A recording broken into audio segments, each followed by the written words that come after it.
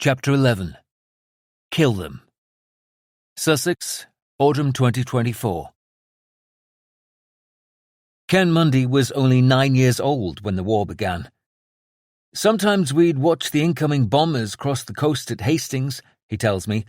The sirens would go off, then the Luftwaffe aircraft would head straight up the valley, occasionally dropping their bombs in the area. My dad was delivering coal one morning when the Germans came through low and attacked the village of Cripp's Corner over there. He gestures beyond the window and chuckles. He had to hide under his coal lorry to avoid them. As the war progressed, Ken used to scrounge sweets and later cigarettes from soldiers and members of the Home Guard training in the area. They'd give us packets of Woodbine, starting me at the age of 13 on a long career of smoking, which continues to this day. He laughs again. Although now in his 10th decade, his memory is as well maintained as his immaculate garden. He's speaking from a sunlit room at his home in the Sussex village of Westfield. A recent stroke has set him back a little. His voice falters from time to time, but his eyes are bright and cheerful, entirely befitting a man who's lived not just a long life, but a generous one too. In 1976, he and his late wife Brenda began hanging coloured lights around the village at Christmas. Before long, what began as a bit of fun became a tradition. These days, thousands of visitors come to the village each December to admire his display, raising money for a host of good causes. A local news website shows a sparkly-eyed Ken, his name printed in capital letters on his high-vis yellow jacket, flat cap on his head, posing proudly among them. In 2023, he was awarded the British Empire Medal for services to charity and the community. Aside from his fundraising work, Ken is a big aviation enthusiast, and to my delight and surprise, has several of my books on his shelves. His mug of tea is emblazoned with a Spitfire, and although his walls are hung with pictures of his family, pride of place is taken by a huge painting of a Lancaster bomber. He tells me that during the war, he used to watch the lumbering aircraft head for the Channel, taking the fight back to the Germans. Sussex, Autumn 1940. Ken's corner of Sussex saw more than its fair share of action during the Blitz. One young woman working at a firm of solicitors in nearby Hastings recalled things being quiet until the Battle of Britain started. Then southern England became the front line. On one occasion, she stopped to chat with the manager and a teenage girl working at a local cinema before returning to her office. When, moments later, a bomb fell on the same street, she ran back to see if the pair was safe. The girl was nowhere to be found. The manager's head was discovered on the steps of the post office about 100 yards away. On another, she had just hopped off the bus when she heard a German aeroplane fast approaching, guns blazing, exclusively at me, it seemed. I rushed into a shop for shelter. There was an enormous explosion and I was buried under rubble. I managed to dig my way out and came across a little dog who had also been buried. A bicycle tire had curled itself around the dog's neck, adding to its terror. I calmed him down, then went on to the fire station to report what had happened. A fireman asked me if I saw where the bomb had dropped, and I said yes, on me. For a young lad like Ken, it was all a bit of an adventure. You didn't really think about fear. Perhaps a little when the bullet cases started dropping around you. That made you stop and think. He laughs again, then looks skywards, apparently reliving the thrill of it all. Like other boys his age, Ken's principal enthusiasm became souvenir hunting. We used to pick up discarded bullets or cannon shells that we scavenged from crashed aircraft and jam them into a gap in the fence post. We'd hit them with a hammer and nail to set them off. It was great fun. His daughter Sally, who's been listening to us chat, points out that Ken still has plenty of wartime memorabilia boxed up in the loft, and jokingly expresses mild concern that there may still be live ammunition up there somewhere. Yep, there probably is, admits Ken with a cackle. The bomb squad might need to visit one day. Westfield's location, just a few miles north of the coast, meant he was soon in the thick of it. We used to watch the dogfights going on overhead, see the vapor trails, he says, eyes lit up by the memories. We'd gaze up at the aerial battles unfolding, the aircraft weaving and turning in the skies above us.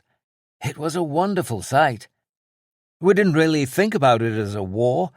It was fun. Entertainment. The weather was mostly blinking marvelous, so Ken and his friends could enjoy it all. The Germans flying over, the fighters going after them.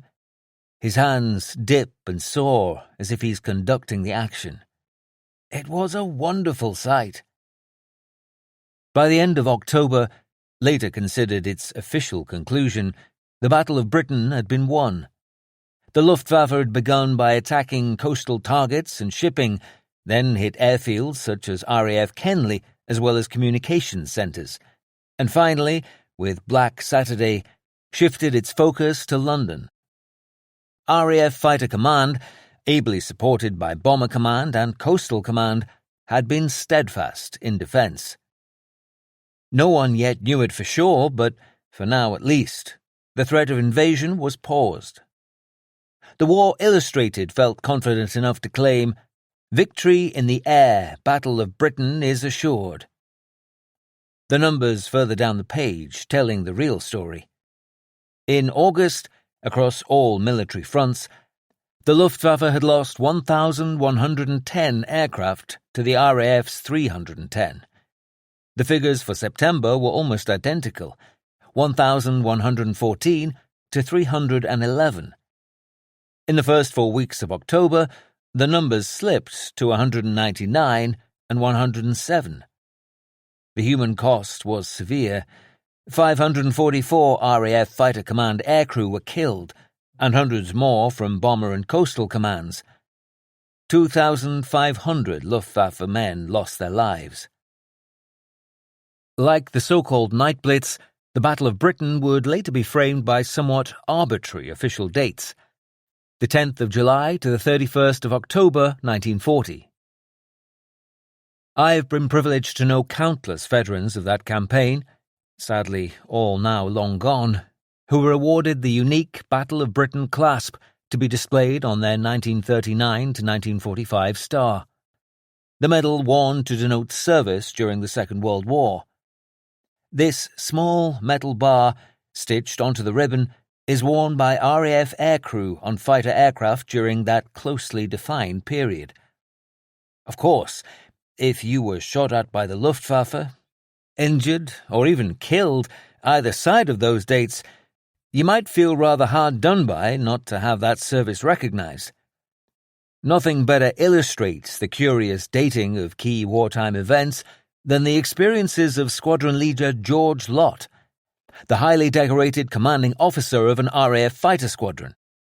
Lott had seen extensive service since before Dunkirk, and then defending British shores from German attack in early summer 1940.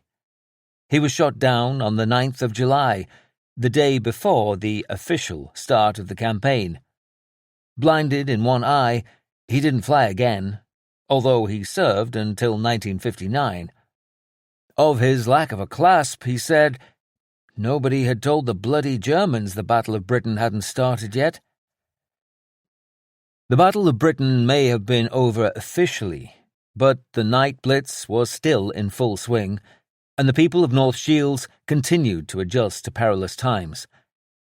By late October, Tynemouth had been bombed on 11 occasions. Boring old parks with their swings and roundabouts were no match for the bomb sites that abounded, wrote Norman Christensen, the writer, then just a lad, with a talent for describing North Shields' life. Half-demolished staircases, still clinging precariously to garishly wallpapered walls, became our Mount Everest as we clambered up them, ignoring the bits and pieces of mortar-covered brick that disintegrated around us. Piles of rubble quickly became forts or gun emplacements from which we sallied forth, rat-a-tat-tatting at the Nazis occupying the cream and green remains of a kitchen. There was an inevitable and increasing human cost to the bombardment. Millie Matthews, the great-grandmother who has helped me better understand my mother's and my hometown's story of the Blitz, has vivid memories of that time. "I always felt that the early bombing on Tyneside was really bad," she tells me, her voice cracking a little. "It was truly frightening to hear the German aircraft coming over, the bombs whistling down and then the explosions, sometimes even seeing the flames and the smoke. One night, a bomb exploded at the top of our street and blew up 5 houses. When we emerged from our shelter and saw the destruction, it was a truly shocking sight. Later, we saw some survivors trooping down the street, having rescued whatever belongings they could. They were covered in muck and dust, carrying these ragged possessions, and their kids, heading off to find safety. My mother had been cooking a large pan of soup, so, as they passed by, we were handing out cups full. I can still see them struggling down the street towards us, all their worldly goods in a few bags. Dazed, filthy, dishevelled. It was a really shocking reminder of the realities of the Blitz." Coventry, November 1940. By mid-November, the Luftwaffe was beginning to realize that its second strategy for defeating Britain from the air, annihilating its capital, wasn't necessarily succeeding either. It responded by expanding and intensifying attacks on provincial cities, home to heavy industry and transport hubs. Perhaps that would cripple Britain's ability to make war. Coventry became a tragic victim of this new approach. As a centre for engineering and manufacturing, it was arguably a legitimate military target, but its industrial sites were woven among its residential streets. The city had been bombed 17 times between mid-August and the end of October, with 176 people killed. German High Command chose the night of the 14th of November to attack again, this time pioneering a new tactic, sending Pathfinder aircraft ahead of the main bombing force to light up the target with incendiaries, some booby-trapped with explosive to lure braver civilians to their death. It proved horrifically effective. "At first, it was very quiet," recalled one young girl, "but then it really got going. A bomb came down at the back of the house, which blew the glass out of the windows. Then another went off at the front that brought those windows in. All the glass came in on my back, and my older brother Bill pulled me onto the floor. We were all screaming and crying. Bill said, 'We have to get out of here,' but the front door had become jammed and he couldn't open it."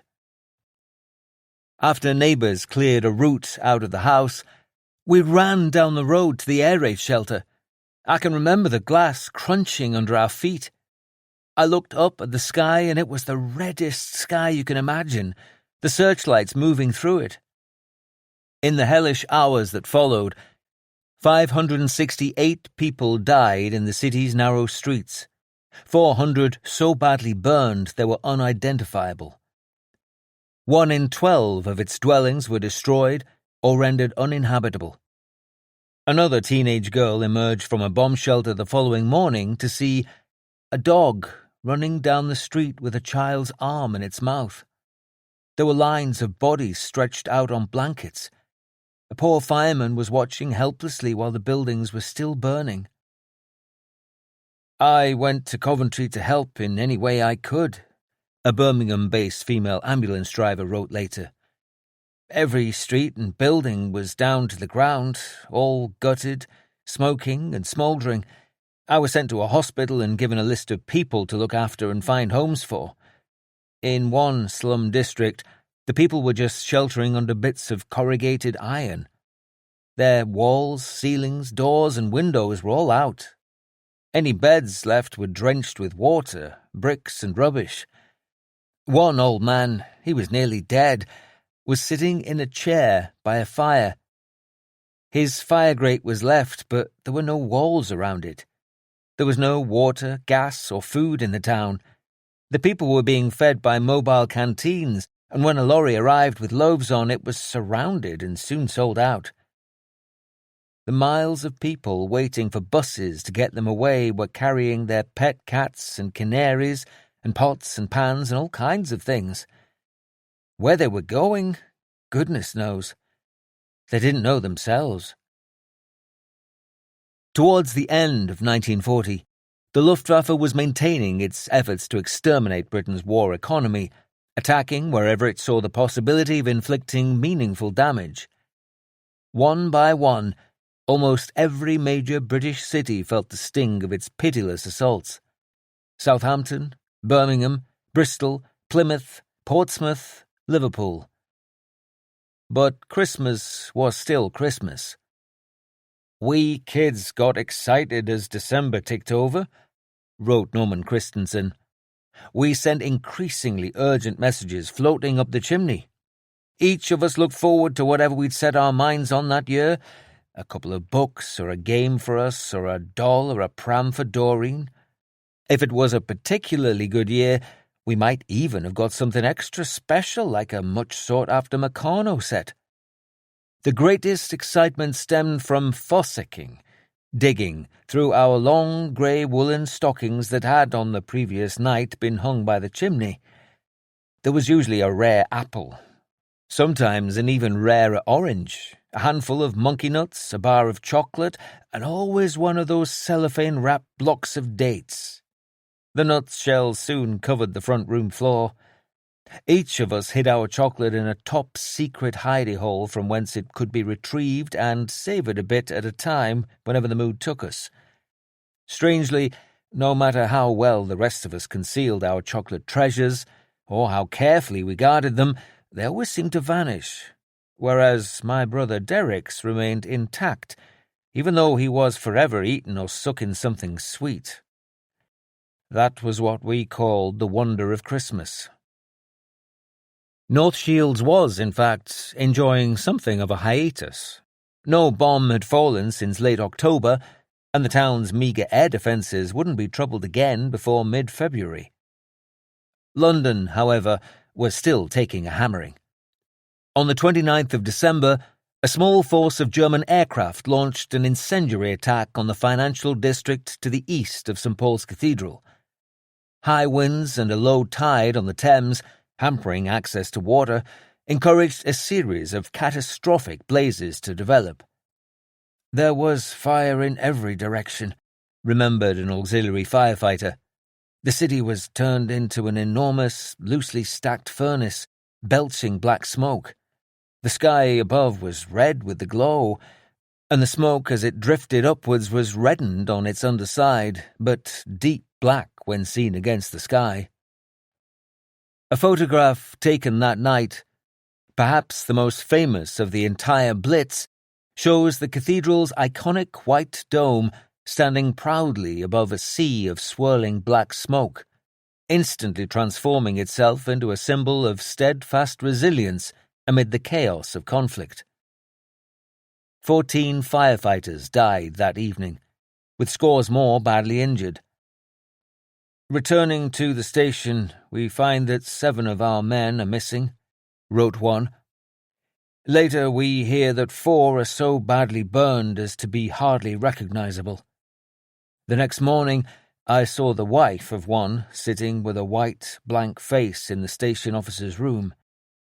We tried not to notice her as we went on with our daily routine of sweeping and cleaning." The UK. Early 1941. Most nights, the Luftwaffe pursued their deadly objectives somewhere across the country. On the 2nd of January 1941, it was Cardiff's turn. The following night, Bristol.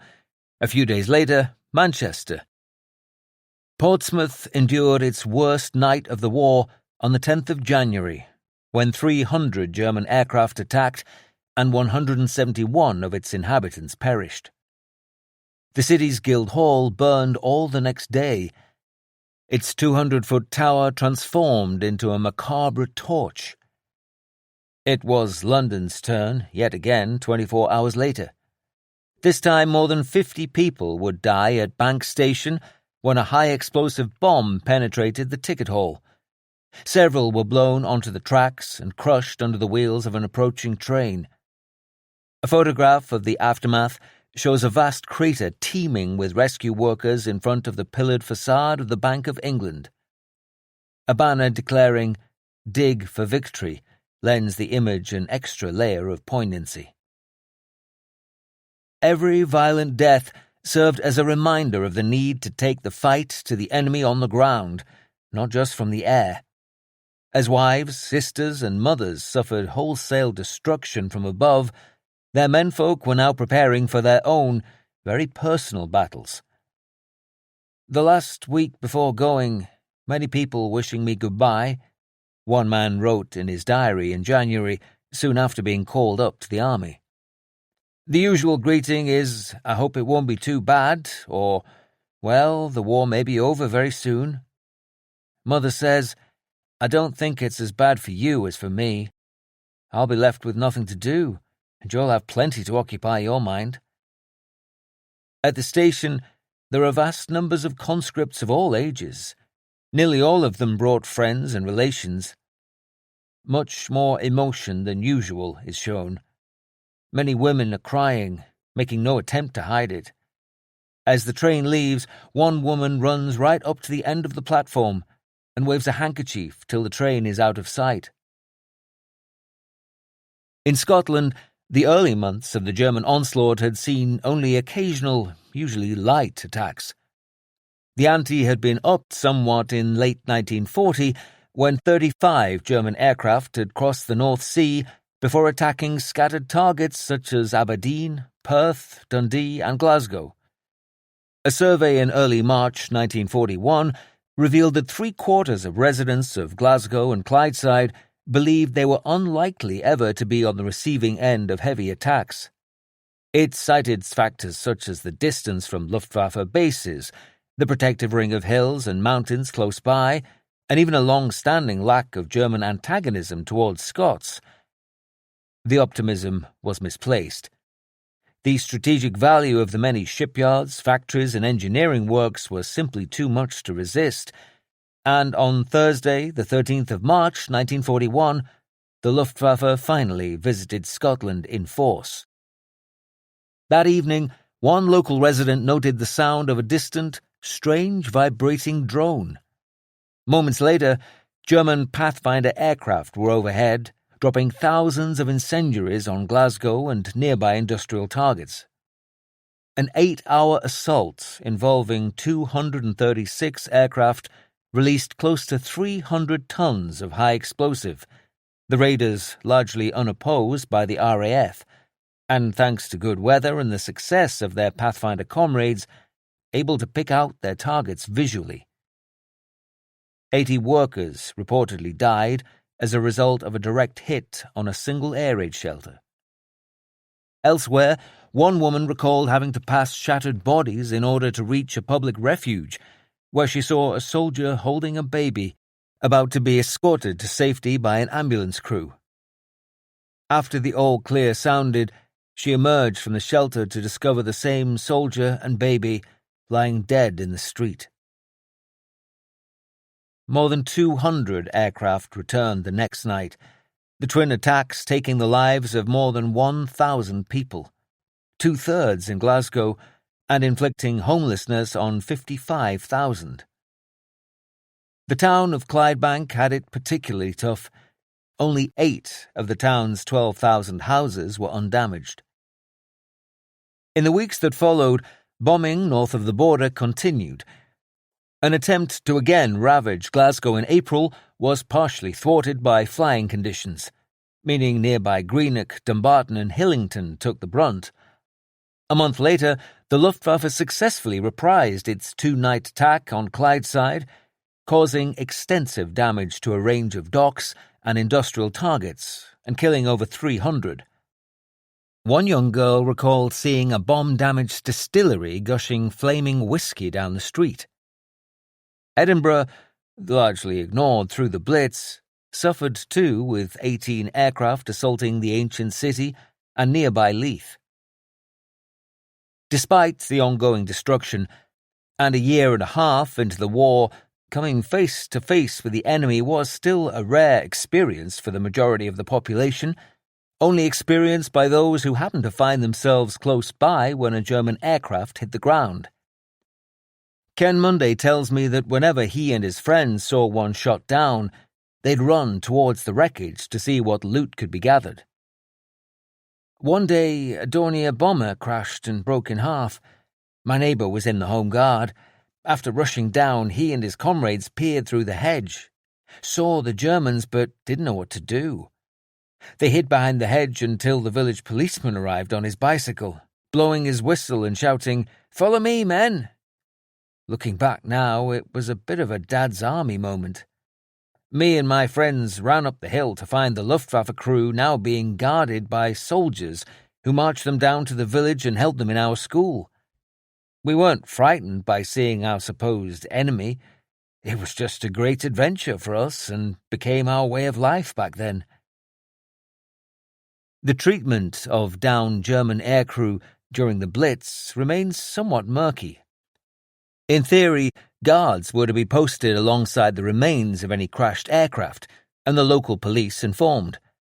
Captives could then expect to face an RAF interrogation officer before being sent on to a prisoner of war camp. Any wounded, if considered incapable of travel, were to be escorted to the nearest hospital under guard, and the dead taken to local mortuaries.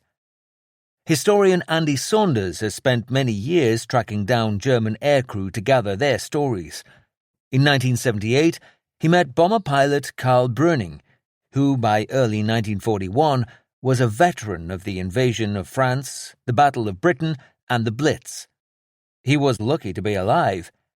During an earlier attack on Portsmouth, he'd been forced to ditch in the Solent between the Isle of Wight and the mainland.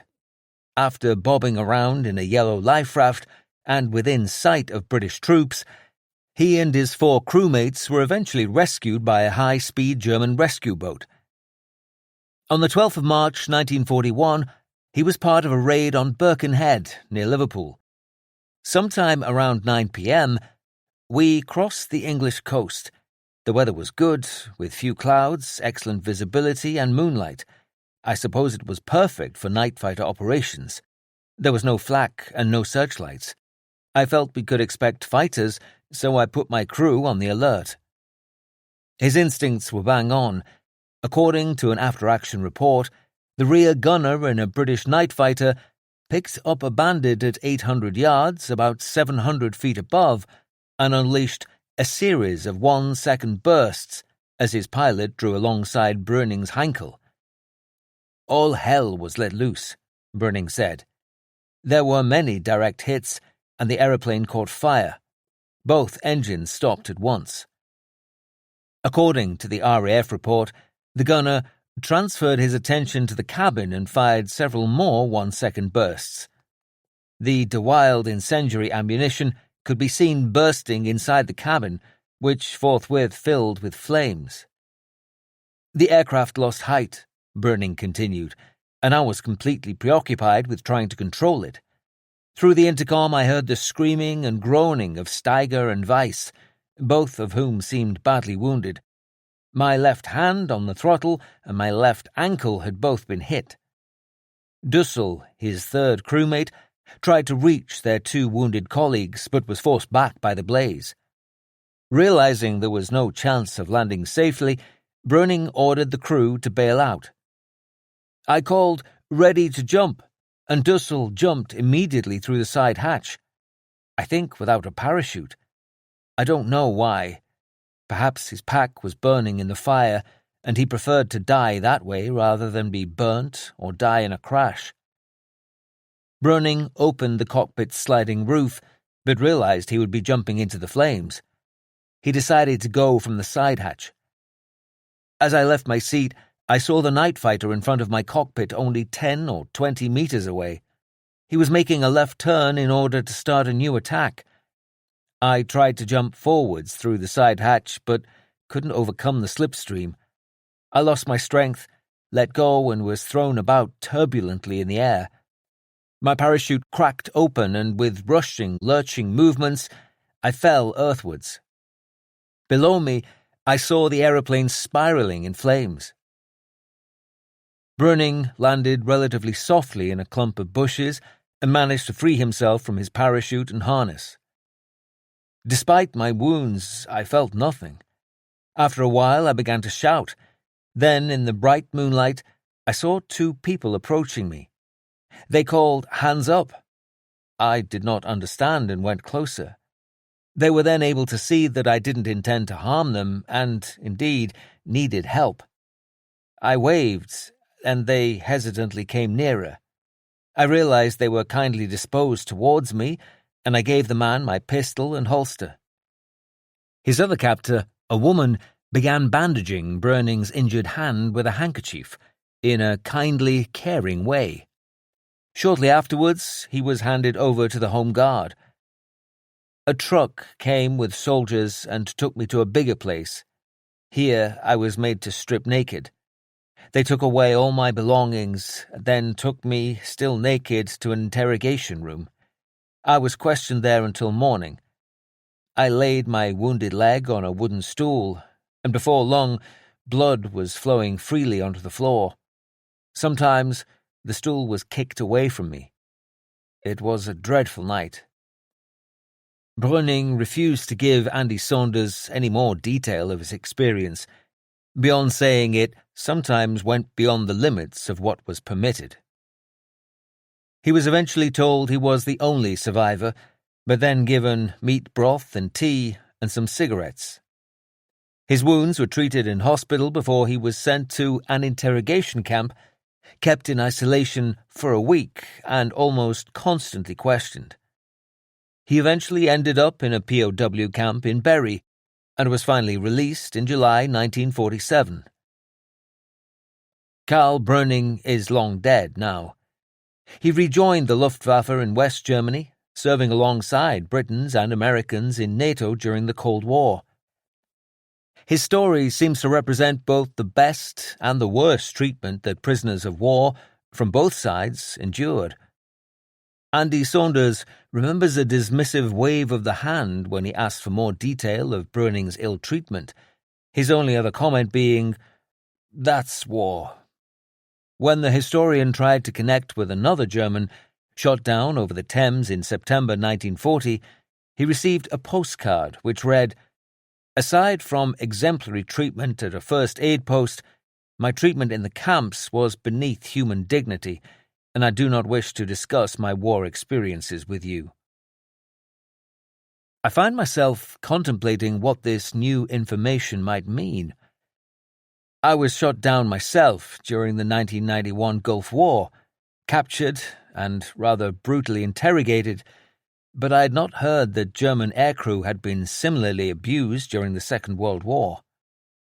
Did some of my fellow countrymen attack or even kill German prisoners because of the Blitz? Delving into the records further, some mistreatment of German aircrew is certainly recorded. One account describes a British officer threatening to rip off the testicles of an enemy pilot in mid-September 1940. He ordered the prisoners to take off their overalls, said the prosecutor at the officer's subsequent court-martial. He asked for a pocket knife and slit their trousers down the back and pulled off their belts so the trousers fell down around their ankles. He then drove his walking stick into the Luftwaffe major's groin, saying, "You buggers, you killed my mother."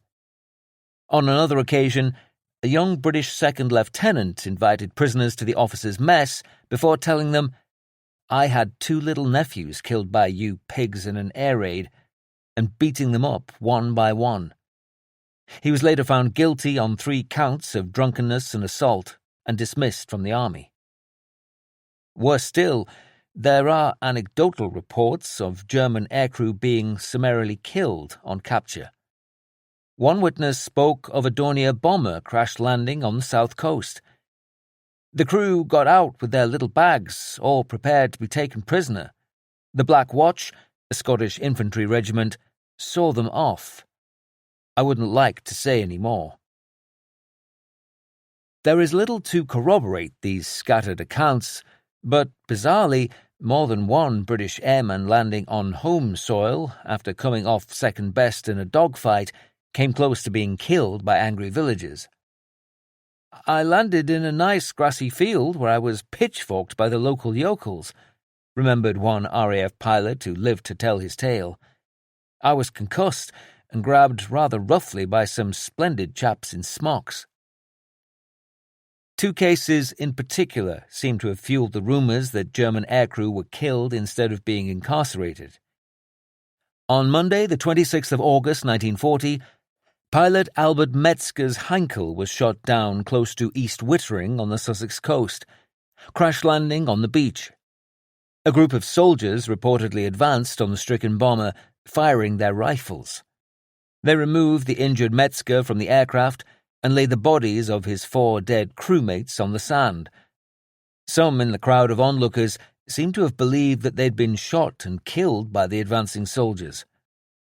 Decades later, a British Army officer fanned the rumours by claiming that the German bomber crashed in front of the whole battalion, who were on either a field firing or a range exercise. The men went on firing, but now at the bomber, and officers could not stop them. Rapid fire, many weapons, intense noise. The men had seen plenty of women and children killed in Southampton and regarded all German airmen as vile outlaws, so they fired rapid until all the Germans had dropped. Versions of this story have appeared in a number of articles and websites over the years. Albert Metzger recovered in hospital and was then transferred to a POW camp near Lake Superior in North America before returning home after the war. Years later, Andy Saunders tracked him down to discover that Metzger's own memories seemed to undermine the rumours of summary execution. His own injuries had been the result of an RAF fighter attack, and he only remembered about a dozen shots being fired at his aircraft after he crash-landed. He couldn't say categorically that all 4 of his comrades had died on board, but he'd heard nothing from them after being raked by machine gun fire in mid-air, and remembered seeing their bodies lying motionless in the back of the plane soon after landing. A similar story involves German pilot Robert Zebe, whose Dornier bomber crashed in London after a collision with an RAF fighter on Battle of Britain Day.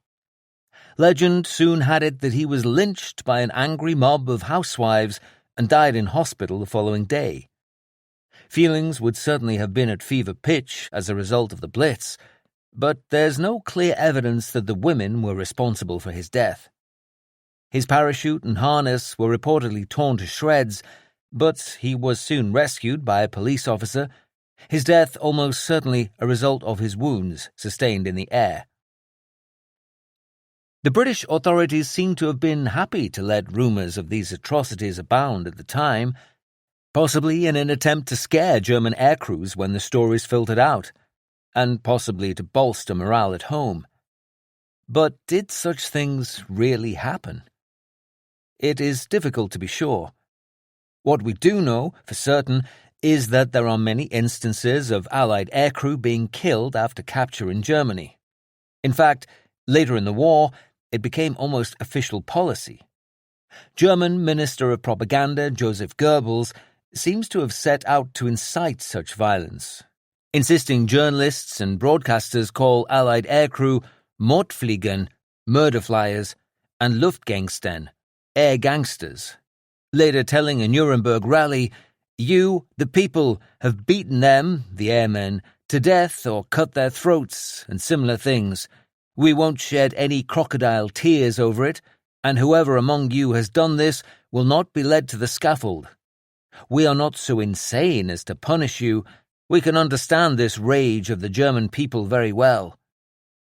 Hitler fully supported Goebbels' cutthroat approach, decreeing that any prisoner of war fitting the description of terrorist be killed as soon as he falls into German hands. Some accounts make for chilling reading. In August 1944, the crew of an American B-24 bomber were forced to bail out during an attack on Hanover. Captured soon afterwards, They were travelling under guard to a detention camp when they stopped in the town of Rüsselsheim near Frankfurt. Furious at the recent bomb damage, residents began shouting abuse. "There are the terror flyers," screamed the crowd. "Tear them to pieces! Beat them to death!" One woman threw a brick, and the rest of the townsfolk joined in, attacking the captive aircrew with sticks, shovels, and rocks. After the beatings, a local air raid warden lined up the crew and shot 6 on the spot before running out of ammunition. The 2 survivors were loaded onto a cart along with the corpses of their comrades. When an air raid siren sounded moments later, causing the crowd to scatter, they were able to crawl away and hide. Captured again 4 days later, they spent the remainder of the war in captivity. The same month, 7 American crew from a flying fortress were captured on Borkum Island in northwestern Germany. They were marched past a road repair gang who began attacking them with shovels. Later, in a nearby town, the mayor whipped the townspeople into frenzy. "The bomber you saw crash land on the beach north of here has yielded 7 prisoners, 7 war criminals," he raged. "They are marching here at this moment. Now is the time to pay them back for their terror raids upon our people." When the unfortunate airmen staggered into the town under guard, the mayor urged the crowd to "beat the dogs, the murderers, knock them down, kill them. They kill our wives, brothers, and children." A German soldier, whose entire family had perished only weeks earlier, stepped forward and shot one of the men dead. Choosing not to leave any witnesses to the atrocity, he and 2 others then marched along the line of prisoners, executing each in turn. An RAF raid on the Krupp steelworks at Essen, in the industrial heartland of Nazi Germany in December 1944, resulted in 3 Lancaster aircrew being captured, but then apprehended by an angry crowd who, as the prisoners reached a bridge over the river, began hitting them with sticks and throwing stones. A German corporal fired his pistol at one airman, wounding him in the mouth. "These are the dogs who have killed our wives and children," someone shouted. "Kill them!" 2 of the trio were thrown off the bridge into the fast-flowing water 40 feet below. The third tried to flee but was quickly caught. He showed the crowd a photo of his wife and children, to little effect. He too was tossed into the river. 1 prisoner died as a result of the fall. The others were shot or beaten to death. After the war, 2 of the German perpetrators involved were tried for war crimes and hanged. It's impossible to be sure how many Allied airmen were slaughtered in this way. Estimates range from hundreds to many thousands, depending on the sources. The grim truth is that the experience of being bombed made people do things in wartime that they'd never dreamed themselves capable of in peace. "A great shout went up from outside the flats where I was living in Westminster," recalled one woman, then an 8-year-old during the early days of the London Blitz. "A Luftwaffe pilot had been shot down in nearby Victoria and had bailed out in his parachute. That pilot was pursued by a huge crowd of angry women, wielding shovels, brushes, sticks, and whatever weapons they could grab. They were hell-bent on his annihilation. One woman reached him and hit him with a coal shovel with an angry cry of, 'That's for my boy at Dunkirk.' He tried to run, but his harness was too much for him. Suddenly, an army lorry drew up, and 6 soldiers with fixed bayonets jumped out and forced their way through the crowd. They rescued the airman, and the last I saw of him was when, looking battered, he climbed into the back of the lorry. You have to understand how much we hated them. The Germans started it, but we sure as hell finished it." The war was bringing about events that few could ever have imagined, and that would be as true in North Shields as anywhere else. Chapter 12. Target, North Shields. North Shields, Autumn 2024. Standing on the pavement outside my childhood home in Oswin Terrace, a little over a mile west of the town centre, I glance across the knee-high wall at the small front garden I remember so well. Little has changed since my mother died in 2021, and the house was handed back to the local council. The dour grey pebble dash is still intact. The single downstairs window and just two on the floor above a clue to what a squeeze it was. I was 9 when I moved there in 1973 with my parents and 3 older siblings. How 6 of us got by in a 3-bedroom terrace without throttling each other seems like a miracle now. Just across the road are the green metal railings of Collingwood Primary School, named, just like the monument on the coast, after Admiral Lord Collingwood, hero of the Battle of Trafalgar. With its new outdoor classroom and ninja warrior adventure playground, it seems as lively a place as ever. In 1991, returning home after weeks as a prisoner of war in Iraq, I was given a riotous welcome by the pupils. Photos from the local newspapers show me being followed by a TV news crew, while Union Jack-waving kids crowd around and cheer. Another picture sees me standing outside our front door beside my dad. Despite, or perhaps because of, his relatively humble beginnings, he was rarely seen outside without a suit and tie, even during family visits to the seaside. I have my arm around my mum, my face still somewhat gaunt after 7 weeks of captivity.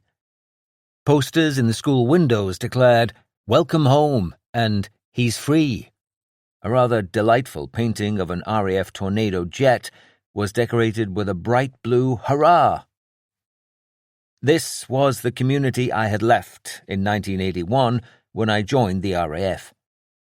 I suspect that those cheering children had no concept of the reality of my personal war, which had been short but brutal. Indeed, I hope that no concept of any warfare had ever troubled their young minds. Of course, this wasn't the case for my parents' older friends and neighbours in North Shields who had welcomed me home.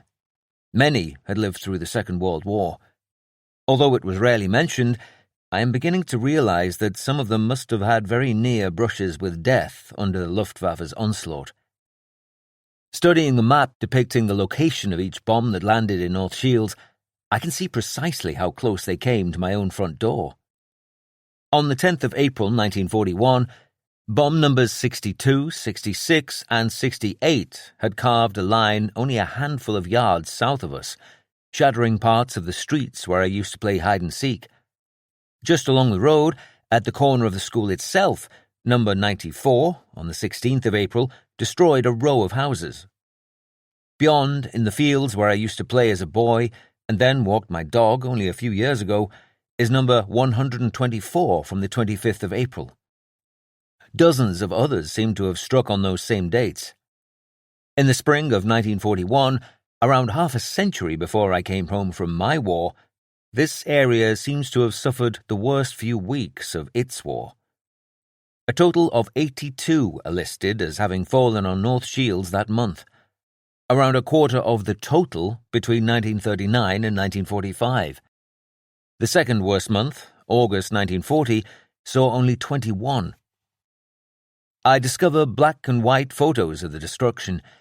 It looks as if my neighbourhood streets had been fought over by opposing armies. Entire rows of houses are battered to pieces. What was so significant about that time? With France and the Low Countries under Nazi control, the wider war was being fought in places like Greece, Yugoslavia, and North Africa. But the night blitz was continuing to cause misery. A major raid on the 19th of March had targeted the London docks. More than 600 people died. The dozens of RAF fighters dispatched in response only managed to shoot down a single German aircraft. I am surprised to read that this continuing airborne assault on Britain was something of a feint. Although the numbers of German aircraft being sent to attack rose each month, 4,364 in March, 5,448 in April, Berlin was increasingly focused on its invasion plans for the Soviet Union. Part of the reason for maintaining the Blitz raids was to mask the coming attack eastwards. The widespread impression that England is on the brink of invasion must be reinforced, insisted one high-level German directive. If Stalin saw the German military striving to defeat England, he would be less likely to suspect imminent betrayal. Hitler had effectively cancelled Operation Sea Lion, the proposed cross-channel invasion, in October 1940, and any talk of resurrecting it was simply an effort to apply political pressure.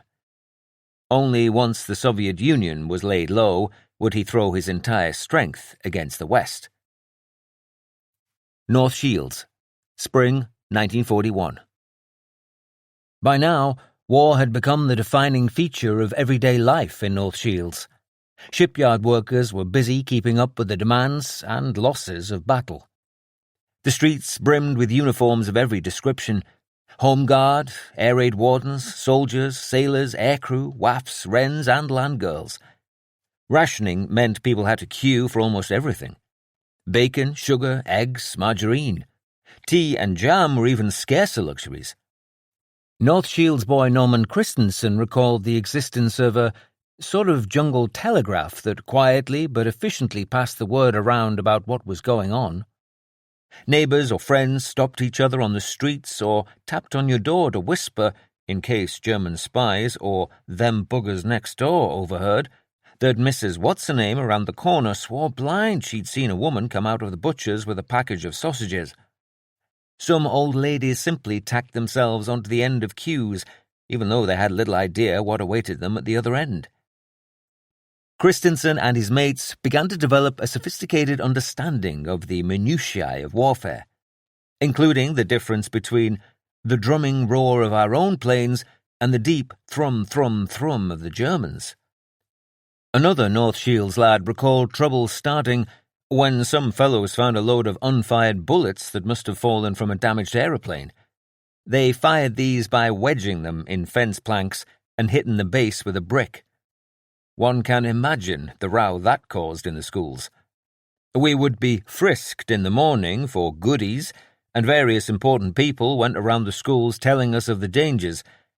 I cannot say that it stopped it going on. School kids are experts at deception when they wish to be, and the code of the closed mouth ruled. Stanley Cook, Millie Matthews' brother, was 9 years old in spring 1941. He still missed his father, away with the Merchant Navy, but having been through the experience of evacuation, he was glad to be back in the bosom of his family. He had felt relaxed about the changes going on around him in the early months of the war, but the growing menace of the Blitz began to cast a shadow. I don't remember it being an exciting time. I remember worry, chaos, uncertainty, a sense of existing day to day, and never really knowing what the future held. This was the topsy-turvy world inhabited by the people of the Northeast, my mother included, that April. Nationwide, around half of those civilians who would lose their lives during the war were already dead. About half of the eventual total of 60,000. Until now, North Shields had remained somewhat unscathed. There had been periodic nuisance raids and consequent sleepless nights in the second half of 1940, with several deaths in nearby towns and villages. North Shields' own luck had largely held, however. On the morning of the 16th of February 1941, 2 bombs damaged property close to the centre of the town, but without human cost. On the 7th of April, a German aircraft released 9 small bombs, hitting a field north of the town, but, again, the impact was limited to a few broken windows. The Wednesday before Easter, 1941, the 9th of April, was a strangely optimistic time for 14-year-old Ian Curran. After a long, dark winter, the town was looking forward to its first break of the year. The lengthening days were warm and sunny, with little hint apart from the many uniforms in North Shields that we were at war. The evening itself was calm and balmy. By 9 p.m., the near full moon, already quite high, presided over a cloudless sky. It was one of those rare wartime nights where people could go walking when it was usual to be surrounded by the thick velvet blackness of the blackout, which you could almost feel. I presume this was the environment my mother, by then 13, must have been growing up in. Curran was standing at his front gate, a few hundred yards south of my house in Oswin Terrace, enjoying the fact he could see the whole street in the moonlight. He caught the comforting chimes of Big Ben from the radio inside. Then something much more ominous. About 9:10 p.m., I felt we had a warning of trouble to come. I heard a German aircraft flying fairly low, its distinct engine beat like a bass drummer. Whoom, whoom, whoom, whoom. Searchlights began to stab the sky. By now the moon was so bright as to render the searchlights too faint to be effective. There was no air raid warning or gunfire, and within 5 minutes the searchlights shut off. Curran went inside to tell his family. His coal miner father was still at work, and his mother decided to keep the children up in case they needed to take further action. The calm held for 2 more hours. After spending a cheerful evening together, another North Shields resident, Arthur Eggleston, was walking his girlfriend Lillian back to her family home in Biddleston Crescent, 150 yards to the southwest of my own home. Dropping her off with her parents, Arthur had begun the 5-minute stroll back to his own place in Glendale Avenue when the town alarms began to wail. Presumably passing nearby what was later my own front door, he briefly spoke to the constable on duty in the police box of the Quadrant near the end of the road. Whatever he was told must have been worrying, as he immediately strode back to Lillian's house to check she and her family were settled. Finding them huddled nervously under the staircase, he suggested they all go outside to their Anderson shelter where they would be much safer. Despite their objections that it was too damp and musty, Arthur insisted. Seconds later, all hell broke loose as the Luftwaffe arrived in force. Nearby, Ian Curran recalled his bedroom being lit up with a rapid succession of brilliant flashes as in a thunderstorm. Dashing to the window, he and his brother watched the slow descent of these spectacular floating chandeliers, adding their illumination to the already brilliant moon. It was just a prelude to the main event. The boys watched in fascination as a shower of incendiaries began to fall, whistling down, dropping all over the place. They hissed like fireworks and set up a huge phosphorescent glare. Some failed to ignite, but those that burned threatened grave, days-long destruction. Quick-witted householders were soon outside trying to tackle them with whatever was to hand, bags of sand, bin lids, and in some cases, the contents of the bins themselves. As the people of North Shields woke up to the threat, so too did local anti-aircraft units. To Ian Curran, the world seemed to burst apart, as a heavy anti-aircraft barrage tore up at the German bombers, who could now quite clearly be heard throbbing above the din. He and his brother exited their bedrooms still pulling on their outdoor clothes, anticipating a mad sprint for the Anderson shelter in their garden. Shrapnel pinged off the roofs to such an extent that many families dared not risk making the short journey to their shelters, including mine. Little did he know that his father and 2 workmates, having finished work at the colliery in Wall's End, to the north of the Tyne and some 4 miles west of North Shields, were just setting out on what would become a perilous journey home. A torrent of destruction now rained down. Lethal high explosives followed the earlier firebombs. Casualties were already mounting. A young sailor battling a fire with a bin lid was killed when a shard of shrapnel struck him in the back of the neck. Another man died when he ran towards a descending parachute, believing it to be a German airman he could take prisoner. In fact, it was attached to a huge mine which detonated as soon as it hit the ground. Bombs were also landing in and around the North Shields works of the Newcastle and Gateshead Gas Company. Close to the heart of the town, and around half a mile to the southeast of Oswin Terrace, the site was a potential death trap. A pre-war aerial photograph shows 3 huge gas holders sitting amongst an assortment of houses and workshops. Around 60 feet high and twice as wide, the circular tanks are rimmed with narrow walkways connected by a series of ladders. Amid the surrounding rough ground and allotments are rows of terraced homes, just yards from the centre of the works. Among those living around the site was 64-year-old widower George Duncan, his 20-year-old daughter Lorna, and other members of staff. Lorna heard the sirens going off, followed shortly afterwards by the sound of incendiaries falling. It was like thousands of tin cans crashing down.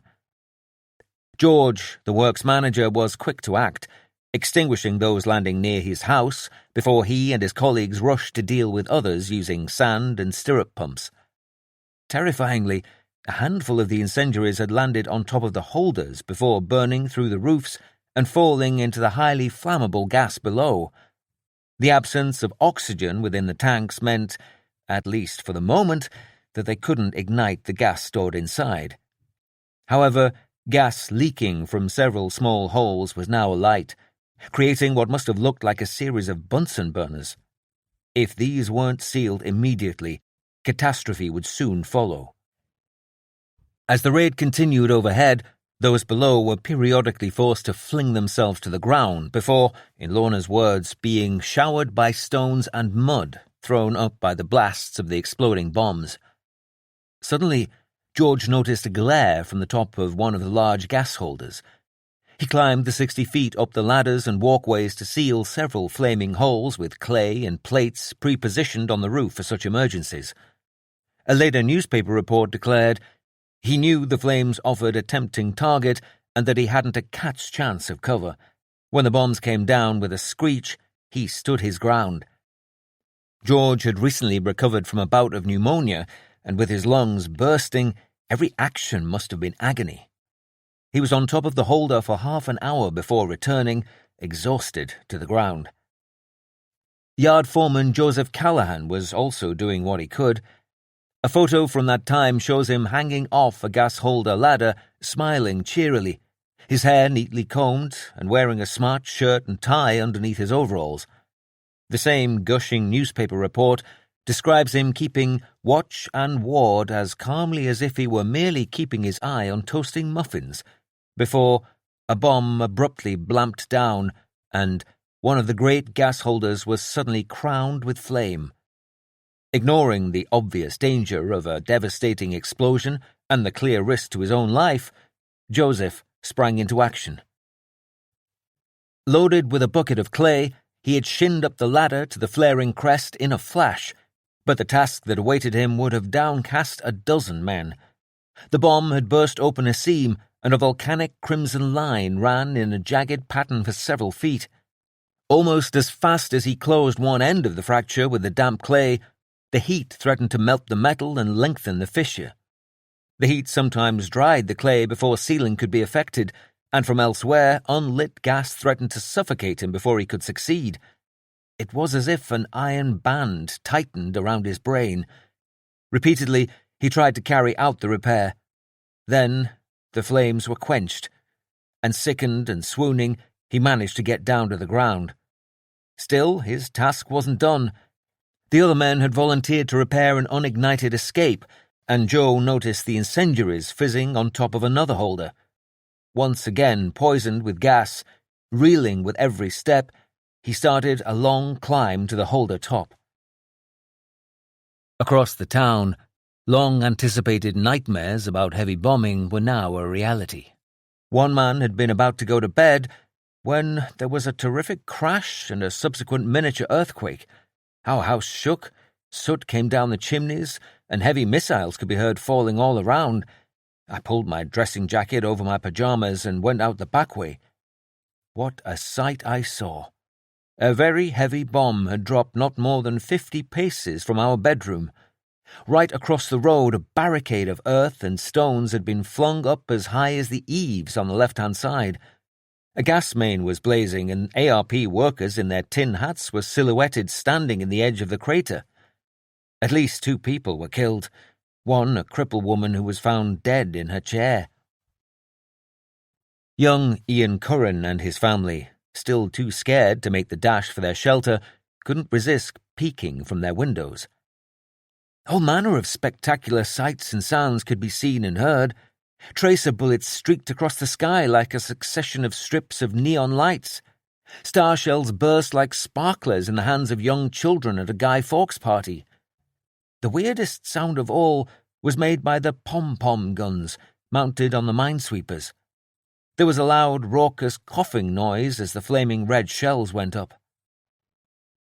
Long-drilled ARP and rescue services were soon going about their business, bravely trying to put what they had been taught into practice. At Preston Hospital, to the north of the town, ambulance driver Doris Eubank and her colleague Edward Sutton had just reported for duty. The 28-year-old infant school teacher had volunteered for the ambulance service in order to do her bit, driving 4 or 5 times a week once the school day was over. A portrait from the time reveals a serious-looking young woman with a determined glint in her eye. She and Edward were waiting in their van outside the hospital, ready to spring into action. Also there on ARP duty that night were the local mayor and a 15-year-old junior clerk who heard the distinctive drone of an enemy bomber and then a fearful whistling. Realizing that a bomb was heading in our direction, we ran into the porter's lodge, a very solid building. The mayor pushed me to the floor and he, a very substantial man, fell on top of me. Everyone else hit the floor, not unlike a rugby scrum. Strangely, I did not hear the explosion. I did, however, see the blackout light hit the ceiling and shatter. All of this happened within a few seconds, but felt like an eternity. Fortunately for us, the bomb hit the hospital ring road, approximately 5 to 10 meters south of the porter's lodge and away from the main buildings. The vacuum created by the explosion was rapidly filled by a powerful blast of air, and at this point I was sucked against the door to the porter's restroom and momentarily knocked unconscious. The dent in my steel helmet was a testament to the power of the air influx. Emerging from the building that had saved his life, he found a crater approximately 5 meters deep by 10 meters across and already filling with water from the broken underground pipes. The force of the explosion had severely damaged several of the hospital's buildings and 3 nearby houses. The bodies of several patients and staff lay mangled in the debris.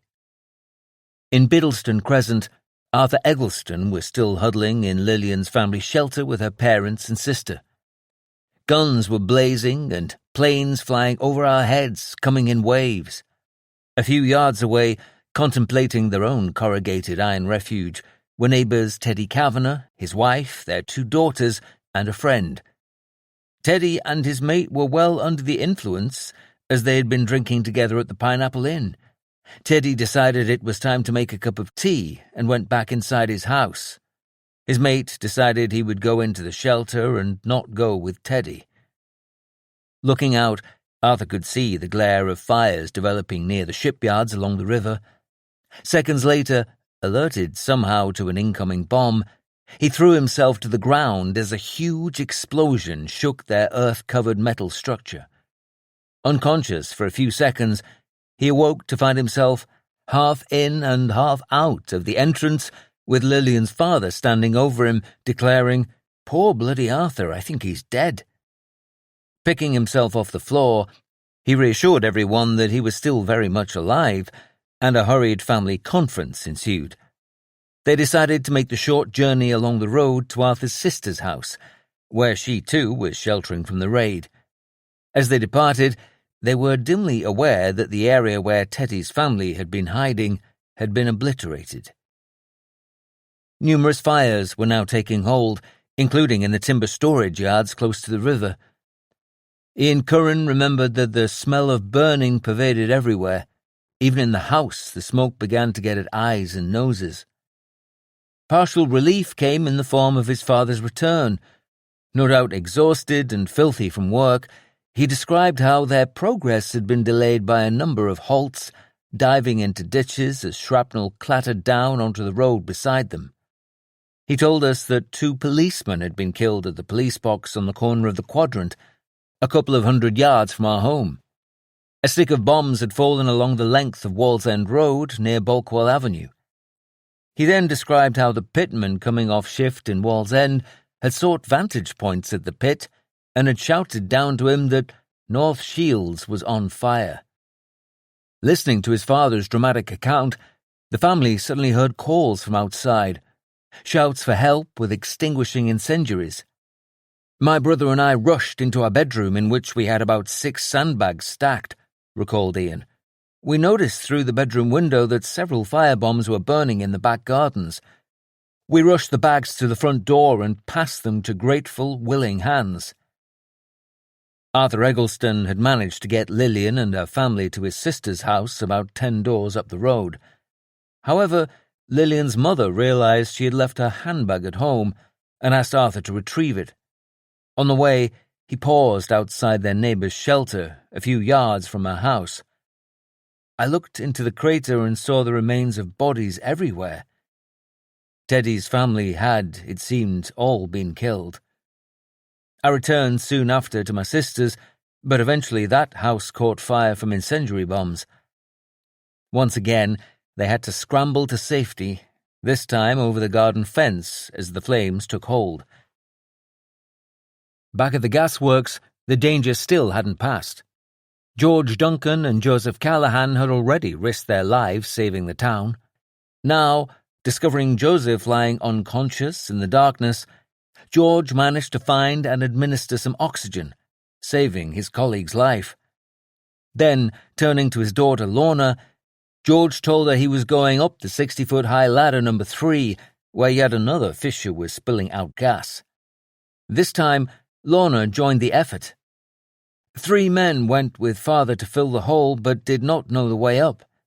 I knew almost every inch of the works, having played there as a child. I decided I would have to ascend and do what I could. Finding the hole was easy. All I had to do was go towards the hiss of the escaping gas. But the wire handle of the bucket of clay was cutting into my hand. Learning by trial and error, building a wall of clay around the hole, I managed to seal the gap. As the raid began to peter out, the 15-year-old junior clerk at Preston Hospital, earlier shocked by the death and destruction he had witnessed, was recruited to help search the grounds. It was thought that a second bomb had been dropped without exploding. The team members were issued with powerful torches. Mine, unfortunately, contained very weak batteries. It was a very scared young lad who searched his allocated area with arm fully extended and shaking violently. No unexploded bomb was found. The teenager's night only ended when his father arrived and took me home, shattered. The drone of the attacker's engines finally faded in the early hours of the morning, and the anti-aircraft guns fell silent. The all-clear sounded at 4:50 a.m. Gone was the agitated shouting and panic, recalled Ian Curran. Young voices and women joined the men in the street. Gradually we all came out of our holes and shelters to stretch our legs. Many of the women began cleaning up their houses immediately. Once outside, we were met by an amazing sight. The sky above North Shields was crimson from the various fires. Wood ash floated about everywhere, accompanied by a strong smell of burning. The moon was still bright and fairly high, but the sky was commanded by a massive column of smoke from the woodyard fires. It rolled up for about 2,000 feet, like some endless, slowly contorting snake. Its foot was a raging furnace. Staring up, one felt like an inhabitant of Lilliput looking up at Gulliver. There was no breeze, and the column just pushed up and up. The mighty spiral occupied our attention until news of other damage reached us and people drifted to see it. A strange phenomenon met our strained eyes caused by the huge flaming pillar. All the windows facing south caught the reflection of the fire, giving the illusion that the houses themselves were on fire. The fire appeared to lick up at the windows blood red, while the smoke billowed against the panes. No doubt still shaken by the horrors he had witnessed, Arthur Eggleston finally felt able to return home. On my way, I discovered the policeman I had spoken to earlier, and the police box had been blown to pieces, and a crater was there in its place. Later, I was returning to Biddleston Crescent, and on my arrival, I found there was a policeman on guard. I told him about Teddy Kavanagh, that he would be found under the rubble of his house. Dozens of fires still burned, including a mile-long conflagration along the river to the west of the main part of the town. Efforts to control the blazes would last several hours and suck in support from aiding parties from around the region. Soldiers were tasked with removing timber from the danger area. Gradually, the people of North Shields could begin to take stock. For a town that hadn't until that night experienced any civilian deaths as a result of an air raid, the 9th to 10th of April was an appalling wake-up call. Scores of enemy aircraft had dropped tons of high explosives and thousands of incendiaries. Houses and shops had been destroyed, along with their inhabitants, replaced by craters up to 40 yards wide and 10 yards deep. The recently built lifeboat station had been obliterated, with pieces of the lifeboat, which was shattered, distributed all over the place. Returning to Preston Hospital in the daylight, the 15-year-old Clark found sheer devastation. Film footage taken in the aftermath makes it look like a team of bulldozers and wrecking balls had been unleashed in the hospital's grounds. The only consolation the Clark could find was the fact that, had the bomb been released a split second earlier, it would have exploded in the area of the hospital wards, meaning the death toll would have been massive. But there had still been tragic consequences.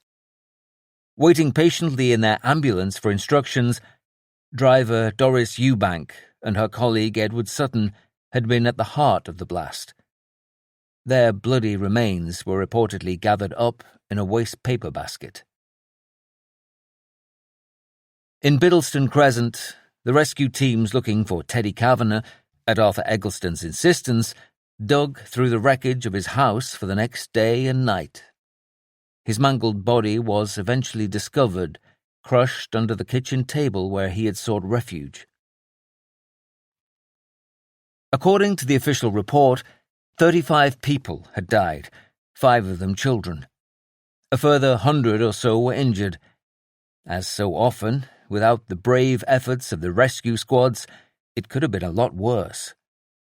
15 crews were tireless in their efforts and able to rescue alive 11 persons trapped. They also had the ugly task of digging out the dead, the final body not discovered until several days later.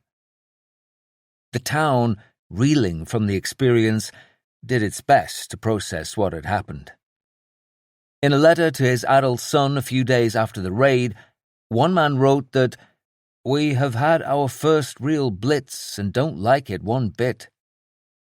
He also expressed his fury at the pointlessness of it all, underlining the words, "Not a single piece of damage of military importance was done here." Press coverage, as was often the case after this type of attack, was deliberately vague, with efforts apparently made to limit exposure of the death of ambulance driver Doris Eubank in case the news impacted upon women volunteering for the AARP services. Her pupils laid flowers around her photo hung on the classroom wall. Later, a small granite memorial was erected near her home to mark the passing of "my daughter, Doris Eubank, who made the supreme sacrifice for her town and country." Her mother, already a widow in 1941, lived past the age of 100, eventually dying in 1988. Doris had been her only child. One small glimmer of good news came in the form of honours for those who had saved the gasworks. George Duncan was later awarded an MBE, and Joseph Callahan the George Medal, the first person from North Shields to be honoured in this way. Young Lorna Duncan, who had battled the fires so bravely alongside the men, received only a commendation. These personal experiences and the horrors people were forced to endure are difficult to take in. But they are all the more poignant when, in the space of a few minutes, I am able to walk past the very sites that were attacked. Most not much further than the length of a football pitch from my childhood home. I can also watch the astonishing film footage shot in the hours and days that followed. On one street, I see a house whose insides are spilling out as if somehow disemboweled, a Union Jack fluttering defiantly on a makeshift flagpole. A second home has a small hill's worth of rubble piled high at its side. It looks like a tsunami wave broke over it. The Pineapple Inn, where Teddy Kavanagh and his mate had been drinking moments before their untimely deaths, is still serving beer at the bottom of Balkwell Avenue. As a teenager, it was a reliable place to blag a half of lager and lime in the days before you were asked for proof of age. Footage from Biddleston Crescent captures the remains of the Anderson shelter destroyed there with Teddy's family inside. The explosion Arthur Eggleston was so lucky to survive, with blackened corrugated iron torn up as if by giant hands. There is a gaping hole in the side of what was presumably the house where Teddy perished. The surrounding area is shin-deep in bricks, plaster and broken rafters. I even find a photo of the shattered first aid post at Preston Hospital where Doris Eubank was killed. A black van lies forlornly on its side. Was this the vehicle where she waited to assist others when her own life ended so violently? The Northeast was suffering, but so too was the rest of the country.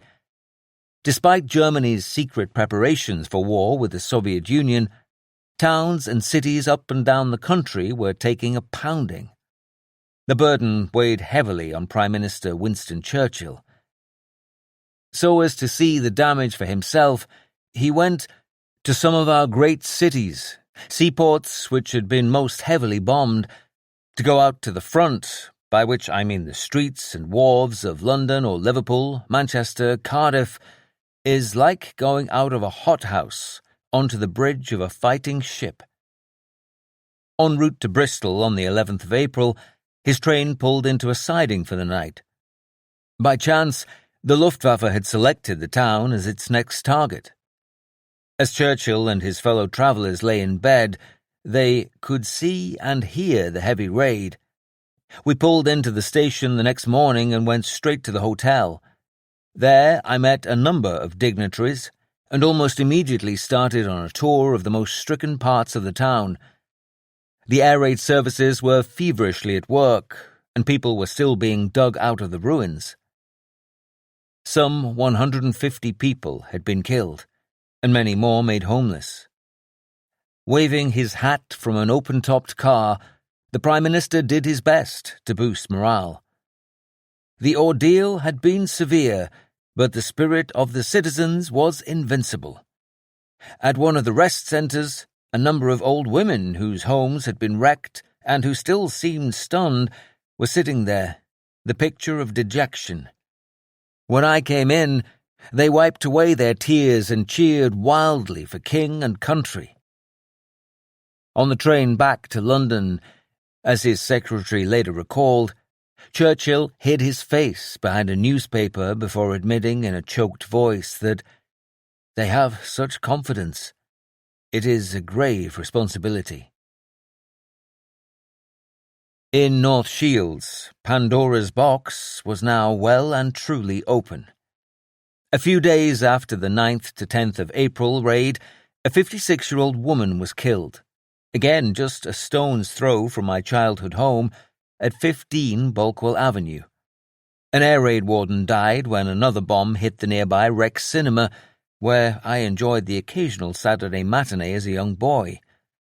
A few miles up the coast in Whitley Bay, 2 parachute mines exploded, killing 14 people in 5 separate dwellings. I find an interview with Ernie Scott, then in his 70s. As a 3-month-old baby, he was buried alive with his family when their Anderson shelter was caught in a blast. Speaking decades later, a warm grin on his face, Ernie tells the camera, "I wouldn't be here today if the rescuers hadn't dug us out. My father came back the next day from work to be greeted by a scene of devastation. All the houses, including ours, were completely destroyed. Strolling west to the corner of Oswin Terrace and Bulkwell Avenue, the very spot where Ernie almost died, I begin to see things I've never noticed before. Several of the houses damaged that night, buildings I've walked past many hundreds of times, have slightly different coloured brickwork and roof tiles. That week, the front page of one of the local newspapers gave readers several reasons to feel glum. Position in Yugoslavia is bad. British and Greek line holding. Small change of Italian revolution. Those who had just had the Luftwaffe trying to kill them were also able to read the rather vague accounts of casualties and damage in northeast towns. The truth was that the attacks were developing into something of a tit-for-tat exchange. On the night of the 9th to 10th of April, Bomber Command had launched a raid on Berlin, damaging, among other things, the State Opera House.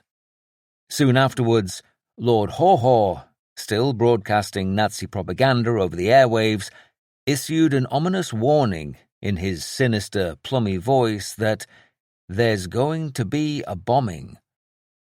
On the night of the 16th to 17th of April, his prophecy came horribly true. An 8-hour raid, later dubbed simply the Wednesday, saw 685 aircraft hit London. It was the heaviest attack yet made against mainland Britain, and in the view of the Luftwaffe's intelligence section, the most fully effective on London since the beginning of the war.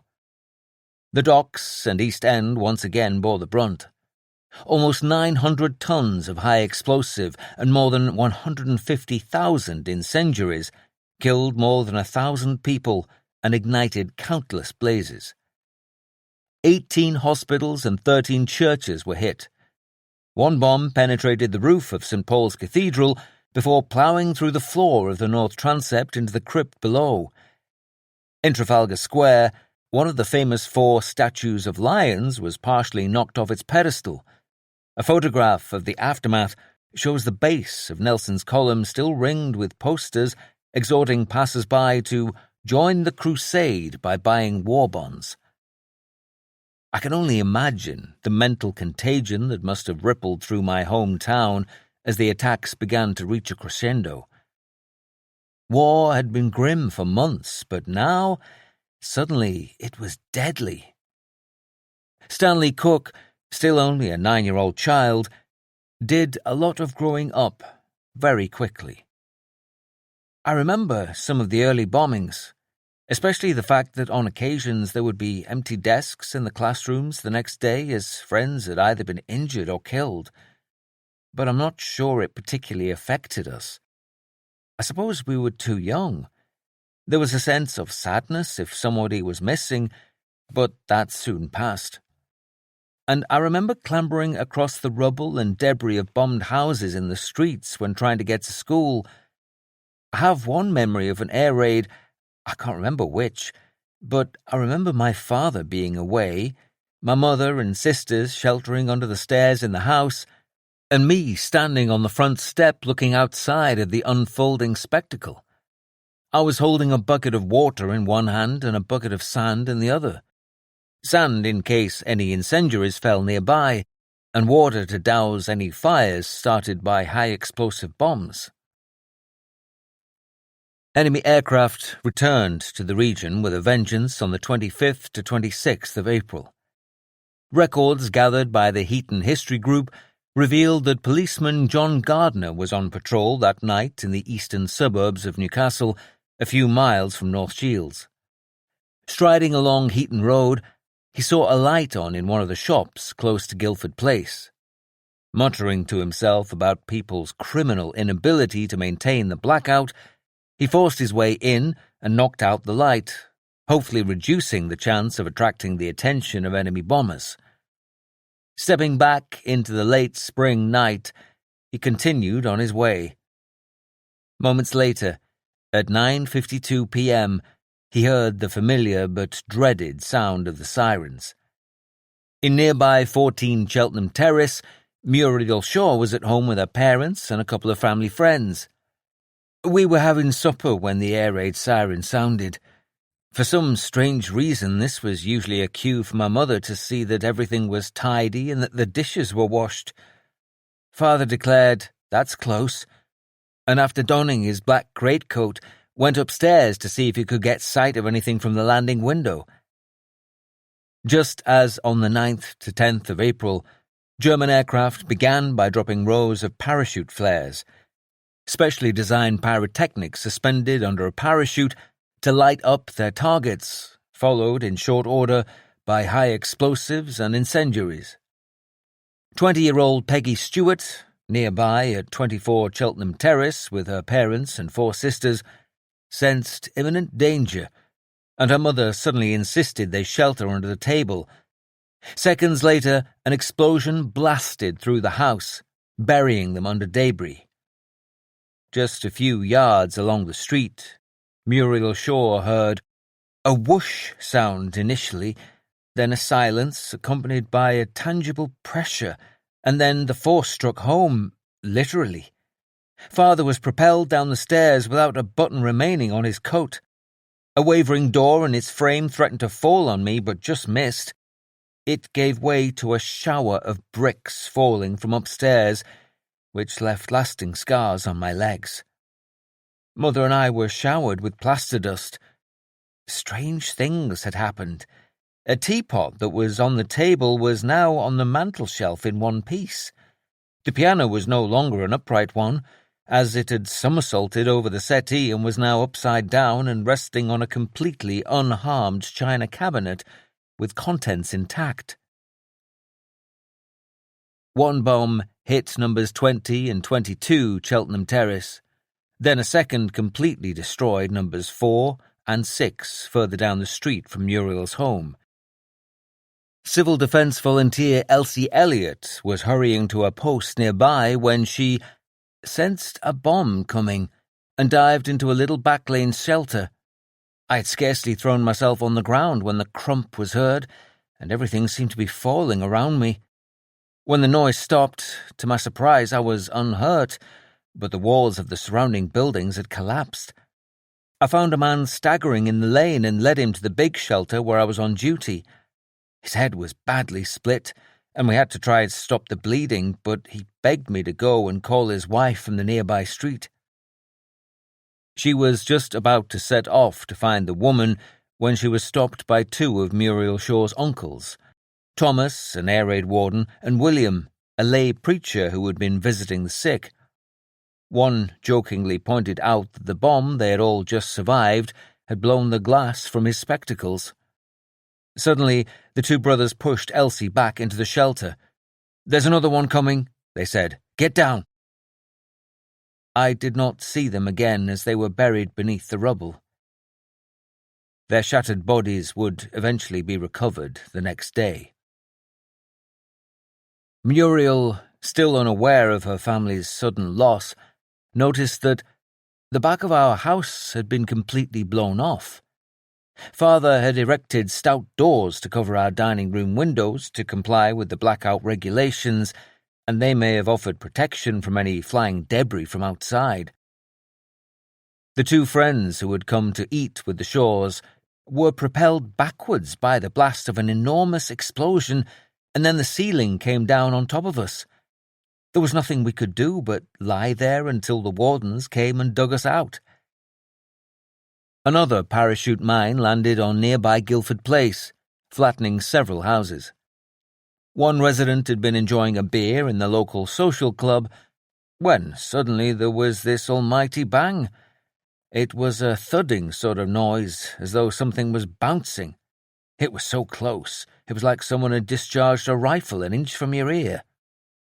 Dashing home, he found his wife injured but still alive, sheltering with their children. The houses all around theirs had been destroyed.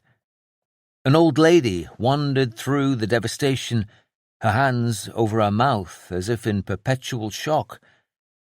She had managed to escape the wreckage of her own house, but had had to abandon her false teeth. At a nearby hospital, a young mother lay in bed anxiously listening to the distant bombing.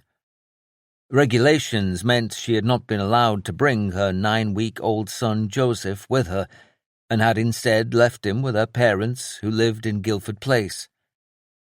Frightened by the noise, she prayed they were all safe. On patrol nearby, policeman John Gardner also heard the explosions and was ordered to head to the area and deal with the incident. The first official on the scene, he began trying to locate those he assumed must be buried under the rubble, recruiting whoever was around to assist. One person told him a young sailor on leave had gone into one of the houses just before the bomb hit. Gardner lifted up a loose door lying on the ground and was stunned to find a torso of a young woman, no arms, no legs, no head. He would later tell his son that it was one of the worst nights he ever witnessed. Adding to the macabre atmosphere was clothing blasted from nearby houses hanging from trees along the railway lines. Commuters could later watch them fluttering in the breeze. Today, Cheltenham Terrace in Heaton is an attractive Georgian street in the suburbs of Newcastle, as normal a British street as you could hope to find. There is an upmarket tea shop on the corner and a number of gleaming 4x4s. The post-war architects did their best to make the buildings replacing those where so many died not stick out too much. But now that I understand what I'm looking for, the gap filled with newer red-brick terraced houses is plain enough to see. Shockingly, I can examine the maps used by the Luftwaffe to choose their targets that night, and then pictures of the aftermath on the ground. Cheltenham Terrace and Guildford Place are only a few streets west of the railway depot, ringed in red pen on the German map, as well as other industrial targets marked in purple. The black and white photographs of the destruction, taken in the days after the attack, show a massive gap in the line of houses. As many as 5 or 6 seem to have simply ceased to exist. A line of trucks is being loaded with the debris while flat-capped passers-by gawp. The all clear came at 11:43 p.m., and the rescue workers went to work. Peggy Stewart's family were pulled alive from the wreckage of their house at 24 Cheltenham Terrace. Her father had returned from a night's work on the railways to find no house, but his family more or less unharmed. Another family were not so lucky. They were found dead, without a mark on them. The blast had been so close and so powerful that it reportedly stopped their hearts. Bodies continued to be recovered for the next 5 days, several never identified, with the death toll reaching 46. In Guildford Place, whole families had been wiped out.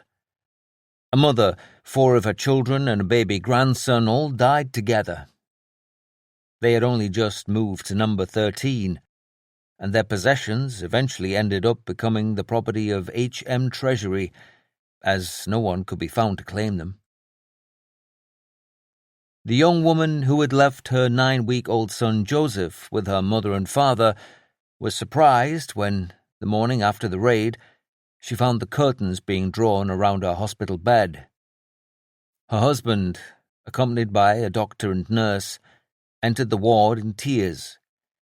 She knew immediately that something awful had happened. It must have been almost impossible for him to get the words out, to explain that both her parents and her baby had died in the bombing. A few days later she received a letter, posted before the attack by her now dead mother, telling her not to worry and that they would take good care of the baby. Chapter 13. A Terrible Incident. North Shields, Autumn 2024. It is the faintest of memories, a faraway look in my mother's eyes as she mentions, in passing, a terrible incident during the war. Something that happened near her home at a place where whole families had been killed. I'd never given it much thought before, but now that I'm on my journey to understand the Blitz, such recollections are prompting me to ask more questions. I visit Preston Cemetery, a mile or so northwest of North Shields, where I used to wander as a boy on the way to the local swimming pool. Amid thick green grass and cherry trees, I find a headstone engraved with the names of 6 members of a single family. In memory of Alfred Chater, aged 42 years, Henrietta Chater, aged 35 years, Henrietta Chater, aged 11 years, Mary Chater, aged 9 years, Edith Chater, aged 7 years, John Chater, aged 4 years, who died as the result of enemy action, 4th of May, 1941. I am almost certain this must be the terrible incident my mother alluded to. Many of the surrounding graves bear the same words, died as the result of enemy action. One commemorates 3 generations of the same family: James Henderson, his wife Phyllis, their daughter Hilda, and her children Norma and Robert, aged 2 and 3 months respectively, all killed during an air raid, May the 4th, 1941. 27 of the headstones in this cemetery are inscribed with that same date, the night a single bomb hit the air raid shelter under Wilkinson's lemonade factory, just a few hundred yards from my mother's home in Coronation Street. These are the times I wish I had asked more about her wartime life. Chatting to Millie Matthews is my next best option. North Shields, Spring 1941. May 1941 was still relatively early in the war. One of the local North Shields newspapers described events that spring in the Middle East and Southeast Europe. Fighting at Iraq Aerodrome continues, and how Navy and Merchant Service performed Greece evacuation. The German offensive to displace the British from North Africa had been halted at Tobruk, but Hitler was busy working on his secret plan to invade the Soviet Union. The night Blitz, meanwhile, ground on. Plymouth had been particularly badly battered at the end of April. Many hundreds had died and thousands more were homeless. Millie Matthews remembers Saturday the 3rd of May as a particularly significant date for her family. Her mother had received a telegram from Millie's merchant seaman father. His ship would be docking in Grimsby that day, around 130 miles down the coast, but he would only be in port for 24 hours. The telegram begged her to try to get down to see him before he went back to sea, probably for 2 more years. With her mother gone in a rush, Millie, her 9-year-old brother Stanley, and their younger sister Mona went to stay with her Aunt Nora and her 2 children, a stone's throw away in Queen Street. We were going to have a picnic on the Sunday, Millie tells me. My Auntie Nora had saved some rations to make cakes and sandwiches. She even managed to get a decent piece of beef, which she put in the bottom of the oven so it would be ready the next day. They all trooped off to the cinema that evening to see a film starring Arthur Lucan and Kitty McShane, a married couple who became a popular act of the time, playing old Mother Riley and her wayward daughter Kitty. At the end of a fun-filled day, the children changed into their pajamas and went to bed. Stanley recalled listening to the song "I've Got Sixpence" on the radio before falling asleep. According to Peter Bolger's book North Shields 173, everything was calm and quiet that night, as Matthew Lazell, a 28-year-old, bespectacled, serious-looking special constable, pulled on his thick police-issue overcoat. A few hundred yards from where Millie was sleeping, he opened his front door and strode into the night. Winter had retreated by then, but the winds from the northeast coast could still send a chill through the bones of the unprepared. Marching purposefully up the street, Lazell took satisfaction from the lack of obvious light. Bolger reports that Lazell made his way towards the police box on a street corner near his home. Given the hour, it must have felt like he had the town to himself. The distant crackle of bombs most likely incendiaries falling on the far side of the River Tyne, had grown familiar, but was still intimidating. Layzell's older colleague, Special Inspector Joseph Stewart, joined him in the darkness, and they began their first circuit of the night. With luck, it would be an uneventful patrol.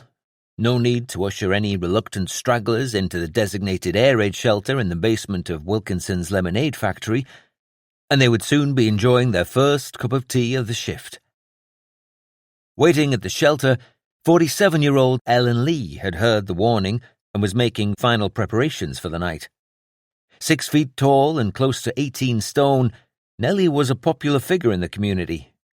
As shelter warden, she was responsible for keeping the place in order. Arriving earlier, she had already made sure it was clean and tidy, chivying her son Albert and daughter Hilda as she went, "Come on now, usual jobs please, bunks and toilet, bunks and toilet."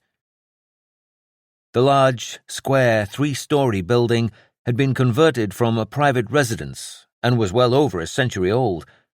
A photograph from that time shows mustachioed men in caps and tweed standing proudly outside the factory shop where locals could buy bottled treats like Wilkinson's Orange Crush, limeade and soda. The building had taken on its additional function as an air raid refuge the previous year, and attitudes towards it were mixed. Some found it a homely, social place to go during raids. Others considered it a potential death trap and refused to use it. Despite a grant to pay for the installation of blast walls, reports suggest no effort had been made to reinforce the wooden floors. Back at Aunt Nora's house, Millie and her family were woken by the sirens. We all jumped out of bed and got ready to head to the air raid shelter at Wilkinson's. We made sure the young ones were wrapped up, got ourselves dressed and hurried outside, where we met our Auntie Kathy, Nora's twin sister, and her 3 children who lived a couple of doors down. Others from nearby streets began to do the same, though not everyone in North Shields was quite as responsive. Some decided to give the official shelter a miss. 13-year-old Jesse Dial's father was a driver with the ARP. He had told his wife that if there was a raid that night, she was to take us into Wilkinson's for safety. But when the sirens went off, Jesse's mother decided to stay at home, only yards from the shelter, telling her daughter, "The racket in there keeps me awake. We're staying here. Get your blankets and we'll make a camp under the table." With the sirens still wailing and a crowd gathering, Ellen Lee skipped up the 3 steps from the basement and opened the door to greet those queuing outside. "Come on, Nellie," someone shouted. "Let us in." As the families snaked past, Lee recorded their details. 192 souls by around midnight, before ushering them down the wooden steps. Each time she opened the external door, it automatically turned off the internal light, a common precaution to help maintain the blackout. The stone floor of the basement was scattered with simple benches, and some bunk beds lined the walls. But compared with the damp misery of family Anderson shelters, it was luxury. There were 3 separate sections, one for families, another for entertainments, and one for smokers, but it wasn't unusual for relatives, like 16-year-old Bessie Dale and her father, to wind up at separate ends. Millie, her siblings and cousins were allocated to the first room. We were on our own, away from most of the adults. You could hear a man playing his accordion in another section. It all sounded quite jolly. Stanley, too, remembers quite a social gathering. I was with my cousin Robert. We were sitting on the top bunk chatting. I was reading a copy of the Beano and everything seemed entirely normal. With the shelter now at capacity, Ellen Lee did a quick tour to make sure all was well. Millie and her school friend Frances did their best to tire the younger ones out by playing games. We started to get them settled down. I lay down on the top of a bunk, Frances was on the bottom, and we eventually fell asleep. Townsfolk were still making their way towards the factory, unaware that it was already full. 6-year-old Henry Rose's father had initially directed his family to the shelter in their garden, but then began to worry that we were too near the river and that the bombers could be trying to get the shipping. He decided that we should move away, so my parents and our neighbours set off for Wilkinson's with my father carrying me. Police officers Lazelle and Stewart were continuing their circuit, telling one man to "Hurry along now, there's no time to dawdle." Moments later, they heard the low drone of an unseen enemy aircraft overhead. They briefly debated what model. Lazelle thought it was a Heinkel, Stewart a Junkers.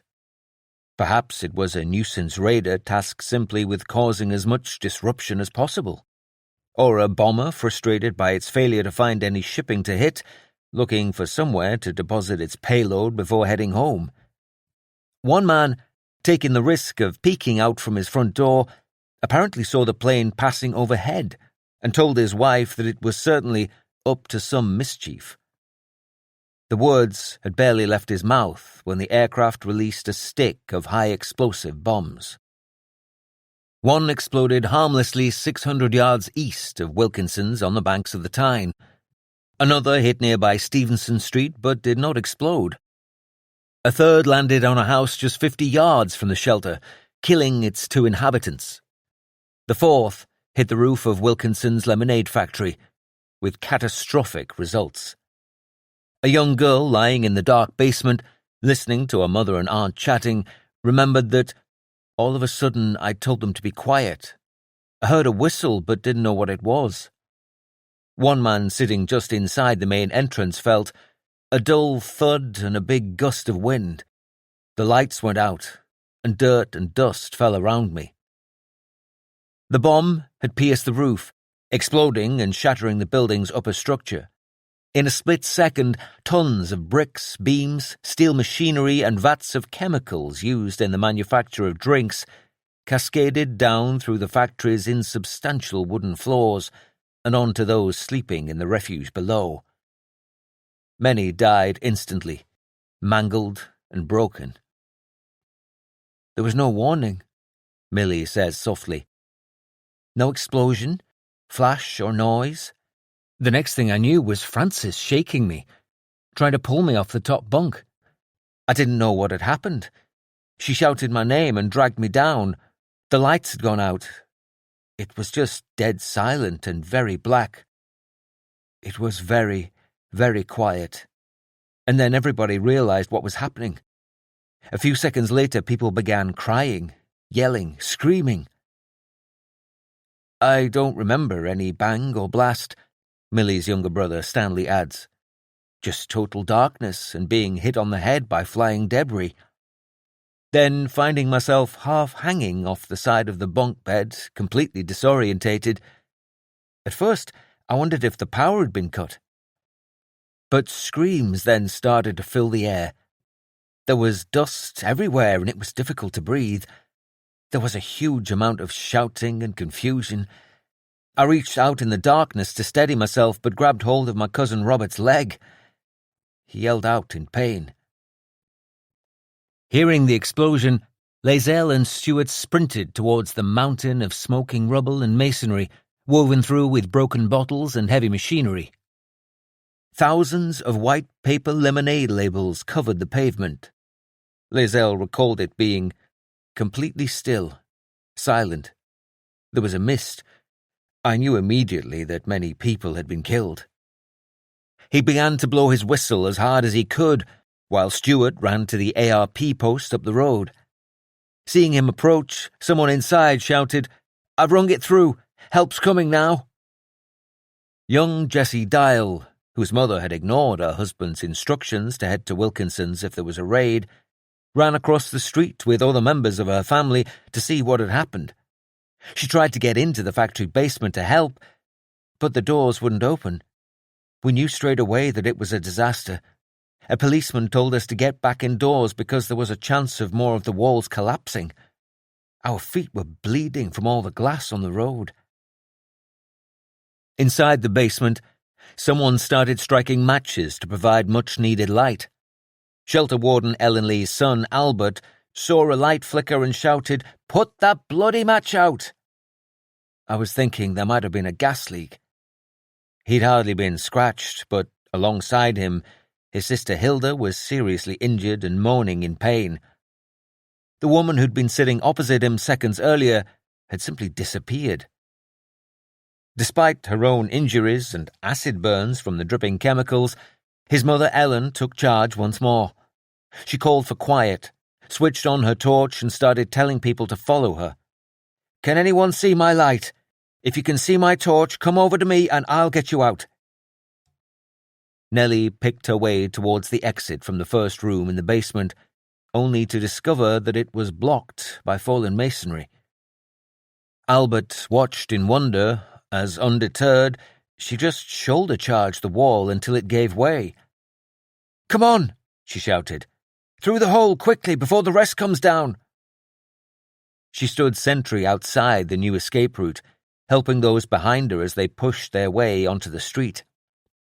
"Once we got outside," Albert remembers, "my mother told me to run home and fetch her first aid box and some clothes. Her dress had been burned off in the explosion." And Nellie wasn't finished yet. Millie, still inside the shelter, heard her yelling, "Can anybody hear me?" I shouted back, "Yes." Then she replied, "Can you see the light?" I peered and saw the light of her torch through a tiny hole. "Can you try and show us where the gap is?" she said. Somehow, I climbed up towards the light. It was still deathly black. I don't know if I was scrambling over debris or bodies beneath my feet. I put my finger through the tiny hole. Mrs. Lee grabbed hold of my hand and started to make the hole bigger. Other rescuers had turned up outside and were starting to dig through the rubble. Mrs. Lee was pulling the bricks away with her bare hands.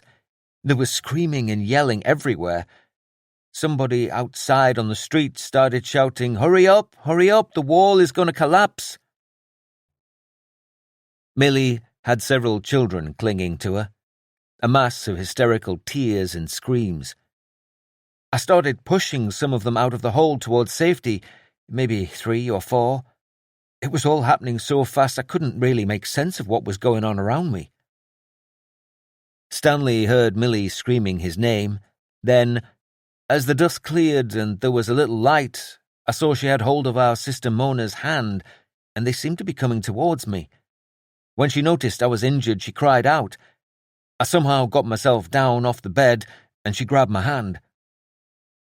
Millie remembers feeling all this blood on him. He seemed to be bleeding from his ear and his clothes were torn. Something seemed to click in me. I tried to help him climb through the hole, but he wouldn't go alone. He began shouting for me to follow, so I crawled through the hole after him.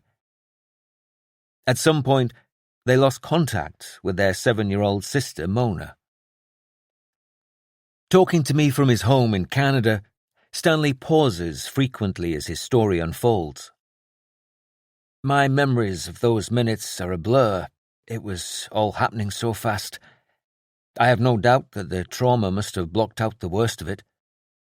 I was just living every second as it happened, rather than taking in the complete horror of the experience. Millie and Stanley's cousin Robert Sutherst was trying to save his brother Tommy. I told him to stand up and that we'd get out together. He said he couldn't walk, so I shuttled him along.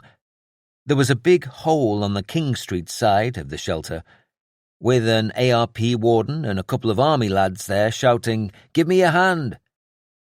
I was suddenly curious as to why Tommy couldn't walk, so I reached down and touched him, then shuddered. Tommy had lost part of his leg and ear. When we got out into the street, I could see that there were already ambulances there, recalls Millie. There were a lot of people outside, a lot of yelling, shouting, and confusion. It all began to dawn on me what had happened, and how bad it must have been. They wrapped us all up in blankets and started carrying us away. I had a tight hold of Stanley and wouldn't let him go. He was in a terrible state, his shirt gone and was covered in blood. We were carried with some of the other children to the fish and chip shop across the road. By now, Henry Rose and his family had just arrived, still hoping to sit out the bombing inside Wilkinson's instead of risking their lives beside the Tyne. Their tardiness had saved their lives. The air was full of dust and the smell of wall lime. An air raid warden stopped my father and told him that the shelter had received a direct hit about 10 minutes before. The surrounding streets were filled with the sound of heavy footsteps as soldiers and ARP workers ran to the scene, in some cases having to physically prevent desperate locals wading in to save family members. The cry went out for people to bring everything you can. Blankets, bandages, whatever. Wilkinson's shelter has been hit. One young girl wandered through the chaos crying, "I've lost my shoe and I've lost my mummy." Among those also arriving to help was Jesse Dial's dad, the ARP driver who had advised his wife to make a beeline for Wilkinson's at the first hint of an air raid. According to Peter Bolger, he saw the destruction and assumed they were all dead. When he noticed the front door to their house just up the street was intact, he wandered towards it in a daze, to be greeted by Jessie, back from her barefoot trip to the shelter, yelling, "Ma'am, Ma'am, it's Dad! It's Dad!" He collapsed on the threshold and burst into tears. As someone bandaged a huge gash on Stanley's head and they all began to come down from the horror and the trauma, Millie suddenly realized I didn't know where my little sister Mona was. She scolded herself for having forgotten about her and immediately tried to get back to the shelter. Some of the rescuers and the neighbors gathered around and stopped me, saying that they would take care of it, that they would find her. I was devastated. She was my baby sister, my responsibility. As Millie watched the injured being carried along the street, bloodied and dusty, she started to think about what her mother would say when she heard that I'd lost her baby girl. I was only 14 myself, but she was going to be really mad with me for not looking after our Mona. North Shields, Autumn 2024. As I sit alongside Millie in her neat retirement flat, listening to her trawl through long-forgotten memories, I realize with a jolt that hearing her story is opening a door to my own experiences of conflict. Much of what she and Stanley went through is hauntingly familiar to me. After being shot down during the 1991 Gulf War and held captive in Baghdad, my fellow prisoners of war and I endured endless Allied bombing raids, targeting the Iraqi capital and its regime. Despite my training as a tornado navigator, I had been completely unprepared for the intensity of life at the wrong end of an air raid. 5 weeks into the ordeal, and we were learning to put up with the solitary confinement, the smell of our own sweat and excrement, as well as the body lice and the cold. Lying on my favourite spot on the cell floor, I could see up through the window bars into the night sky and watch the tracer from the Iraqi anti-aircraft guns arcing upward, and the detonations of the coalition bombs. I came to rely on it as an indication the war was still being fought, that we hadn't been forgotten. During one man-made thunderstorm, I arranged my shoes as a pillow and settled under a lice-ridden blanket on the freezing tiles. Good, I thought, zeroing in on my patch of sky. The show's starting again. What I did not know was that, just as Millie had been in the Wilkinson shelter, we were about to become centre stage. Suddenly, there was a rushing through the air, a low moan, almost human at first, then swelling to a metallic shriek until the sound of something screaming filled the universe. There was a blinding flash, and the whole building shook to its foundations. The blast wave from the bomb lifted me bodily off the floor. It took me so long to come back down that I thought the whole floor had been blown from under me, that I was falling through the multi-story building. Then the noise returned, the same low whining to begin with, then the rushing noise cutting in, even louder this time. More like an express train, a heavy locomotive, thundering towards me, whistle shrieking. The pressure wave from 2,000 pounds of high explosive ripped through the prison, and every bone in my body rattled. I remember the smell of burning filled the air, along with a hissing sound, as though a gas main had ruptured. Outside my cell, I could hear people banging on their doors. Someone was screaming, "Let me out! Let me out! I'm on fire! The walls are coming in!" Part of the ceiling came down. Chunks of plaster fell round my head and shoulders, and tiles pinged off the walls. I could hear rubble falling, and everybody was yelling now, at the tops of their voices, to be let out, swamped by fear and panic. A little nervously, I share this experience with Millie. We realize that, despite the very different lives we have led, we share a near-death experience of being bombed. Somehow, we both end up laughing. Maybe thanks to the relief of knowing it is all now safely in the past. There is a sense of joy, too, in being able to discuss this darkest of memories with someone the same age as my mum, from the very same town, who knows what it is like. And a sense of sadness, once more, that I never discussed such pivotal experiences with my mother. North Shields, Spring, 1941. Millie and Stanley had quickly escaped the chaos of the basement. Others, however, were still trapped. Just as shelter warden Ellen Lee had risen to the occasion, now it was the turn of the North Shields rescue services to do the same. The ruins of Wilkinson's factory must have put the fear of God into those skidding to a halt in their ARP vehicles. Even in the darkness, the sight of a building several stories high lying in ruins, as if fed through a meat grinder, would have shocked them to the core. Hazardous chemicals dripping from the shattered floors above and now pooling below added to this vision of hell.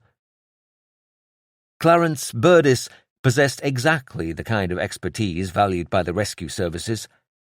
A black-and-white photograph shows the physically powerful builder and labourer towering over his petite wife Charlotte, her cheek against his shoulder and her arm tucked through his. In the sunshine, their faces are creased with years of accumulated smiles. George Newstead, another member of the local rescue squad, was a miner from County Durham. An old picture shows him standing proudly in uniform, shoulders back and a self-confident look on his face. Burdis and Newstead were among those who now went to work. Steeling themselves for what would likely be a marathon effort, they began to cut through a thick wall in an effort to access areas of the basement not yet reached. Once an entry point was secured, they began the delicate work of tunnelling, brick by brick, into the shelter. Almost immediately, Burdis found a little boy, sitting apparently unharmed. I touched him, and he fell over dead. Inching forward on their backs, fronts, and sides, they continued along their lethal, macabre route. There were corpses everywhere. Burdis later described it as like delving in a vast burial ground, but often the broken bodies of the living, too. They freed the trapped one by one, passing them back through their makeshift tunnel and out through the hole they had cut in the wall. After several hours, they were close to physical exhaustion, but their townspeople were relying on them. As they penetrated deeper into the horror, ignoring the very real danger of further collapses, they found a man whose leg was trapped under a pile of rubble. An agonizing debate ensued about whether to amputate his foot there and then. It was only as the doctor was retrieving his surgical instruments that Newstead finally managed to insert a small jack to relieve the pressure before cutting away his boot and dragging him to safety. In the words of a later newspaper report, grave risk of losing their lives was run by several members of rescue and first aid parties. High tribute has been paid in all quarters to the resource and heroism of these men who laboured unceasingly to extricate casualties. Many refused to be relieved and carried on until acute weariness forced them to stop. A human chain took shape as bodies and pieces of bodies were passed out of the chasm. One witness later described how there was not a sound while the men worked. All of us relations were cordoned off, just waiting for loved ones. They were brought out with a grey blanket over them. There was no apparent logic separating death from survival. Two young brothers had been trapped together under the debris and only rescued many hours later. One was dead. The survivor had lain alongside his sibling's corpse for most of the day. He was reportedly never really the same again. The urban authorities did what they could to manage the situation. A temporary mortuary was established in an old bathhouse nearby. The injured were triaged at a local school before proceeding to hospital. Many were suffering physical injuries from the materials that had collapsed on top of them. Others had terrible acid burns from the chemicals, were temporarily blinded by gas, or coughing up the soot and dust they had inhaled. Ellen Lee was among those tending to the injured. When her husband, a trained first aid responder, arrived to look for their daughter, he didn't initially recognize Hilda because of the severity of her injuries. Alive, but bloodied and bruised, she had a huge wound to her side and a broken arm and leg. Millie was eventually collected by one of her aunts and taken to the pub she owned. Nobody could tell us anything. They were still finding the injured and the dead and trying to process all the details. My Auntie Kathy was one of the many missing, as was Auntie Nora, who we'd been staying with. A telegram had been sent to my mother saying that we had been injured in the air raid shelter. At first she thought we must have been playing in there and hurt ourselves somehow, but then she learned that we had been bombed. Tensions remained high. One observer recalled that a group of miners wanted to help clear the rubble, but the rescue people wouldn't let them. Film footage of the aftermath shows lines of men in caps and helmets lugging pieces of masonry into horse carts, while pensive policemen patrol the area, hands behind their back. In the background, there is a small mountain of bricks, beams, rafters, and roof tiles, looking dangerously close to collapse. As the main effort drew to a close, the heart-rending task of identifying the dead began. The process at times seemed ruthlessly cruel. 16-year-old Bessie Dale, whose father had been at the opposite end of Wilkinson's when the bomb hit, was simply given a sack and told that it contained his remains. Neither James Ward nor his brother Bill had been in the shelter, but other members of their family had, and the house they had left just 20 yards away was completely undamaged. At the temporary mortuary in the old bathhouse, James and Bill had the responsibility of finding and formally identifying several relations, including their sister Lizzie, their niece Anne, and Bill's baby daughter Maureen. The attendant offered us a cigarette. Bill took one. The attendant could not keep his hands still as he tried to light Bill's cigarette. This man had the worst job in Shields at that moment. Bill steadied his hand, and he took us around. The children and small adults were on the top bunks and the big people on the bottom bunks.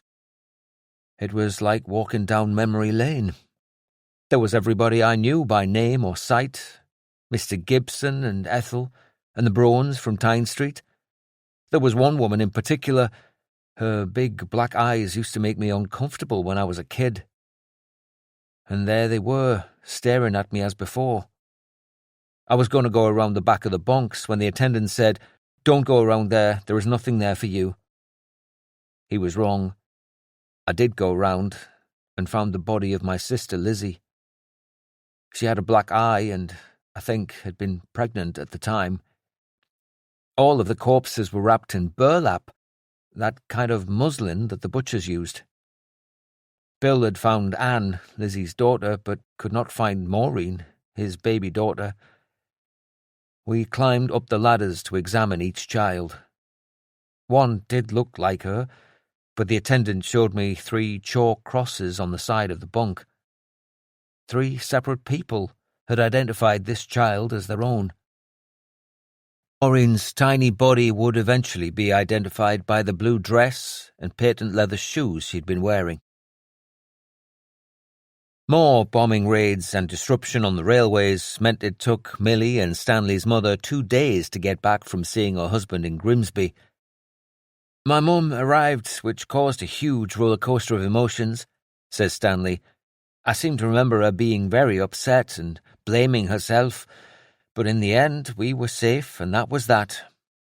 It was wonderful to have her back. But the terrible waiting game continued, as their sister Mona and several relatives were still unaccounted for.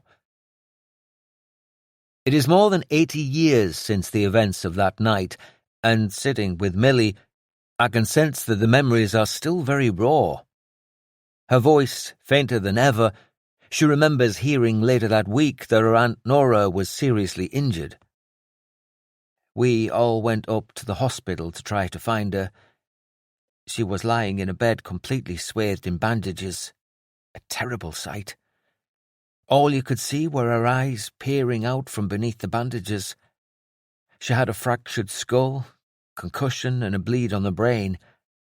She eventually had a metal plate put in her head. A few days later, a priest came to tell the family that Kathy, Nora's twin sister, had finally been found.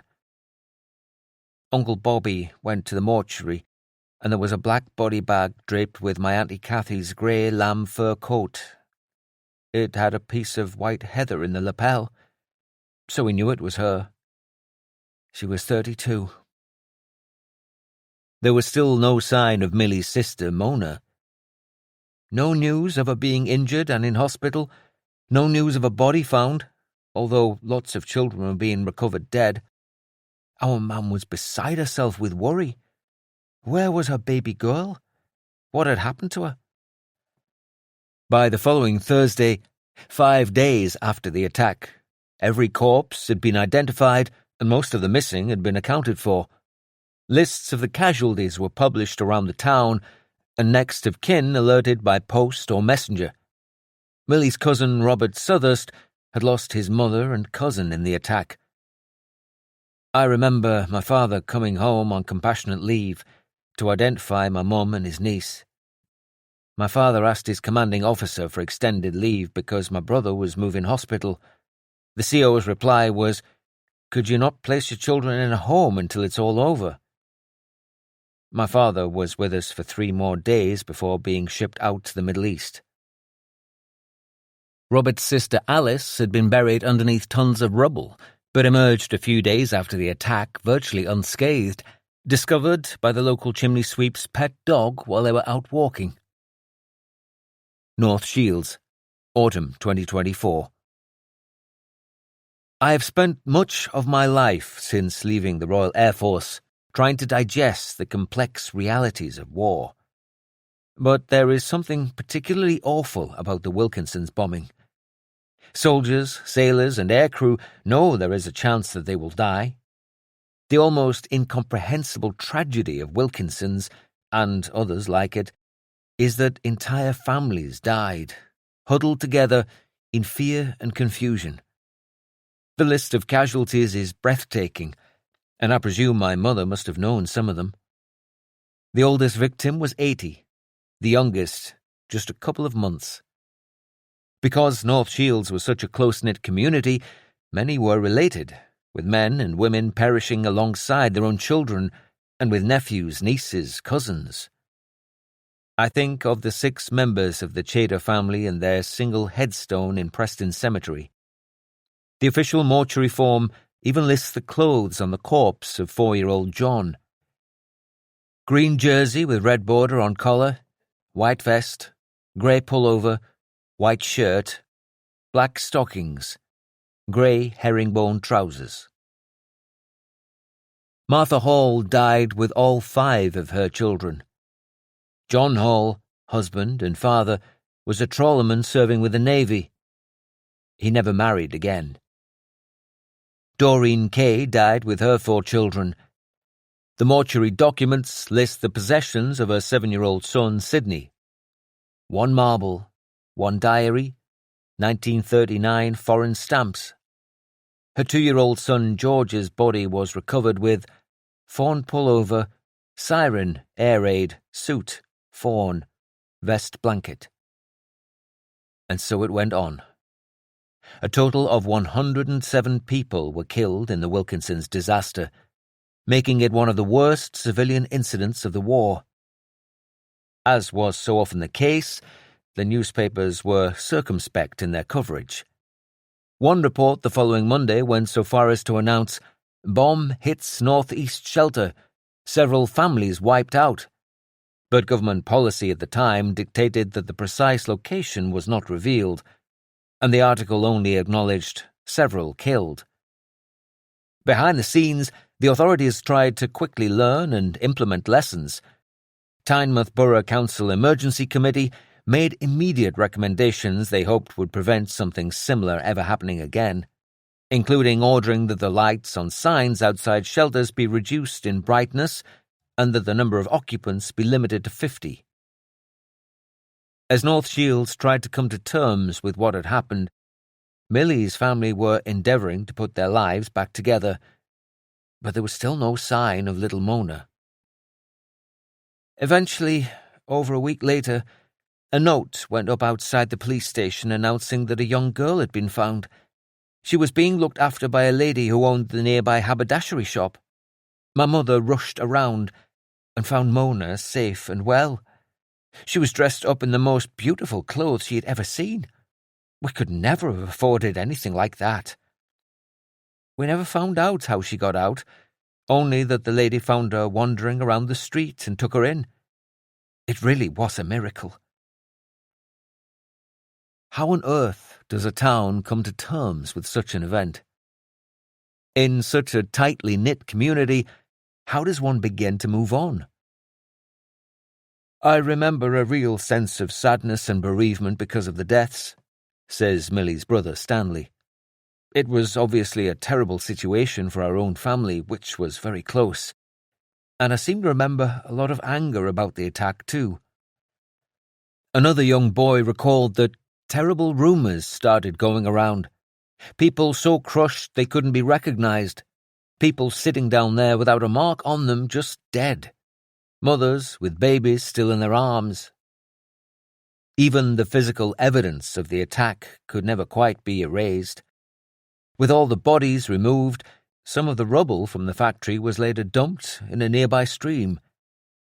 One young girl later remembered scrambling over the debris and finding lots of household items, knives, forks, spoons, and also lipstick, rouge, and millions of bottle labels. One man even found a wedding ring. An unopened and intact bottle of Wilkinson's lemonade was found as late as 1991. The emotional and psychological damage would be profound and long-lasting. One of the young survivors developed a stutter, and when she later joined the Navy, she found sleeping in the blacked-out barracks terrifying. "I went berserk, screaming. I thought I was still in the shelter." Police Inspector Joseph Stewart recorded that many of the rescuers were traumatized by what they saw and were off work for weeks. Millie Matthews took years to get over the experience. When we eventually got back to Auntie Nora's house, the piece of beef that she put in the oven on the Saturday night to cook ready for the party on Sunday was still there. So many people died. I wasn't physically hurt, but mentally I was in a bad way. I had a lot of nightmares and would wake up shaking and screaming. I simply couldn't get it all off my mind. I used to hang on to my mother all the time. For a long while, I couldn't leave her side. Even if she went to the toilet, I would have to follow her and sit outside. If the weather was stormy, I would hide under the bed or in the cupboards at the crashes of thunder. Once again, we smile at the similarities of our experiences when I tell Millie I fully empathise with her symptoms of what we would now clearly identify as post-traumatic stress disorder, PTSD. Something not even recognised in the 1940s. Over 30 years after being bombed, I still react viscerally and visibly to the crashing of thunder or the explosion of fireworks. There was comfort, at least, to be taken from the heroism of those who dealt with the incident. Yes, more than half those in Wilkinson's basement had died, but many had been saved. Of the 192 recorded by Mrs. Lee that night, 30 had escaped entirely unharmed. Given the catastrophic collapse of the factory building, perhaps even that number is miraculously high. Clarence Burdis and George Newstead, the rescue workers who had bravely tunnelled into the basement, both received the George Medal for their extraordinary efforts. Burdis described the ceremony at Buckingham Palace as simple and homely. When my turn came, the King asked me when the raid took place. I told him it was in May, and the King remarked, "Oh, yes, I recall it." The King then congratulated me, shook hands, and hung the medal on my breast. My wife and my mother, who saw the ceremony from beginning to end, thought it was a grand sight. A third rescuer, ARP Warden Norman Darling Black, was later awarded the British Empire Medal. One person never quite received the acclaim she deserved. Ellen Lee had, in the words of one witness, been everywhere and helping everybody. She was better than the men. I don't think that woman had a nerve in her body. Her face still marked with blue residue from chemical burns, Lee was introduced to the King and Queen when they visited Tynemouth the following month. The Queen reportedly described her as very brave indeed. But no official award was forthcoming. She died in 1951, having never fully regained her health. According to her son, to her dying day she was still picking bits of shrapnel out of her body. The need to look forwards, not backwards, meant that North Shields would have to heal on its own. And this is the only moment when there is a trace of anger in Millie's voice. "When it was all over, nobody official came to check on us," she says. "Nobody looked after us. We simply got on with our lives and the rest of the war as though nothing had happened. There was no help." Death had come to North Shields in a way many would be unable to forget. The scars would be deep and long-lasting. But there was a war to be fought, survived, and hopefully won. Chapter 14. The Heroes with Grimy Faces. London, Autumn 2024. North Shields was not the only British town mourning its dead that week. In the first days of May, the Luftwaffe sought to bring its assault, its night blitz, to a terrible climax, with heavy raids targeting vital industrial centres. A German war correspondent aboard a bomber over Belfast on the 4th of May 1941 stared silently into a sea of flames such as none of us had seen before. There was not a large number of conflagrations, but just one enormous conflagration which spread over the entire harbour and industrial area. Around 400 bombers struck Glasgow and the surrounding area soon after, and Sheffield, Hull and Nottingham were battered too. As a crucial port for the embarkation of troops and munitions, Liverpool had it particularly tough. Aylmer Firebrace, a senior London fire officer seconded to the city, considered the 7 nights of raids in the first week of May an ordeal more severe in its space-time concentration than had befallen any other city. London, its lot made easier by the immense target it offered and its greater resources, scarcely endured such a week as was the lot of Liverpool. Nearly 2,000 people were killed, and Aylmer became particularly concerned about the welfare of his colleagues. When they are not actively fighting fires, they are engaged in preparing for the next night's battle. They grow more and more fatigued as raid follows raid. I actually saw one officer collapse in the main control room. Without any warning, he gave a stifled cry and immediately lost consciousness from sheer exhaustion of mind and body. Firebrace understood better than most that the Blitz was more than just a battle waged by bombers against cities and citizens. It was just as much a battle of flames and water. One fought by brave firefighters and dogged rescue crews in siren-filled streets. And nothing illustrates this more vividly than the fate of an iconic building dear to me, and to all RAF veterans. The Church of St Clement Danes on London's Strand is the official central church of the Royal Air Force, the service's family church. Immortalised in the nursery rhyme, "Oranges and lemons say the bells of St Clement's," I have attended countless events here, funerals, memorials, carol services and more, before retiring to one of the local hostelries for refreshments and to reminisce with old friends. Outside the grand front entrance, across the street from the Royal Courts of Justice, is an imposing statue of Victorian Prime Minister William Gladstone.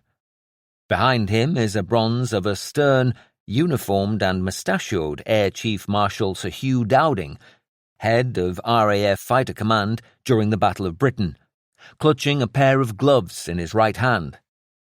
Across the way stands Arthur Bomber Harris, mastermind of Britain's strategic bombing campaign against Nazi Germany, doing to them what they had been doing to us. Even today, scars from the Blitz are easy to find. Circling the outside of the church, I can see dozens of shrapnel scars rising from the pavement to above head height. The interior of St Clement Danes is exquisite. The white ceiling and floor tiles are perfectly offset by the dark wooden pews and gallery. Hundreds of unit badges and insignia decorate the walls and floors. Illuminated cabinets hold books listing the names of the more than 150,000 RAF men and women who have sacrificed their lives in the service of our country.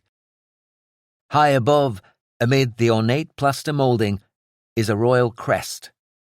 It's too far for my aging eyes to read, but a leaflet tells me that beneath the familiar lion and unicorn is a short Latin inscription, which, translated, reads, "Christopher Wren built it in 1672. The thunderbolts of aerial warfare destroyed it in 1941. The Royal Air Force restored it in 1958. The history of this place in 3 pithy sentences. I pick up a newsletter which describes the church's fate that spring.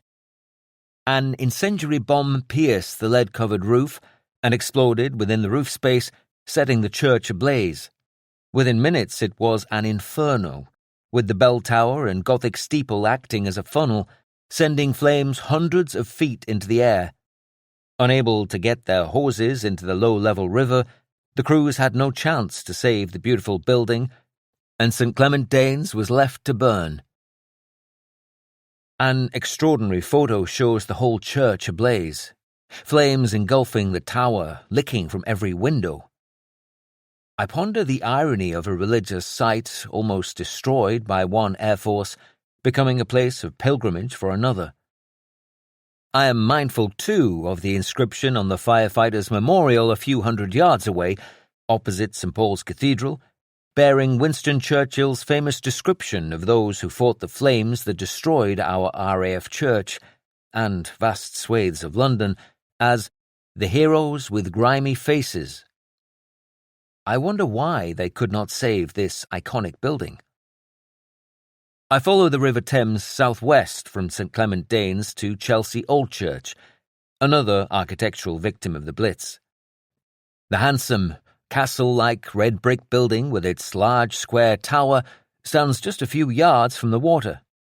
No statues of famous military commanders here, but instead a golden-faced sculpture of Thomas More, who defied Henry VIII and lost his head to the executioner's axe. Inside, I find a white plaque. The present building replaces that bombed on the night of the 16th of April 1941, when 5 fire watchers were killed. Henry Frankland, Yvonne Green, Michael Hodge, Sidney Sims, Frederick Winter, in whose memory this stone is erected. It is the second name that has drawn me here. Yvonne Green was a 30-year-old from Montreal. Her husband Leonard, a Canadian Army officer, had been seconded to Britain early in the war. Yvonne crossed the Atlantic with him, leaving their baby Penelope at home with her family. She was an adventurous soul, and despite Leonard's efforts to keep his wife safe by moving her from London to his base in the Surrey countryside, Yvonne was drawn back to the capital, where she signed up as an auxiliary fire service fire watcher. Describing her exploits in regular letters to her mother, she explained that she'd rather face Goering's worst than die from pernicious boredom in the countryside, and tried to reassure her that she would take no chances. Believe me, when I'm not on duty, I sleep downstairs very snugly in the basement. Don't alarm yourself when you don't hear from me, because I have given instructions that if anything should happen to me, you should be informed. So, no news is good news. Remember that. London, Spring 1941. Fire-watching by the likes of Yvonne was one of the many ways that women contributed to the collective effort, and something with which they regularly proved their worth. One female volunteer recalled working during each night of the Liverpool Blitz, along with other women, none of whom shirked or hid behind boys. Nervous? Of course they were. But they conquered their nerves and went out to serve where they were needed. Hundreds of women were buried beneath debris, and it was a woman's place to be there when they were dug out. With undaunted courage, we will fire-watch and fire-spot when and where needed, and do our bit to release able-bodied men for other work. Another woman, an 8-year-old child at the time and living on the northern outskirts of London, later described an eventful evening spent with her fire-watcher 20-year-old aunt. Awakened in the middle of the night, they dressed in warm clothes, made sandwiches and a flask of tea, then headed into the night. Auntie Ede held my hand as we walked down the street and told me Jerry would be over, as it was a bomber's moon that night. We had gas mask boxes with us. I had some toys in mine, and Auntie Ede used hers as a kind of handbag. Our gas masks were always just left in the house. The fire-watching post was up a ladder at the side of a removals office. I climbed up after my aunt, and we went into a large box-like structure which had a table and chair. There was a book on the table, and my aunt wrote her name, and then took me back outside, up another ladder, and we were on top of the box. It was as high as the roofs of the houses in the street, and I was thrilled to be up there. It was very cold. The sirens went, so we decided we would stay for a while longer in case any incendiary bombs were dropped nearby. Suddenly, we could hear the thunder of gunfire and the crash of exploding bombs. In the distance, towards London, we could see flashes of light, and a glow started to appear in the sky. I was too excited to be frightened and cold. I just stood there, watching a great display of searchlights, gun flashes, and the glow of distant fires. We stayed on the roof for what seemed like hours. I had no idea that I was in any kind of danger. We drank our tea, all the while watching the night sky over London alight with the flames of war. When the all clear sounded, we went down from the roof and home. Auntie told me to tell Gran that when the sirens went, we went into the shelter in the street. It was not until after the war that Gran was told we had stood on the roof and watched one of London's biggest air raids. In another letter home to her mother, Yvonne Green had described an exciting experience during her first night on fire-watching duty. As part of her induction, she was shown to the top of the tower of Chelsea Old Church, where buckets of sand and water were stored. When enemy aircraft appeared, she and her colleagues piled back down the way they had come. I have never descended a spiral staircase as fast in all my life. It was only a stick of 3 bombs in the next street which luckily did little damage, and only one man hurt with a broken leg, so my experience was not disastrous, luckily, but it's going to take a lot to inveigle me up to the top of that tower again while a blitz is in progress. I never had a head for heights anyway.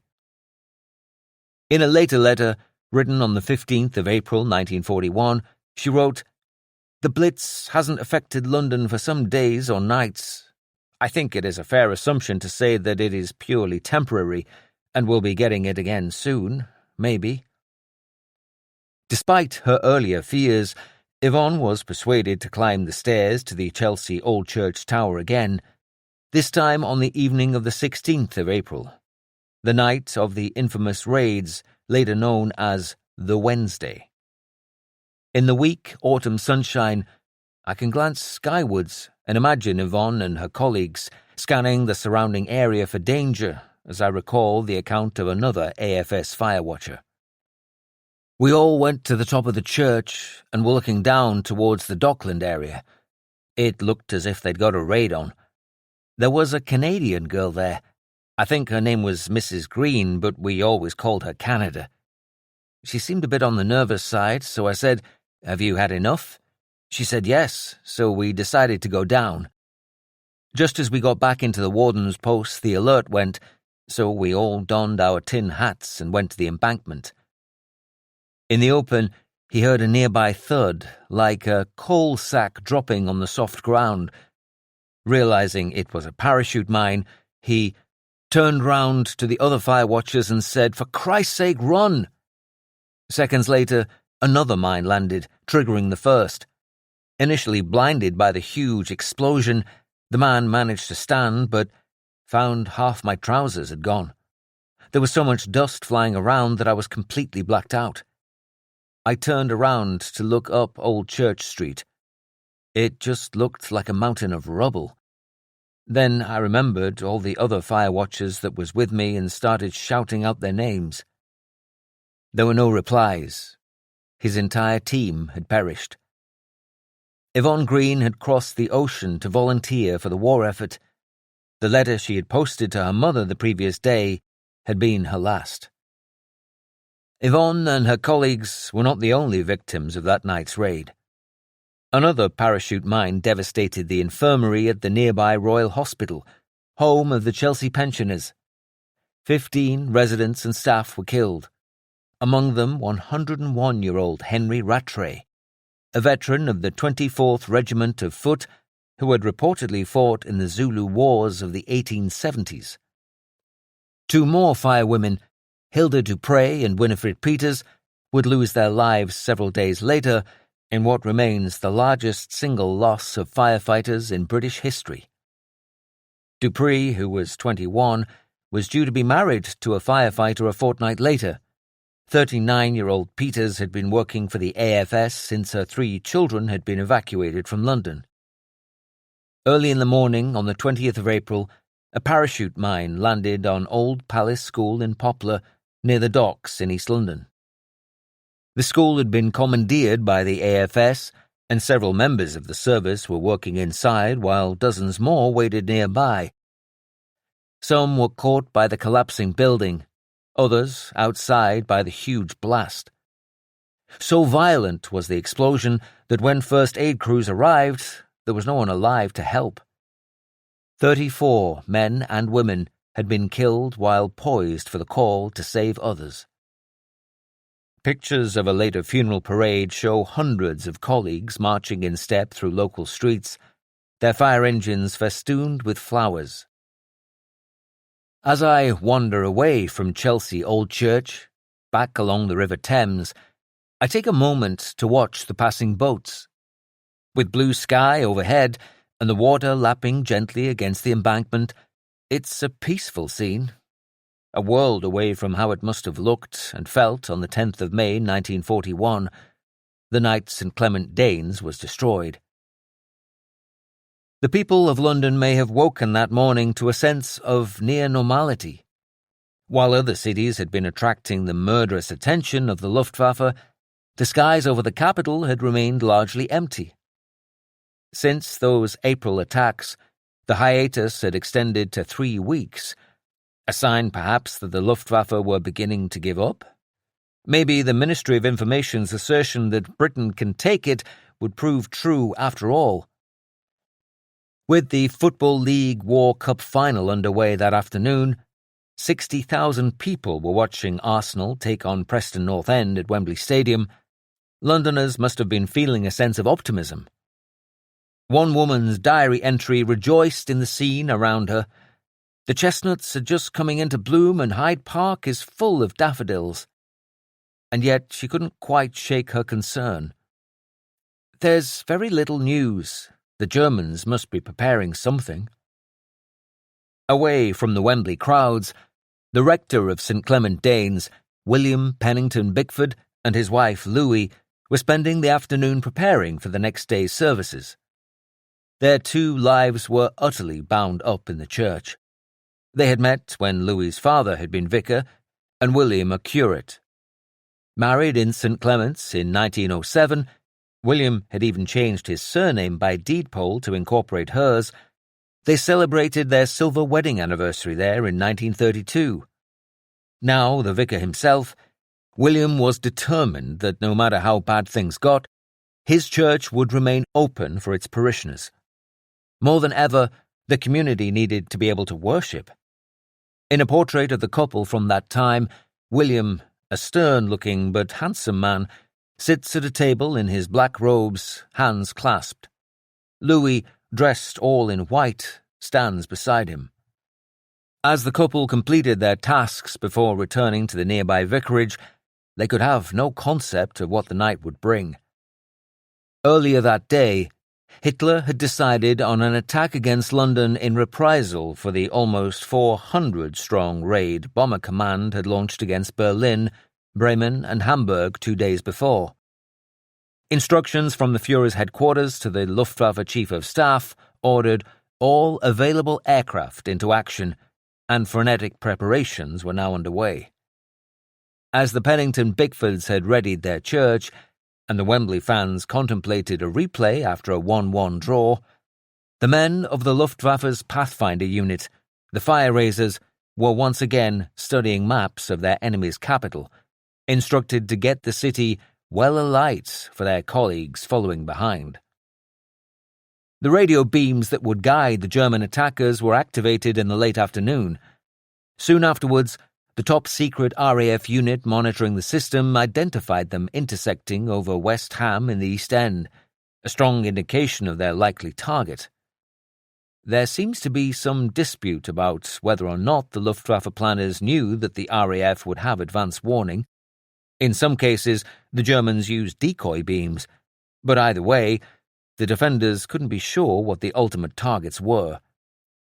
At 5:15 p.m., the phones began ringing in the offices of senior fire officers.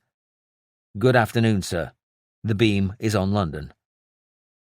After some debate, it was agreed that 750 pumps, a huge number by any standards, would be mobilized into the capital from outlying regions as soon as possible. A massive logistical challenge requiring agreement from regional brigades.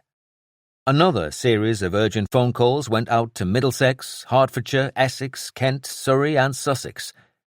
Among those tasked with responding was AFS leading fireman Nobby Clark of the Benfleet Volunteer Brigade in Hadley, Essex. When the telephone rang at 9 p.m, Clark was quickly dispatched with 6 pumps. Given his knowledge of the city, including helping with a blaze at the Tower of London the previous year, Clark was made convoy leader. In London, fire chiefs themselves started changing into firefighting gear, while requests for a few hours off were abruptly denied. As evening fell, the Dean of St. Paul's led a simple service in the cathedral crypt, intoning, "Lighten our darkness, we beseech thee, O Lord, and by thy great mercy defend us from all perils and dangers of this night." But the omens were not good. An almost full moon was due to coincide with a low ebb tide on the River Thames, a combination that scared the hell out of the firefighters, excellent visibility for enemy aircraft, and an impediment to those needing water from the river to battle the blazes to come. As the minutes ticked by, those responsible for preparing the response to the attack felt almost powerless. If the Luftwaffe committed enough aircraft, they could swamp all resources and make it near impossible to respond.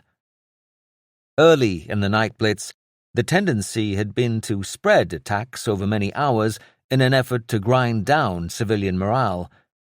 But this gave fire and rescue services a better chance of responding to each emergency in turn. The real fear now was of attacks concentrated in both time and space, giving smaller fires a better chance of merging into vast and deadly conflagrations. At 10:30 p.m., low tide, the Thames seemed almost empty, muddy banks glistening in the moonlight. 15 minutes later, the 20 bombers of the Luftwaffe fire raisers crossed the coast in Dorset. Radar stations also began picking up further indications from across France, Belgium, and the Netherlands that hundreds of enemy aircraft were taking to the skies. As the phones trilled in fighter command, WAF plotters began their anxious work. At 11 p.m., as their map tables started to fill with red arrows, the target became obvious: London. The warning lights on the wall had changed colours to indicate preliminary caution, then finally, danger imminent. The news was passed across the capital, where sirens began to sing out. One woman became the first fatality of the night when she slipped and hit her head against a brick wall while running for the safety of her local shelter. At 11:02 p.m., the German Pathfinders arrived, as predicted, over West Ham, and began dropping their incendiaries. A butcher's shop was among the first buildings to be hit. A group of drinkers in the pub across the road dashed tipsily over to see if they could help extinguish the blaze. A spirited pair hammered away at their stirrup pump for a full minute before one shouted, "You bloody fool, there's no water in the bucket!" With the dreadful drone of bombers rising to a crescendo overhead, the docks and East End were soon aglow with the blue-white light of magnesium firebombs sizzling and sparking on roofs, roads, and pavements. Within 20 minutes, the local fire chief, already anxious that his 80-odd pumps would not be sufficient, desperately called for more.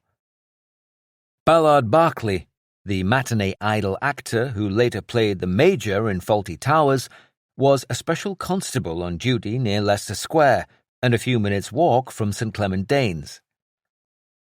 It was a beautiful night, and the city was getting well lit up. We heard the screech, and down came the incendiaries. People were not frightened. I remember one man putting a steel helmet over an incendiary bomb. God knows why. Absolutely hopeless.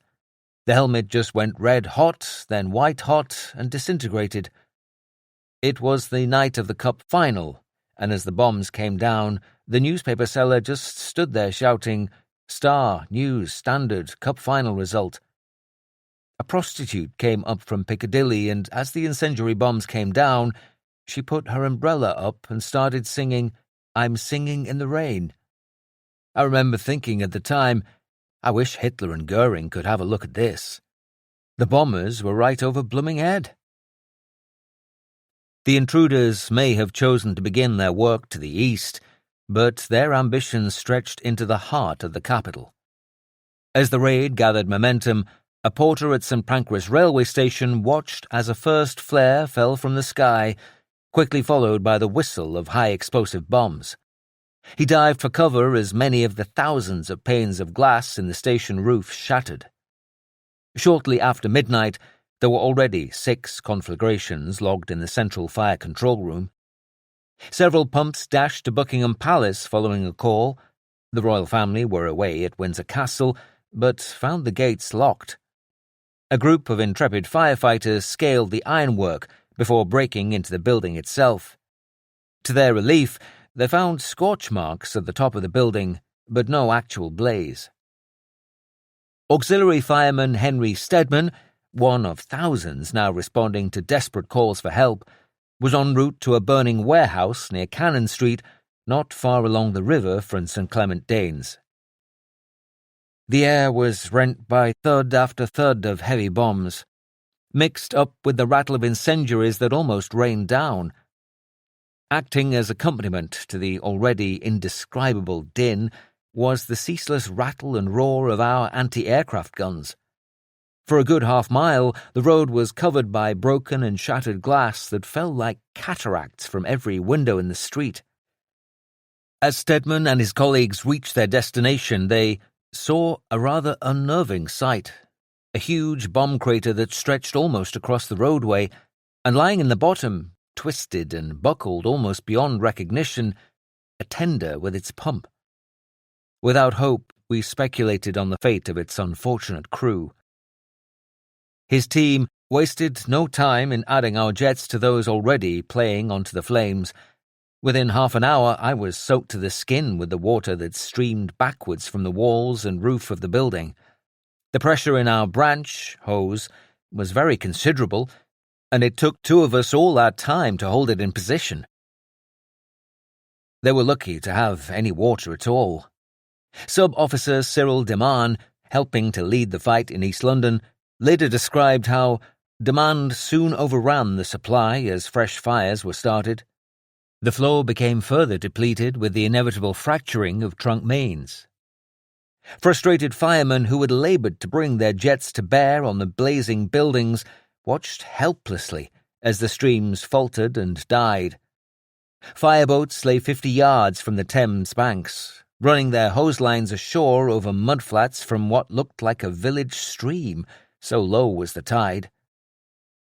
There were far too many thirsty pumps for the boats to be able to help, and frantic crews were instead directed to public swimming pools, canals, and ponds. Some operators became so desperate they set their pumps into flooded bomb craters and even underground sewers. When the hose filters became clogged with human waste and toilet paper, firefighters had to clear them by hand. One crew watched in horror as the bomb crater they were draining slowly revealed an unexploded 250-kilogram bomb, its fin pointing to the sky. The pump operator, realizing his suction hose had been vibrating against it all this time, made a quick exit. The choices the crews faced must have been excruciating. Firefighters often had no option but to ignore the entreaties of Londoners desperate to avoid their homes burning to the ground. One team battling flames on the roof of St Thomas Hospital near Westminster was even asked to shift its efforts to a fire at Lambeth Palace, official home of the Archbishop of Canterbury, after one of his vergers had run for help. Despite the Archbishop being in residence, the firemen knew they couldn't abandon the hospital and refused. Fireboats chugging up and down the Thames were doing what they could, helping to tackle riverfront blazes using their powerful water jets, or pumping priceless water through lines to their land-based colleagues' pumps. Their place on the river may have kept them at arm's length from danger, but not from the horror. One supply boat's crewman caught sight of a body floating under Blackfriars Bridge. Scorched, brown, and horrible. What got me most was that this thing had no head. I'd seen bodies before, shriveled and shrunk and burnt like this down at the docks fires, but they'd always had a head. My breath sucked in, and there was a sudden prickly cold about my ears, spiking under my tin hat. I shuddered a bit and took my eyes off it. Trying to focus on his job, he pulled up alongside a fireboat and started handing supplies to one of its crew. A flash split the gloom while he was taking the chocolate rations, and his eyes, I saw, were red-rimmed from lack of sleep. Away up above there was a muffled crackling like fists beating on a sheet of zinc, and a crescendo whine and a fresh fire flared up on the shore. On the downstream side of London Bridge, another hissing whine brought back an even louder echo, a rushing roar culminating in a tearing, splitting crescendo of stark sound. Then a slipping, slithering sound of rubble falling from a height. Fate could be fickle. At one point, a high-explosive bomb landed in Great Titchfield Street in the West End, yards from a passing ARP warden.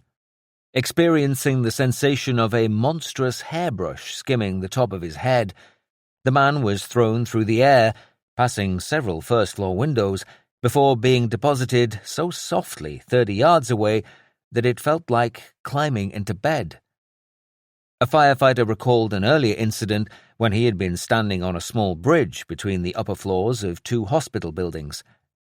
Without any warning, A high-explosive bomb dropped on the ground underneath. Hurled into the air at a terrifying speed, he became conscious of a brilliant light from the exploding bomb and saw the bridge breaking up beneath him. I begin to turn over and over as I fall. I know that I have a long way to drop, and I imagine that I shall be killed when I reach the ground. I wonder how much it is going to hurt. It feels that I have already been falling a week. I begin to feel annoyed at the thought of dying before this war is finished. Suddenly, I am conscious of the fact that I have stopped falling. There is a pain in my left arm, but I just can't think that I am alive. A piece of debris, a door frame or something, lands across my chest, but its full force is taken by the debris that is on either side of me. I welcome the twinge in my chest. I must still be alive. Another fireman recalled the night he had had to overcome the dreadful sight of his 16-year-old comrade lying in the gutter with one of his legs off and the water from the fire running over his face, so that I thought he would be drowned. Somehow the sight of a man you've known lying there with his leg off and the water running over him and nobody doing anything about it puts the wind up you. I've always thought that knees knocking together was just a phrase, but my knees did literally knock together. I could feel them.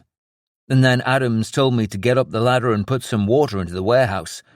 So up I went. Cyril Deman remembered a night when high explosives had seemed to hit every location he had just left. After a while, he stopped fearing for his own life and even stopped worrying about his family. There was nothing I could do to help them, and it came to me that this was to be my last night on Earth. I could not continue to dodge the bombs, or rather, the bombs to dodge me. It was simply a matter of time.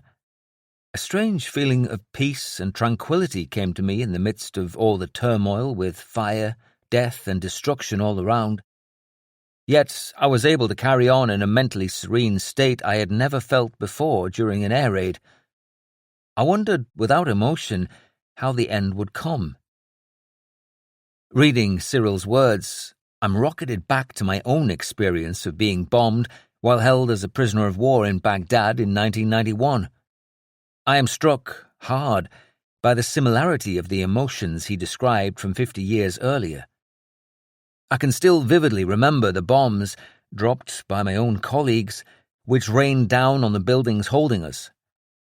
The explosions outside rippling across the ground, crump after terrifying crump. The horrible, intensifying whine of an incoming munition as it winged along its trajectory. Time slowing, unwinding frame by frame, deathly silence as we waited, frozen to the spot. Then a bullseye, hitting with a shattering roar. The room we were in was prefabricated, a substructure built within the concrete shell of a bunker. Its roof fell in, the walls curling towards us, the grey plastic cladding bulging and then splitting under the enormous crunching force of the blast. Chunks of concrete protruded through the split plastic like bones sticking through ruptured flesh. Furniture went flying everywhere. The desks whizzed past, the lights shattered, splinters of glass rained down. I could see great clouds of dust billowing in the darkened room, lit now by a single emergency bulb. The rank, acrid stench of cordite filled the air. Broken glass crackled underfoot.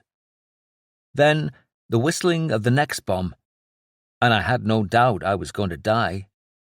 In that instant, I experienced the same peace and tranquility Cyril Deman had felt, a calming realization that my life was over. I was about to discover if any afterlife, the heaven I had learned about as a boy, existed. What would it be like? Like Cyril, I was fortunate to survive the onslaught. I would love to have shared a beer and compared notes with this long-departed firefighter. Eastern and central London had taken many of the early hits, but to the south of the river, things were also turning very sour. One senior fire officer was on his way through Elephant and Castle when his driver hit the brakes. Flames began to rain from the skies in the form of multicoloured parachute flares and incendiaries. All 6 roads projecting from the junction seemed to erupt at the same time. By 12:15 a.m., local teams were dealing with a 5-acre blaze, which was continuing to spread. Here, too, water was proving a serious worry. The first pumps on the scene had emptied a 5,000-gallon tank in just 5 minutes, and firefighters were desperately searching for fresh supplies. Every water main was dry, and a series of explosions hindered their efforts, bursting and burning hoses. One, laid the mile and a half to the river, was crushed by a collapsing building. By chance, 2 enterprising local fire officers had earlier identified the bomb-damaged basement at the Surrey Music Hall in Elephant and Castle as a potential emergency dam and taken the liberty of cementing and then filling it with water. Dozens of grateful firefighters now found their way to this impromptu reservoir and began pumping out the contents. Then disaster struck. A bomb landed in the middle of the cluster of pumps, tearing through their ranks and killing 17. The carnage was gut-wrenching. It also created such havoc, in the words of Cyril Leman, that access to the water supply was completely blocked. The fire was now out of control and rapidly spreading as the enemy pilots, recognizing a prime target, set about stoking it up to even greater fury. The physical demands on the firefighters were almost unendurable. Lungs full of smoke, heat so severe it caused lampposts to wilt and paint to run down walls. Sometimes the only relief available to crews was the wafer-thin stream of cold air around their powerful jets, from which they would take darting breaths. One officer tasked with protecting the Tower of London realized in horror that he had no water supply. After a frantic search of nearby streets, he found a hose-laying lorry and instructed the driver to head for the river to create a relay. The driver refused, saying the road was impassable.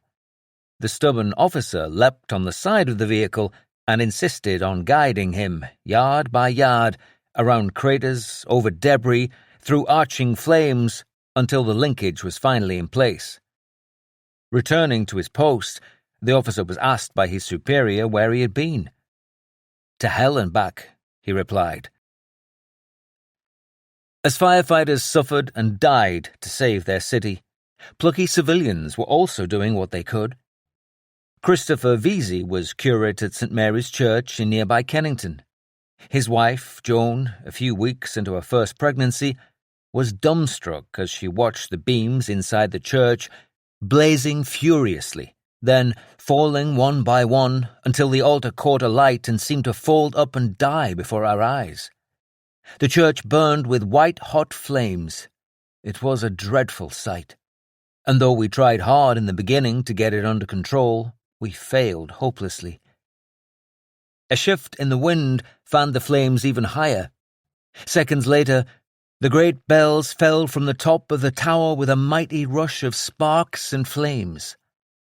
The couple did what they could to save the church records before trying to extinguish the blaze. Joan found strength enough to help by carrying 42 buckets of water from the tanks of the rectory, but her efforts achieved little. It was like pouring a thimbleful of water onto hell itself. When a team finally made it to Lambeth Palace, home to the Archbishop of Canterbury, they had to drag their heavy hose up the large spiral staircase while trying to avoid the molten lead dripping from the roof above. In Westminster, the House of Commons was gravely damaged when fire ripped through the debating chamber. The great black doors, which were slammed by ancient tradition in the face of Black Rod when he came to the Commons, have vanished, wrote a Press Association correspondent. They are now somewhere among the boulders and the bricks where the Speaker's chair, the famous dispatch boxes, the crossbenches, and everything that was Parliament are lying.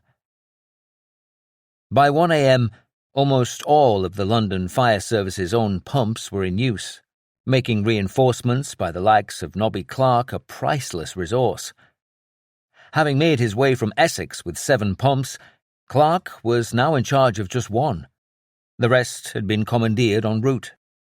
He and his crew were ordered to Mansion House in the City of London, a stone's throw east of St Clement Danes, where they hooked up their pump and directed 2 jets of water at an already burning building and a third against a property opposite where flames hadn't yet taken hold.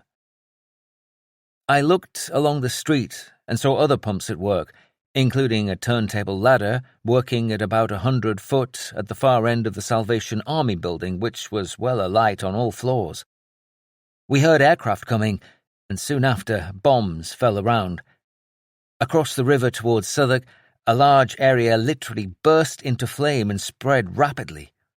An LFB officer came along and asked how much water I had. I replied not much, although there was a large hydrant nearby. This was opened up, but nothing came out, despite the fact that it was a 25-inch main. Suddenly, the whole front of the burning Salvation Army building collapsed into the street, completely blocking the road. The turntable ladder was still standing erect, surrounded by a heap of rubble. Many firemen ran towards the scene and started getting injured firefighters out of the chaos. All my hose was buried under red-hot rubble. The heat was terrific, and I soon felt dazed and giddy and was violently sick. I seemed unable to think and felt the strange urge to walk towards the heat. It was as if I had no weight in my body at all. How long I remained like that, I do not know. Then I realized that somebody had at last found some more water.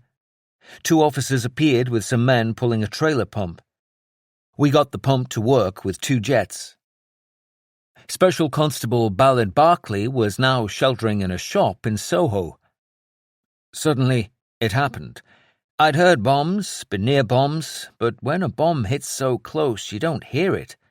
Everything stopped, and there was complete and utter silence. Nobody moved. The whole place filled with grey mist. After a few seconds, everything came to life, except the people who were dead. I was standing up but couldn't move. I thought my legs had gone, but in fact I was up to my knees in rubble and bricks. As I was clearing the rubble, I was thinking, am I all right? A tremendous panic came over me. I was suddenly scared out of my life. I had to get away. I had to run. After a few yards, I was suddenly outside of my body, looking down at myself.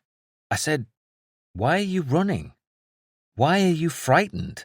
This is your job. You're supposed to do something here."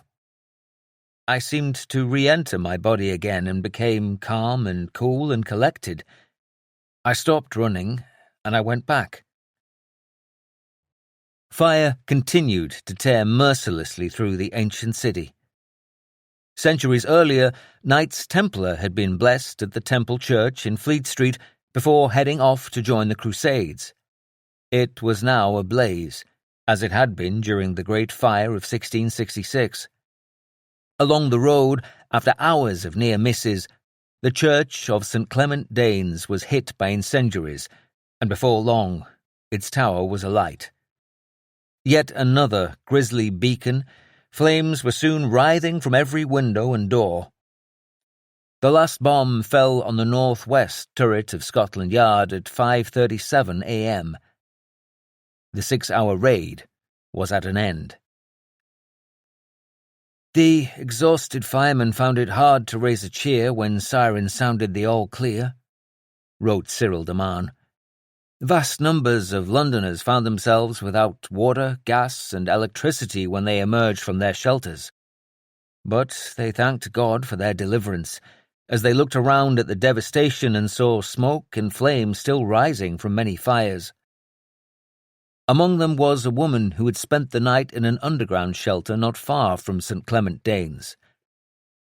Holborn was hardly recognisable for smoke and dirt. A large crater was in Giltspur Street, so we couldn't pass that way. A big slice of the Old Bailey had been clean cut away. After 6 attempts, we managed to crawl down the viaduct steps. On both sides of the way, buildings were blazing fiercely, and to get along at all, we had to walk in the centre of the road, plunging through pools of water and gingerly stepping over hoses. At any other time, the firemen would never have let us get anywhere near such fires, but today they didn't even see us. They had too much to do, and we didn't have time to be nervous, although the roar of the flames was awful. It was a beautiful morning, but we couldn't see the sky for clouds of smoke coloured red, and thick black flakes were showering down all around. Coming to Blackfriars Bridge, we breathed a little easier, but it was a terrible sight to look back and see the whole riverside buildings either burning or blotted out by smoke.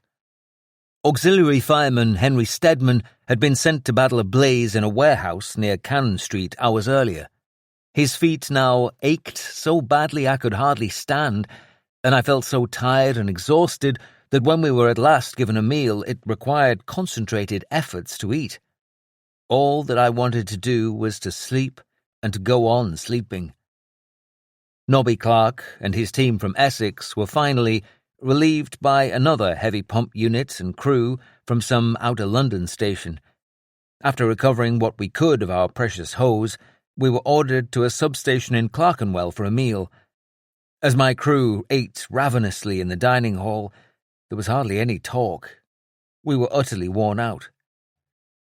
Arriving home after 21 hours on duty, they were allowed a wash and a few hours' sleep before once again being ordered back into action. The wounds to the city in what Churchill later called the most destructive attack of the whole night Blitz were as comprehensive as they were spectacular. More than 500 German aircraft, 33 of which were shot down, had delivered a raid lasting more than 6 hours, involving hundreds of tons of high explosive and more than 80,000 incendiaries. Many people, 1,436 men, women and children, had perished, among them the mayors of Westminster and Bermondsey. Some 1,800 had been seriously injured, and 11,000 houses were destroyed. The fires could be seen 160 miles away. 700 acres had burned, more than during the Great Fire of London. The transport system, mainline and underground stations, was in chaos. Roads were blocked, communications severed, gas supplies interrupted. Many Christopher Wren churches had been destroyed, St. Clement Danes among them, though St. Paul's had once again escaped. It would take until the following day for the inferno at Elephant and Castle to be brought under control. As the fires diminished, the grieving began. An old man in a frock coat was seen weeping alone in front of his smouldering shop on Oxford Street. The wife of a fireman began to fear the worst when he didn't return for the breakfast she had prepared. One of his colleagues raced to tell her the awful news, but was beaten to it. A policeman was already telling her, "You're wanted to identify a body at Hackney Mortuary." She arrived to find many others doing the same. As she waited in line to view the dead, she heard one man ask another, "How many are you here for, mate?" The answer was 4. His wife, sister, and 2 daughters. Fearing a repeat of the attack the following night, the authorities cancelled all rescue crew leave and ordered 500 pumps and hundreds of relief firefighters to be brought in from outside the city. But what those authorities and millions of Londoners could not have known was that the worst had passed. What historians would later label the Night Blitz, the 7th of September 1940 to 11th of May 1941, was apparently over. There would, of course, be ongoing attacks on the city and across the nation, including much later by the Nazis' so-called V1 and V2 revenge weapons. But the Luftwaffe's raids would not reach the same scale and intensity. All that said, if you were one of those who suffered, or whose family perished under the bombs which fell in the days, weeks, months, and years after the 11th of May 1941, you might disagree with those specific dates. None welcomed that notional end of the night blitz more than the heroes with grimy faces. Burned, battered, blinded, Britain's firefighters had sacrificed everything for their nation and their neighbours. Now, at last, they could enjoy the simple rewards they unquestionably deserved: food, rest, and the pride of knowing they had not buckled. With the lull in the bombing, the fire service took the opportunity of catching up on the long-neglected maintenance of appliances and equipment, wrote Cyril Deman. Uniform was cleaned of tar and paint, and leather boots were thoroughly dried out. Much time was spent in the testing and repair of hose, which had been in use almost continuously for the past 8 months. But of all the relief that came with the lull, none was more welcome than the opportunity of an unbroken night's sleep. At first, we were afraid to undress and slept rough, as we had learned to do whenever the chance of a nap came. But as the weeks passed without a visit from the Nazis, beds were made again upstairs, and life took on a rosier hue. London, Autumn 2024. Returning to the serenity of St. Clement Danes on the Strand, I find myself hoping that all the men and women of the fire services, and those civilians who survived the bombs that night, found the same peace and respite as Cyril Deman. Sadly, I discover Rector William Pennington Bickford and his wife Louis did not. Overnight, their beloved RAF church had become a burned-out shell, closer in appearance to a ruined medieval monastery than the heart of the community it had once been. Their grief was overwhelming. A month or so after the attack, William died, reportedly, of a broken heart. He was 67 years old. One of his devoted congregation noted sadly that, since the first damage, we have seen him dying before our eyes. Part of his life's work was the building up of a wonderful musical library which was kept in the vestry and which was lost through the bombing. The probably irreparable damage to some of our famous bells was another blow. His whole life's work seems to be destroyed. Louis, his wife of 36 years, suffered utter desolation, and for weeks after William's death, prayed nightly that she might be taken too. One evening, at her temporary home in Sussex, she said good night to the cook, climbed the stairs to the top of the house, and threw herself from the attic window. Her body was found by the gardener the next day.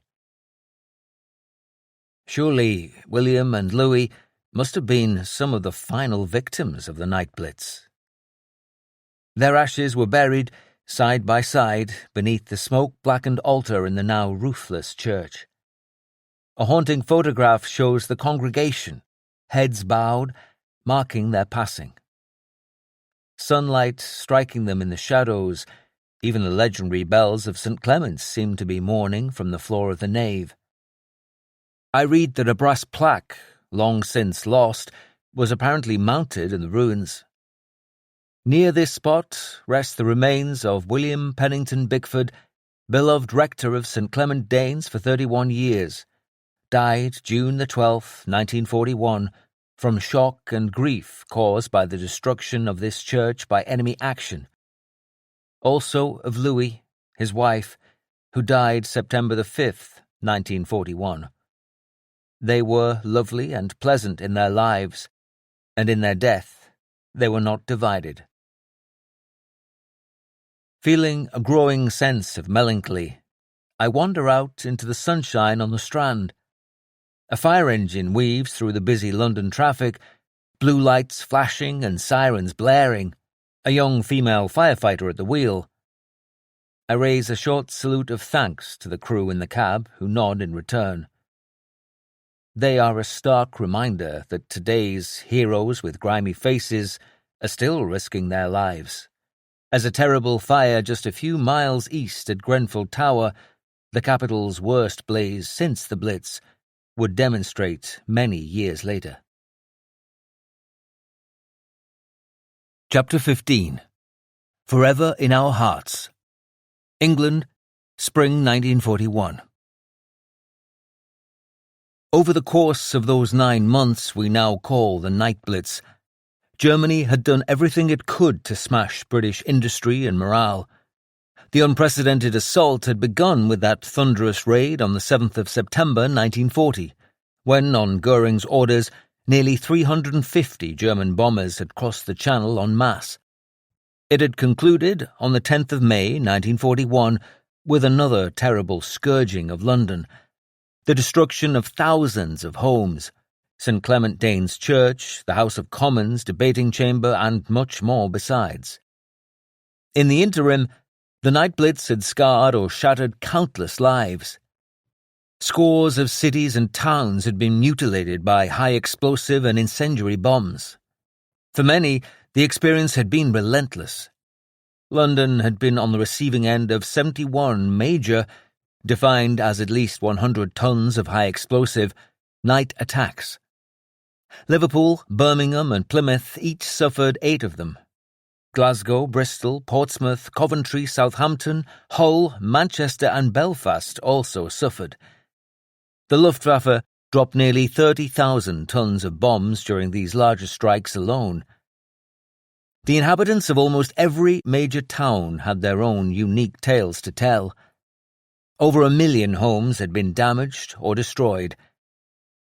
Bristol was the target for a total of 77 day and night raids, which killed 1,299 and damaged almost 90,000 buildings. Southampton had been hit 57 times, leaving 633 dead. 3 successive night attacks in February 1941 had laid waste to Swansea, with close to 400 victims. The toll around my home in the northeast was also heavy. 267 people died in Sunderland and 141 in Newcastle. A total of more than 43,000 civilians lost their lives during the Night Blitz. Countless more were injured. At that point in the war, more women and children had perished as a result of enemy action than British soldiers. Manufacturing, iron and steel production and shipbuilding capacity had been seriously affected, and road, rail and telephone communications often severely disrupted.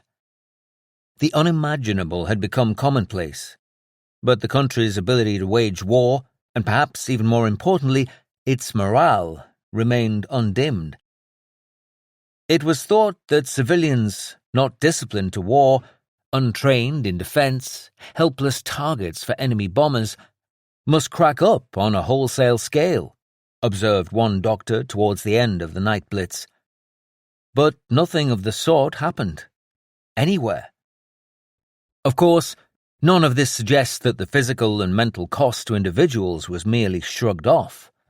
The scale of those events occurring today would garner front-page status and breaking news headlines for months on end. Back then, they became depressingly ordinary.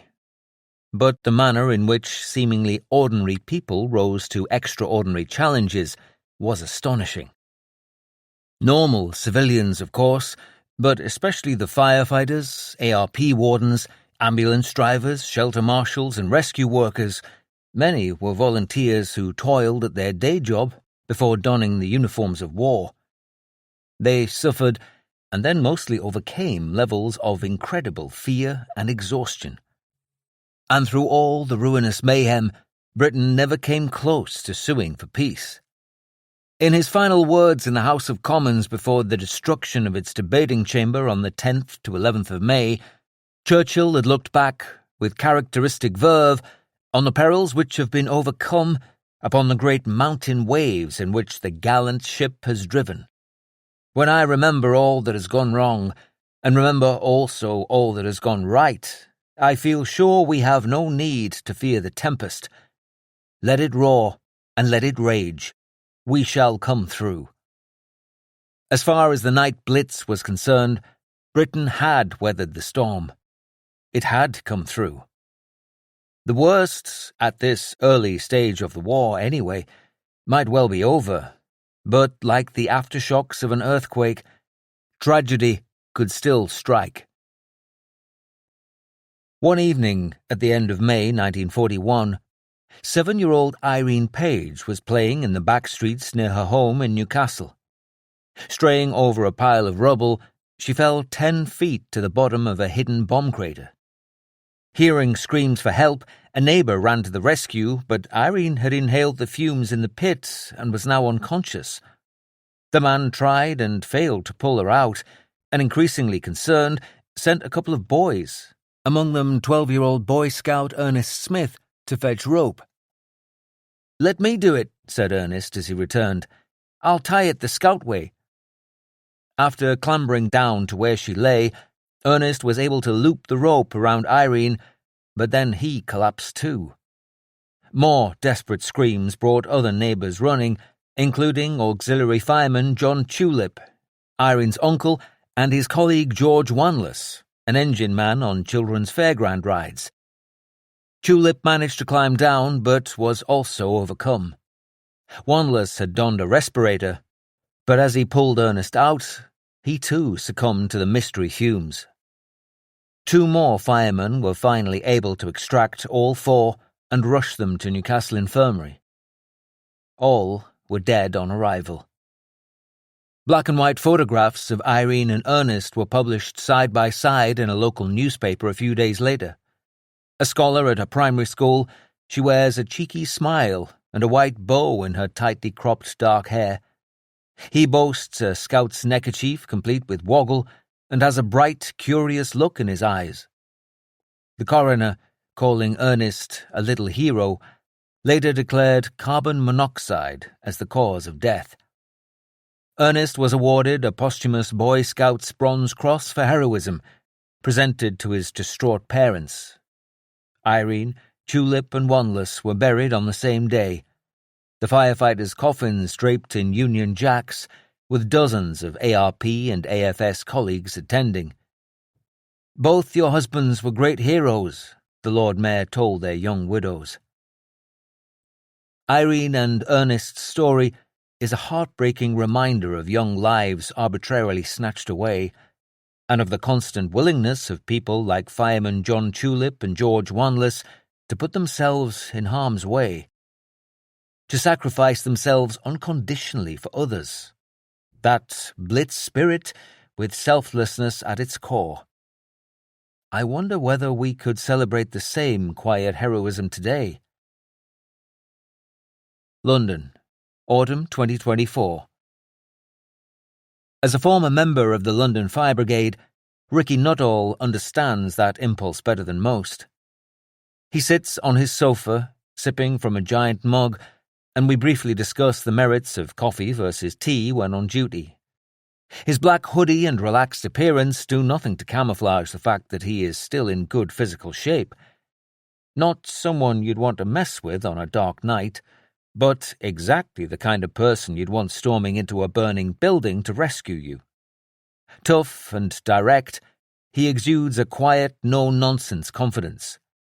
I tell him that I've read hundreds of stories about what the firefighters of the Blitz, those heroes with grimy faces, endured night after night, and immersed myself in countless photographs and film clips. Needless to say, Ricky has huge respect for his Second World War forebears. "When I was training, we had lots of lessons about the history of the fire service and watched old news footage of those huge blazes during the Blitz. We discussed what they must have experienced, how they had done their job back in the 1940s. It was impossible to comprehend what they went through, not once or twice a month, but day after day after day. They were an incredible generation, facing almost unimaginable levels of disaster."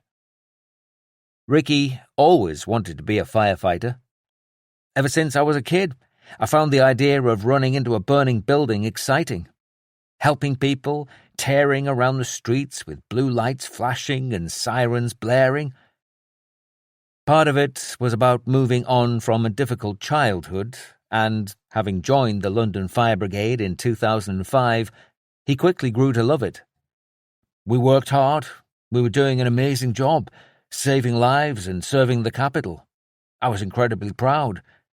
Then, on one night, everything changed. Tuesday, the 13th of July 2017, had been a beautiful day. As the sun set, Ricky arrived at Battersea Fire Station alongside his best mate, Leon Whitley. Stocky, tattooed, and with braided hair, Leon was clearly another man to be relied on. After roll call with watch manager Stuart Brown, a veteran with almost 30 years' experience, and the usual equipment checks, Red Watch ate dinner together. Around midnight, they got their heads down in the dorm. Fingers crossed, it would be a quiet night. Several miles to the west, the residents of 24-story Grenfell Tower were also mostly asleep. Many had spent the day enjoying the summer weather. Those participating in the Muslim holy month of Ramadan had to wait until dark to break their daily fast and enjoy a meal with family and neighbours. A melting pot of different cultures and backgrounds, Grenfell residents were proud of its sense of community. Sometime after midnight, a resident on the 4th floor was woken by his fire alarm. Discovering smoke pouring from behind his fridge freezer, he dialed 999, telling the fire service operator to come quick. As Ricky and Red Watch slept, 4 engines were on scene in minutes. The first firefighters entered the flat at 1:07 a.m. Thermal imaging footage shows them exploring the kitchen in order to find and then contain the fire. An on-screen gauge shows the temperature ticking up, then momentarily peaking at 263 degrees Celsius. Several people were now standing outside, filming with their phones. Ominously, despite the presence of the fire crews inside, their footage shows the blaze beginning to establish itself around the building, then making its way upwards. Ed Daffan, on the 16th floor, heard a smoke alarm go off but assumed his neighbour had burned his dinner and tried to get back to sleep. A few minutes later, he heard shouting. When I opened the door, I was confronted by a wall of black, swirling smoke. The advice we'd been given by our landlord was, if you're not directly involved by the fire, stay where you are. At that moment, my telephone rang, and it was a neighbour who'd already got out. He shouted at me, "Get out!"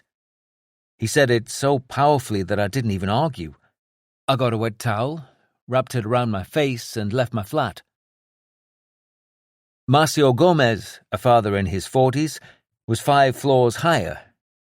Conscious that his kids had school the next day, he tried to get his family settled in good time that night. In a quiet voice, he recalls the banging on his front door. The first time I rang the fire service, they said they knew the fire was there. They said they were going to rescue us. I explained we had my kids, my pregnant wife, and my neighbour's kids with us, and they were confident everything would be okay. I still didn't know where the fire was coming from. I certainly didn't know it had travelled up the tower as quickly as it had. Ed Daffan had plunged into his smoke-filled hallway without being able to see beyond the end of my nose. Instead of finding the emergency exit, I hit a wall to the left-hand side of the door. Suddenly, fearing for his life, he began panicking and pawing at the wall. Then my towel fell down, and I started inhaling the smoke. A firefighter had opened the emergency door and was crawling along the ground, and then he and his colleague pulled me into the emergency stairwell. Barely blinking, his voice both earnest and disbelieving, Daffan describes exiting the building and then turning to look up. It was so distressing. If it hadn't been for those 2 firefighters, I would definitely have died. Coming out of the building, I was looking around and thinking it was already beyond saving. Then I saw the people inside. It was just so traumatic. So violent and traumatic. Over in Battersea, Ricky and the rest of Red Watch were waking up to the harsh sound of the call-out alarm, a series of rising tones followed by "Mobilize, mobilize, mobilize." It was 1:30 a.m. "You're awake at the very first note," Ricky says, starting to get dressed but waiting to see if your truck is one of those required. When I got to the watch room, the first sign this was a big job was that the call slip, which identifies what's needed, was still printing. Instead of just a couple of vehicles, it was churning numbers out for a high-rise fire. 20 pumps, a huge number by any standards. Sirens blaring, they were quickly heading west. I remember feeling excited. My adrenaline was pumping as I thought about how big this job was going to be and how I wanted to be a part of it. I had a smile on my face at the prospect of being tested to the limit. As Ricky prepared his gear in the cab, he heard the radio announce that there were now well over 100 fire survival guidance calls. More than 100 people might be trapped. You think, holy shit, this is a massive fire. I remember immediately feeling nervous, thinking this is going to be the biggest I'd ever been to. But still, he was desperate to get inside the burning building and be part of the rescue. It's what you have trained to do, to help people, to save lives. You truly believe that you can make a difference. As Red Watch got closer to the tower, they began to smell the smoke. At around 1:45 a.m., they parked the truck a few minutes' walk away. The narrow approach roads were largely blocked by cars, and watch manager Stuart Brown told Ricky and the others to grab as much of their equipment as they could, including their breathing apparatus, thermal imaging camera, breaking-in gear, and hoses. As they approached the inferno on foot, Stuart recalled being confronted by the right-hand side of the building, with probably 6 to 8 floors alight. The flames were licking up, up, up. Ricky, too, was appalled by what he saw. It was like nothing I had experienced. I think that was the same for every firefighter who attended. You turn up expecting to see a fire in a window or in 2 windows. You don't expect to see flames from the first floor upwards. The chaos at the scene was palpable. With no senior officers yet in control, Stuart Brown did what he could to manage the growing numbers of firefighters, acting as a sort of freelance middleman, gathering teams together and sending them into the bridgehead, or jumping-off point, that had been established inside the tower. As Ricky waited for instructions, he could see a lot of burning debris falling from the tower, and people inside desperately trying to attract attention using the torches on their phones. Ed Daffan, still watching the horror unfold after escaping, remembered members of the community under the tower shouting at people to get out.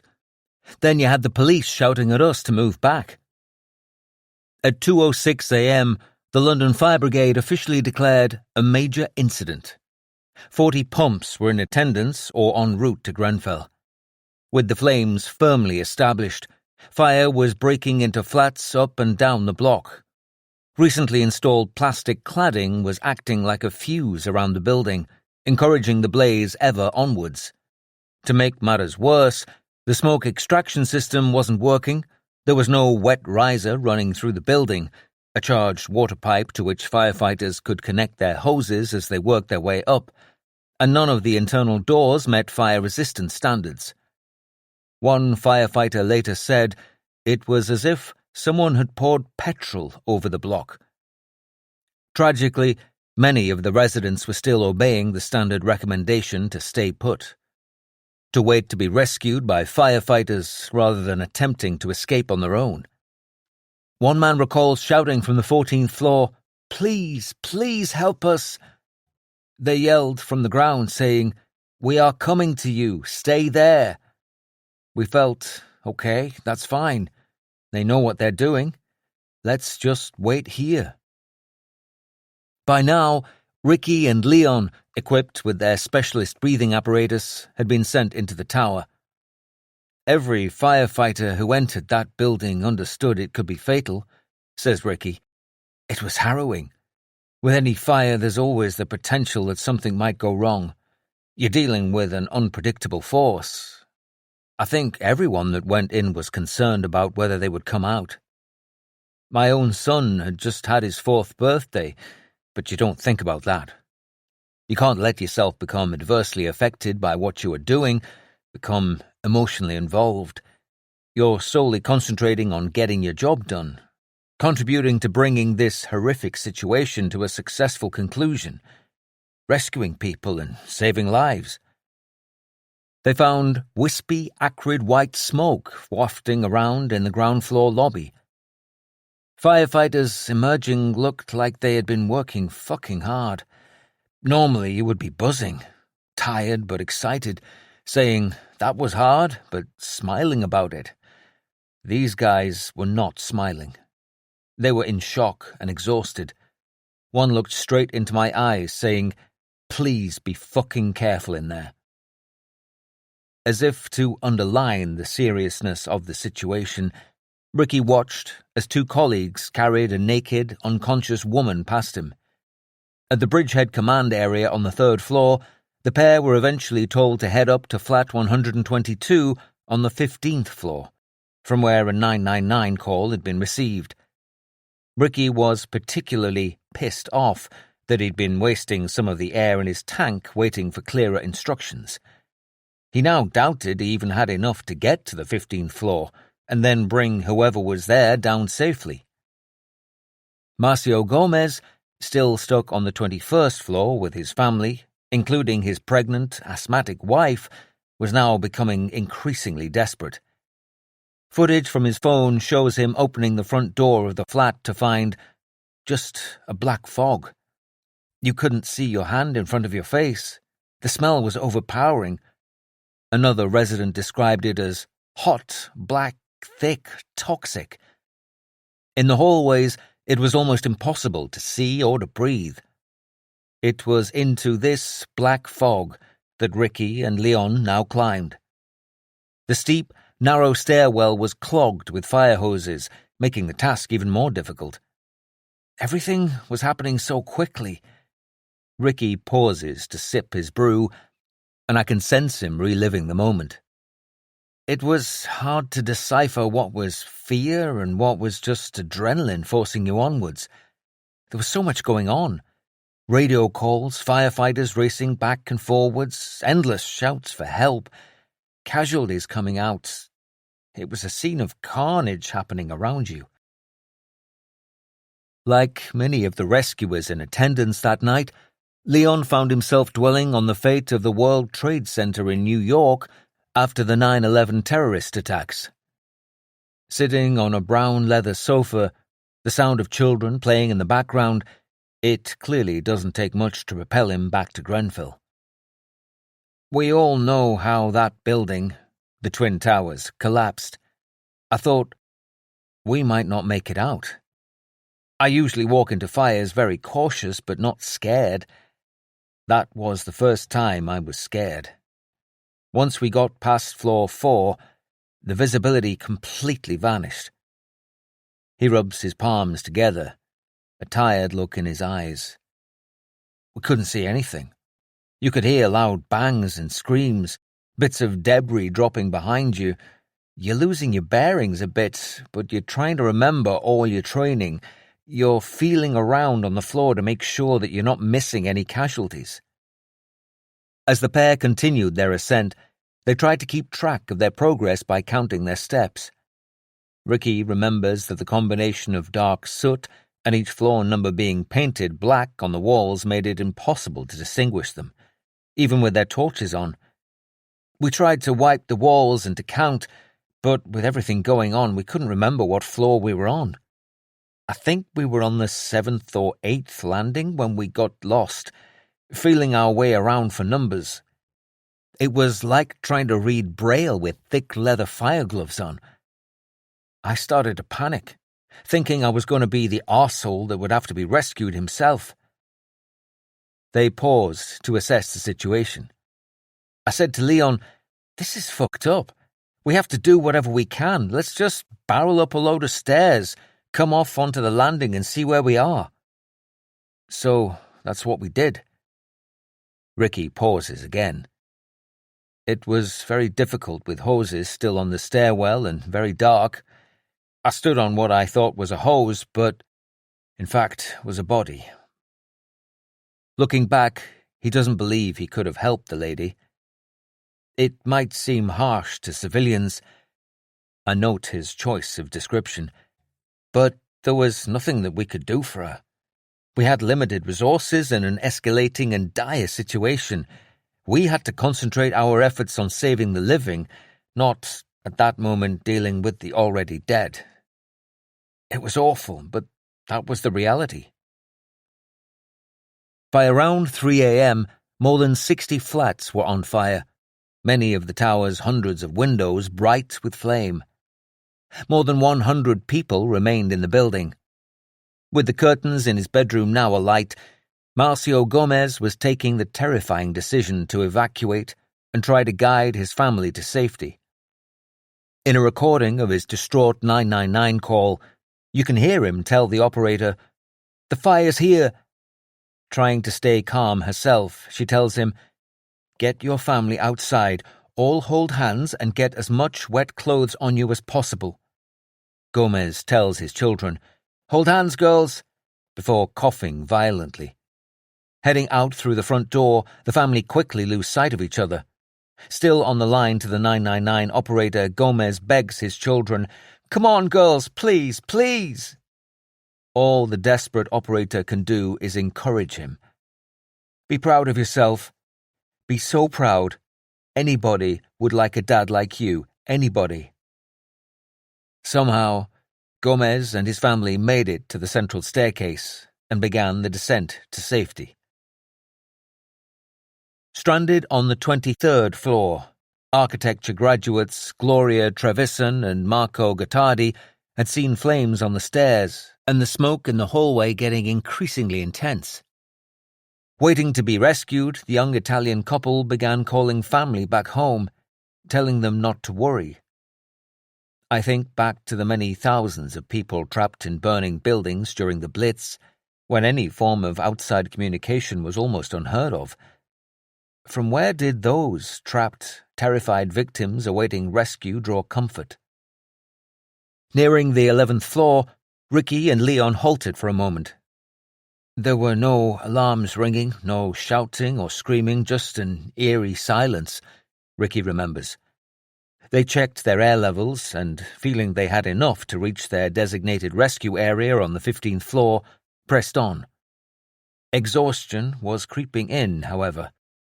Ricky lost his temper when the hose they were carrying kept catching on door handles. I was now really pissed off. The only bit of equipment we had to protect ourselves was all knotted up and in a mess.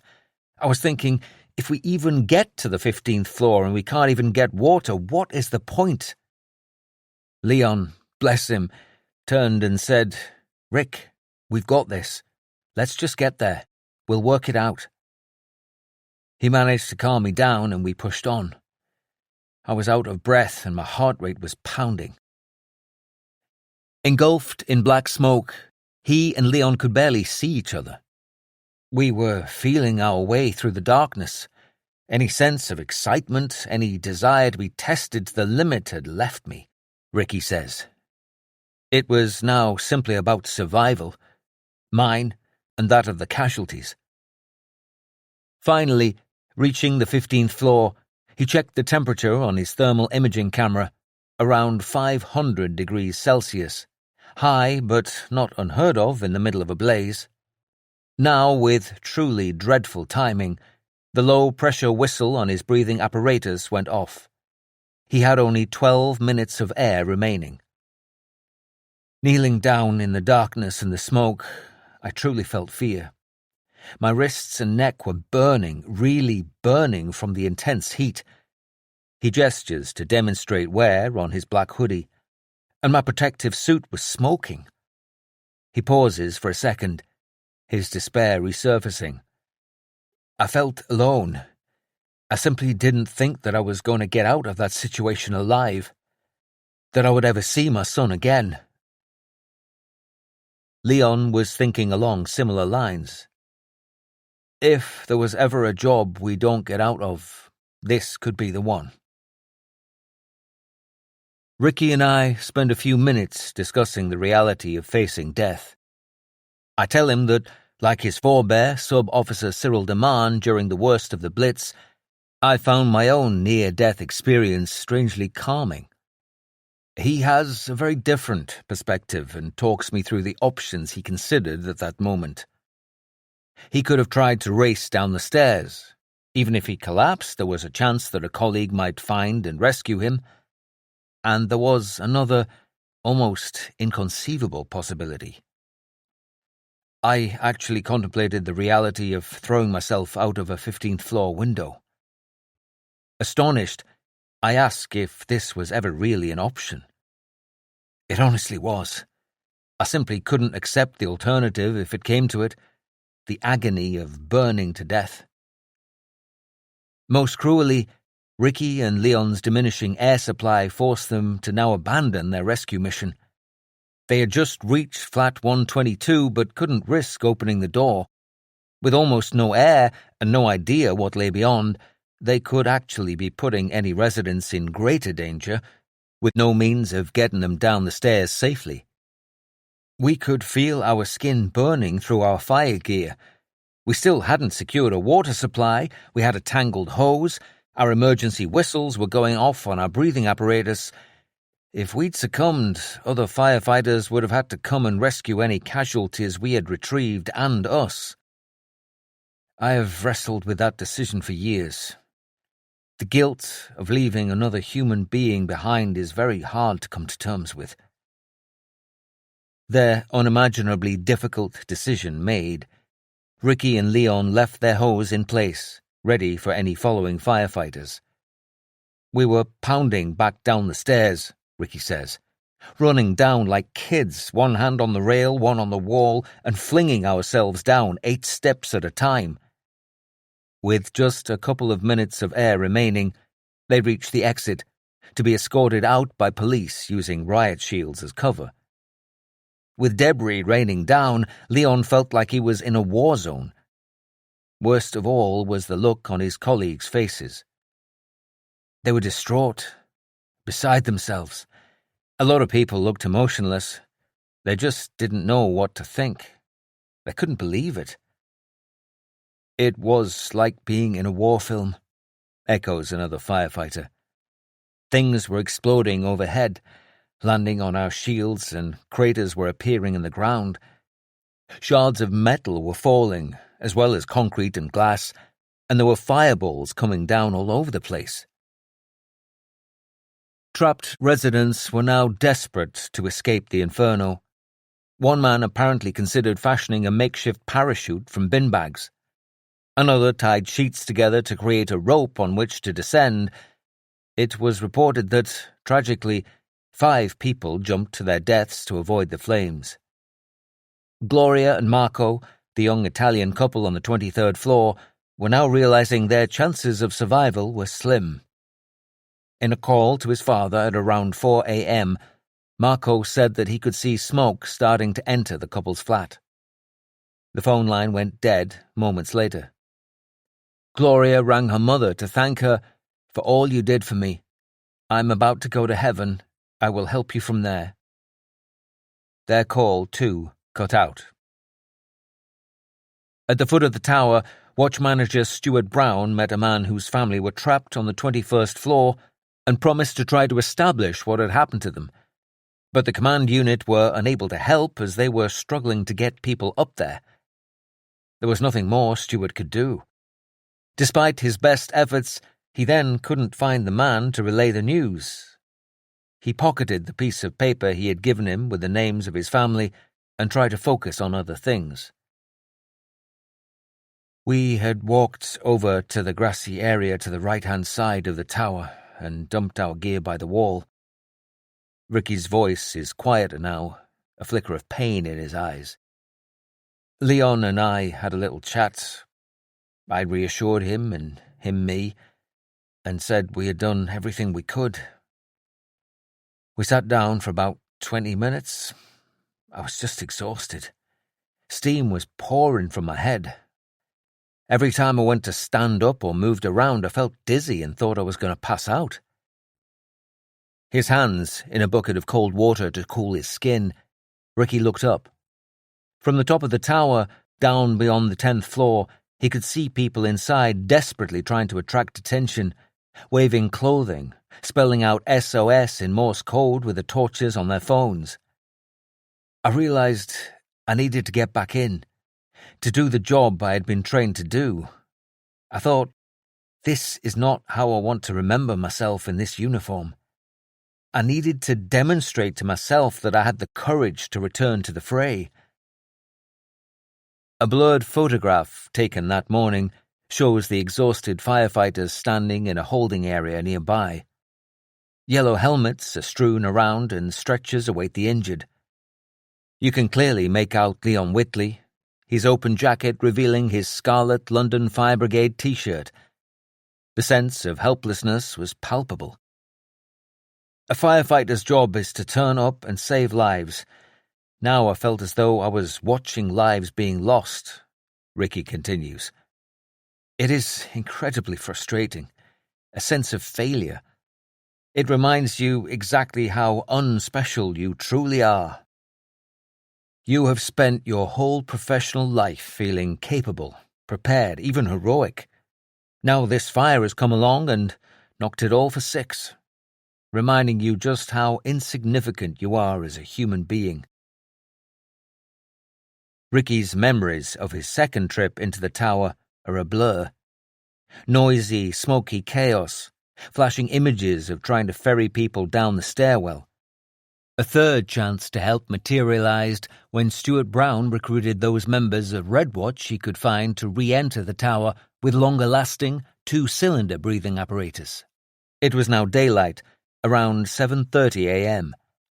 Most of the tower had been consumed, but there was still urgent search and rescue work to do. Ricky, Stuart, and two others donned their equipment and made their way back inside. Escorted once again under riot shields, they were directed to a holding area. The room was knee-deep in water, from the many damaged hoses in the floors high above. Stuart, not at all sure I was going to come out alive, took the opportunity to call his partner and his mum. He then phoned his dog sitter to ask them to give my dog a cuddle. Water cascaded down the stairwell like a waterfall, says Ricky. Like a water park slide in places. And because of the incredible temperatures, the water turns into scalding steam. Our uniforms became like a burning sauna. As they mounted the narrow stairway, hoses lining it like spaghetti and visibility still close to zero, Stuart had to climb over the imposing body still stuck close to the 7th floor. I knew that hundreds of people had done what I had just done and did not have time to worry about it. Finally, on the 12th floor, he opened the door onto the main landing. It was as if a big bomb had gone off. Every single thing was on fire. The heat up there was intense. If anyone was in those rooms, there was no way they would have survived. Ricky was searching everywhere to make sure no one was trapped behind smouldering sofas, wardrobes, even chests of drawers in case a baby had been left inside. He was desperate to go further up the tower to see if there was anyone else to help, but Stuart decided the situation was now perilous and made the call to head back down. As we walked over to the Salvation Army refreshments van, I suddenly realized the time, recalls Ricky. I borrowed a phone to call my girlfriend. When I said it's me, she burst into tears. She'd been worried by reports of firefighters injured and hundreds of people dead. I started to get emotional too. As he and the other members of Red Watch returned to their truck, members of the public came up to thank us, giving us food, drink, and hugging us. It was emotional, really emotional. Around noon, the order came to return to their station. Ricky and Red Watch had been on the go for nearly 11 hours. Like the firefighters of the Blitz, an impossibly grueling shift. The building was still burning, firefighters were still going in, and I had a real sense that I hadn't completed the job. I needed to stay until everything was concluded. Of course, it was such a huge incident, such a terrible tragedy, that it was not going to be finished for days, weeks, and, in the end, even years. In the coming hours, Ricky and scores of his fellow rescue workers would try to come to terms with what they'd been through. One wrote down his thoughts. "Time to try and rest. In 4 hours, we will be on duty again. I shower, but the smell of smoke won't go away. I wash 3 times and give up. I'm beyond tired, but I can't sleep. There's too much going on in my head." Later, in the pub, he and his colleagues don't really talk, sitting in almost complete silence, each lost in thought and trying to begin to process everything that's happened. Yet we are aware of the people all around us, laughing and joking with friends, enjoying their drinks in the sun, oblivious to what we've seen, unaware of what we've been doing all night. We go back to the fire station. There's no time to get home. I find a bed in the dorm room and eventually manage 45 minutes sleep before I wake up. Wash my face, get dressed, and I'm ready to report for roll call. Ready to do it all again. Ricky returned to the burned-out shell 2 days later to help victim identification teams navigate the building safely. Passing from floor to floor, he was able to piece together stories of how people had tried to survive by where bodies and skeletons were found. The man he and Leon had tried to rescue had died in his flat from smoke inhalation. I felt a huge sense of shame about leaving the building that first time, and the guilt of leaving a casualty behind. Yes, I could have died too, but in my heart I still wonder, could I have done more? 72 people died as a result of the Grenfell Tower fire, including Logan Gomez, the unborn baby carried by Marcio Gomez's pregnant wife, who was stillborn in hospital. Gloria Trevisan and Marco Gattardi, who had made those poignant last calls to loved ones, also perished. Just as during the Blitz, entire families had died together. Most of those who stayed in their flats, as initially instructed, in the hope of rescue had eventually succumbed to the toxic smoke. It was later established that the fire, triggered by a faulty home appliance, had spread to a kitchen window, then been supercharged by the flammable cladding recently installed on the building. Once unleashed, the blaze could not be stopped. The official inquiry, published in September 2024, found that the deaths were all avoidable, and that those who lived in Grenfell Tower were badly failed over a number of years by those who were responsible for ensuring the safety of its occupants. Although no firefighters died in the blaze, the wounds were deep. The day after the fire, Stuart Brown went back to Battersea to change his uniform. I found the bit of paper the man at the tower had given me, with the names of his family, and I just broke down. I felt guilty that I had not got back to him. I didn't really know what to do with that bit of paper. I left it in my locker for about a week, and it really bugged me, to the point where I was getting very depressed. Eventually, one of the other watch managers offered to dispose of it for him. Ricky struggled too. I didn't feel proud or heroic at all in the days and weeks afterwards. There was an outpouring of incredible love from the public. People were delivering cakes, flowers, presents to the fire stations. But I felt like a failure, and guilty for not being able to do more. That wasn't the end of it. After the tragedy, I began to show signs of post-traumatic stress disorder, but having never experienced it before, I continued without asking for support. I got worse alarmingly fast. It wasn't long before I spent my days crying and my nights drinking too much. I began using drugs to numb my feelings and spiraled into an angry, bitter depression. I started counseling sessions, but they weren't helping fast enough. My relationships with loved ones crumbled, and my heart felt empty.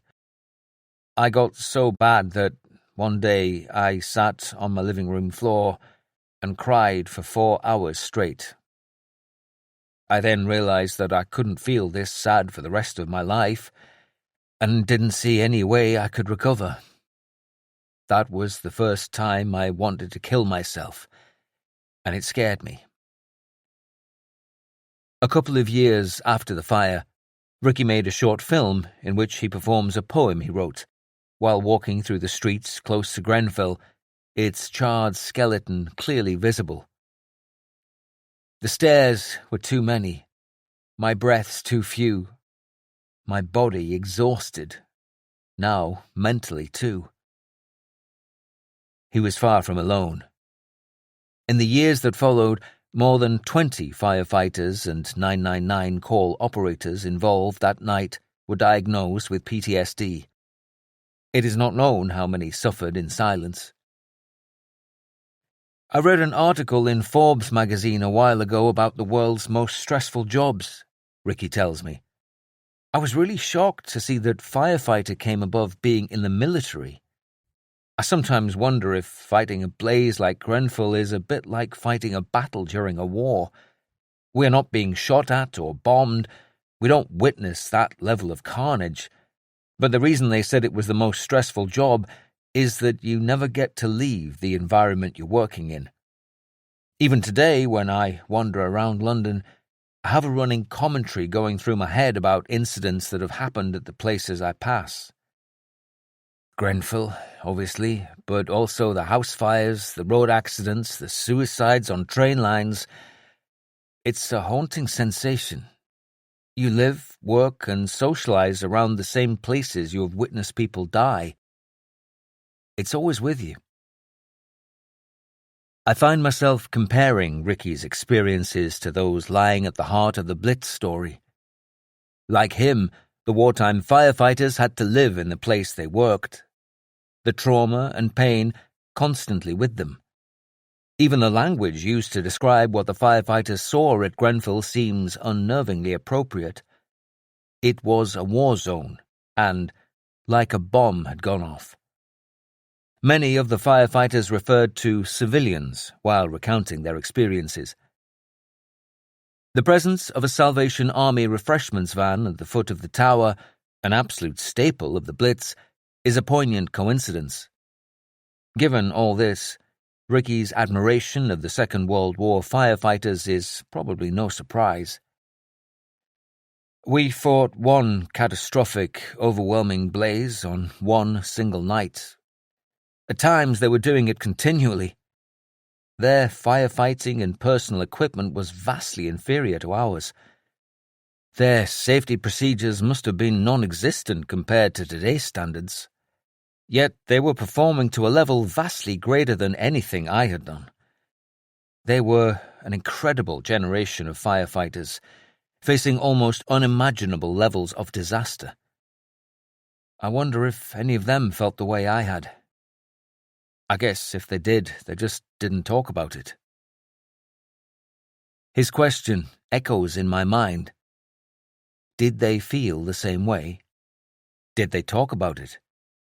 More than 1,000 firemen and firewomen were killed between 1939 and 1945, but I cannot find any explicit reference to what people might then have called shell shock or any obvious equivalent to PTSD. Of course, they were a generation that didn't talk about, or perhaps even understand, such things. And yet, reading between the lines, some wartime accounts suggest it did happen. That firefighters could suffer in the way fighting soldiers did. In the way Ricky has. An official account, published in 1942, of the Civil Defence of Britain, describes firemen having to watch the broken bodies of comrades tossed high in the air with their pump by the direct hit of a bomb, of walls falling on them and roofs crashing through buildings where they were at work. On those same nights, firefighters, would go back to the station with no songs or joking. For years after the fire, Grenfell Tower was wrapped in white sheeting adorned with a huge green heart and the words, "Grenfell, forever in our hearts." Once demolition is complete, just as for the victims of the Blitz, decisions will have to be made about how best to honor and remember those who did not escape the inferno. Admiration for fire crews, firefighters like Ricky, now retired and a mental health advocate, Leon and Stuart, poured in, the London Evening Standard declaring, "Hats off to the London Fire Brigade. Praise for heroic firefighters who dashed into burning Grenfell Tower to save lives." Countless people took to the internet to show their appreciation. They are absolutely incredible. True heroes. So brave, risking their lives to save others. Utmost respect. Thank you, thank you, thank you. I find myself thinking wistfully about the kind of accolades their Blitz forebears, clearly forever in the hearts of their contemporaries, might have received from that more reticent, social media-free generation. Chapter 16. Scalded Cats. North Shields, summer 1941. Royalty visited my hometown on the 18th of June 1941. The cheers of northeast workpeople echoing through the shipyards and busy factories followed the King and Queen throughout a triumphant tour, reported the Newcastle Evening Chronicle. They praised humble workpeople for the part they are playing in the war effort. The Queen, with her characteristic smile, chatted with little groups of grimy boys spattered with oil and shipyard dirt. The pair listened attentively during a tour of the docks. He in his blue and gold naval uniform, she in an elegant hat and pearls. The star-struck workers nodded their approval. "That's democracy for you," they murmured. "Hitler daren't walk around like that." The owner of the appropriately named Jubilee restaurant in Tynemouth was even able to share a royal review with the local newspaper. "The Queen thinks the restaurant is a charming place. She referred to the exceedingly hard work and complimented us on the cleanliness. She admired the curtains and the checked tablecloths, which she thought were much nicer than linoleum table coverings. Her Majesty asked what kind of people visited the restaurant and whether it was patronized by working people and children. When offered sugar with her tea, she said, 'I am a welcome guest because I do not use sugar.' After having tea, Her Majesty said she felt thoroughly refreshed." There was also a passing acknowledgement of the horrors inflicted at the Wilkinson's lemonade factory shelter 6 weeks earlier, when so many families had perished. Shelter warden Ellen Lee's exchange with the Queen touched upon an experience in an air raid some time ago, though there was no reference to the faint blue streaks still marking her face, a legacy of the corrosive chemicals dripping through the rubble that awful night. It is worth stressing that though the 10th of May attack that burned much of London and the RAF Church of St Clement Danes would subsequently be known as the final raid of the night blitz, large-scale assaults did not end then. In mid-May, more than 50 were left dead in Birmingham and its environs. Then Manchester and Merseyside were hit a fortnight later, killing 31. Smaller, less frequent raids continued to target provincial cities such as Southampton and Plymouth. More than 150 people died in Hull over 3 nights in early July. And yet, as the summer of 1941 drifted by, the Luftwaffe seemed increasingly incapable of launching massed formations across English shores, and some began to hope that the worst might have passed. Many of the aircrew who had spent months terrorizing British townspeople were now turning their attention to Kiev, Leningrad, and elsewhere. By mid-August, 2 months after Hitler's invasion of the Soviet Union, there were around 200 German bombers stationed in Western Europe, of which only 2/5 were serviceable, With more and better equipped aircraft, including night fighters, arriving daily for the RAF, was the home front looking more cheerful. North Shields was certainly on the receiving end of attacks less frequently, but they could still be deadly. By the autumn, North Shields lad Ron Curran was working as a newspaper delivery boy in Preston, a northern suburb of North Shields, where a disused colliery, governed by Mr. Greenacre, a fierce ARP warden, served as an air raid shelter. Sometimes Ron would wait for the all-clear siren under Greenacre's stern gaze. Other times he'd take his chances. One such night there was a lull, and I decided to make a run for home, which was about a mile away. I hared down the road, and as I reached the Robin Hood Inn at Churton, there was an almighty bang as guns fired into the sky. I dashed for shelter and found about 6 people hiding under a brick arch. I huddled in beside them, hearing the shrapnel showering down on the road and roofs of nearby houses. Young Ron had chosen to risk his life on what was developing into one of North Shields' worst nights of the war. Thunderous explosions marked the arrival of more than 50 bombs, which killed 41 people. When we heard the throbbing German planes receding, I dashed out again and finally flung myself headlong into the family shelter. The following morning, I went to the newspaper shop to find a very quiet and mournful group. One, a very tall and thin young man called Greenacre, had said that his uncle George Greenacre, an air raid warden, had been killed the previous night. His head was blown off outside Preston Colliery air raid shelter. I am glad now that I ran home. The newspapers reported the deadly incursion with typical discretion, deliberately not naming the town. The raiders attacked in waves, said the Daily Mirror, some of them flying fairly low. Some of the bombs dropped were screamers. The bombing was indiscriminate. The raid was the heaviest in the district for some time. As I walk the streets close to my old family home, I try to imagine how those still reeling from the pain and loss of the Wilkinsons' disaster would have dealt with this latest kick in the teeth.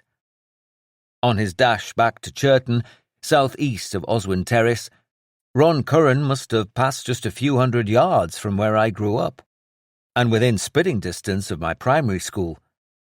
The Robin Hood Inn, though now apartments, was a regular watering hole en route to the bright lights of Tynemouth as a young serviceman home on leave in the early 1980s.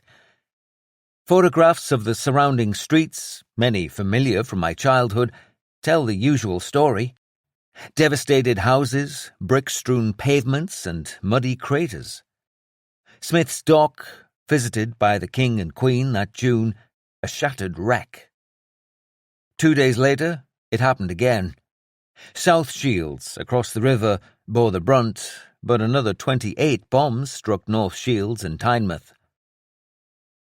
As the festive season approached, there were reasons to both cheer and groan. The Japanese attack on the U.S. fleet at Pearl Harbor on the 7th of December 1941 had brought America into the war, a major boost to Britain's hopes. Hitler to make drastic move? Speculated a Christmas Eve headline in the Shields Evening News. Hitler is now in supreme command of the German army, and if he runs true to form, may be expected to attempt some spectacular move to demonstrate his military genius to the German people. His need for a victory of some sort was never greater. At a more banal level, local workers were informed that their third wartime Christmas will chiefly be a one-day holiday, a response to Churchill's appeal for still greater productive efforts. Instead of a period devoted to revelry, the day off would prepare you for going for it with renewed vigour on Boxing Day. This does not mean that Christmas Day will not be an enjoyable day. To the contrary, it will be, but it will be spent in a quiet manner. Mindful, perhaps, of the privations of his subjects up and down the country, the king's traditional message endeavoured to strike a balance between realism and hope. Truly, it is a stern and solemn time, but as the war widens, so surely our conviction depends on the greatness of our cause. We who belong to the present generation must bear the brunt of the struggle. We are coming to the end of another hard-fought year. During these months, our people have been through many trials, and in that true humanity which goes hand in hand with valour, have learned once again to look for strength to God alone. If the skies before us are still dark and threatening, there are stars to guide us on our way. Never did heroism shine more brightly than it does now, nor fortitude, nor sacrifice, nor sympathy, nor neighbourly kindness. A few days later, the New Year's Day edition of the Shield's Evening News carried its own hint of optimism and a clue to the future direction of Britain's strategy. The Lancaster is the name of Britain's latest long-range bomber, a front-page article revealed. This machine, details of which are secret, carries a very heavy load of bombs. The subtext was clear. The Germans could expect to be on the receiving end of a more intensive blitz of their own before too long. One of the most haunting aspects of this period of the war, even as things quietened, must have been the knowledge that an attack was always possible. The uneasy feeling that one quiet day didn't necessarily mean another would follow. Distraction, in whatever form, was priceless. In early 1942, it came in the form of heavy snow amid one of Europe's coldest ever winters. The sky turned black and some of the largest snowflakes I've ever seen fell steadily throughout the day, Ron Curran recalled. That evening our neighbour asked my brother Ian and I if we would help to clear the snow to keep the traffic moving. We were delighted to be asked. The following morning we opened the front door and, to our delight and astonishment, found the snow level with the top of the 3 steps to our front door. We couldn't wait to get shovels out from under the stairs and start to clear our steps, slowly but surely, and out to the front street.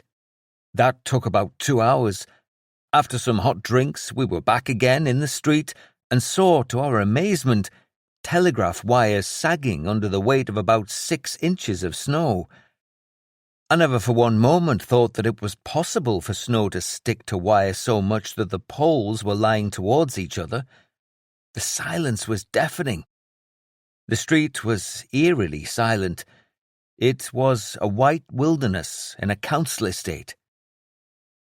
While young Ron was enjoying the novelty of his winter wonderland, darker shadows were lurking at the edges of London's nighttime streets.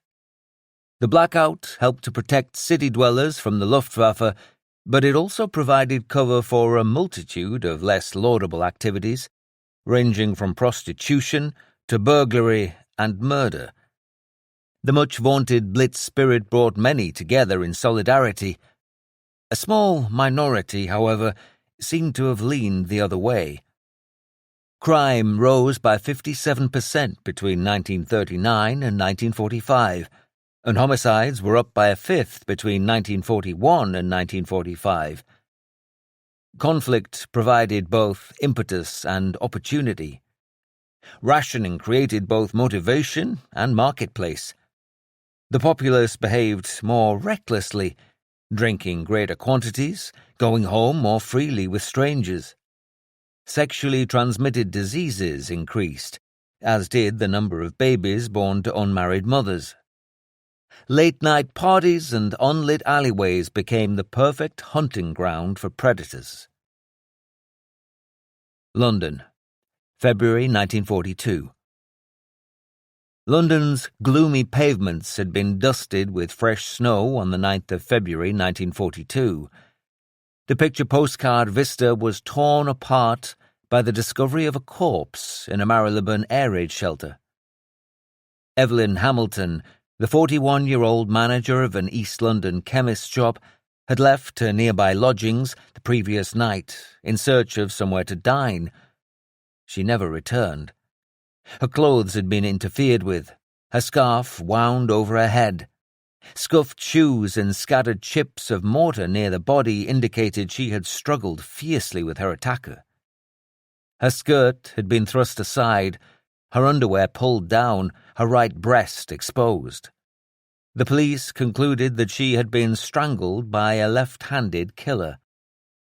The body of 35-year-old aspiring actress Evelyn Oatley was found the following day, severely beaten, then strangled by a left-handed man, before her throat was slashed. She had been horrifically mutilated post-mortem with a razor and a can opener. 2 more victims soon joined the list. The first had been strangled with a silk stocking, the second violated with a razor blade. A serial killer, soon nicknamed the Blackout Ripper, was on the loose. As detectives rushed to solve the case, a survivor of another assault was able to give a description of a 5'7" man with wide-set, green eyes, wearing an RAF officer cadet's cap. Her assailant had left his gas mask, serial number 525987, at the scene, giving detectives a direct link to 28-year-old airman Gordon Cummins. On the 16th of February, 1 week after Evelyn Hamilton's death, Cummins was arrested and charged with assault to commit grievous bodily harm. He wasn't, at first, a suspect in the murders, but when police interviewed a prostitute who'd been assaulted by one of her clients, Cummins' name came up once again. The lead detective went to interview him, still on remand in Brixton Jail, and asked about the gas mask. Cummins claimed another serviceman must have taken it by mistake. He signed his statement with his left hand. Even when incriminating items were found in his flat, he provided what seemed to be rock-solid alibis. A passbook which confirmed he'd been at his billets during each attack, backed up by his roommates. It was only when the detective discovered that his passbook had been falsified and that his friends had lied to protect him that Cummins was finally charged with the 4 murders. Following a 1-day trial at the Old Bailey, the jury took just 35 minutes to find him guilty. One reporter later described him as having a trio of personalities: a respected member of the RAF, a vain young man with aristocratic pretensions, and a ruthless serial killer. Cummins was reportedly given a glass of brandy to calm his nerves before walking to the scaffold at Wandsworth Prison at the end of June 1942.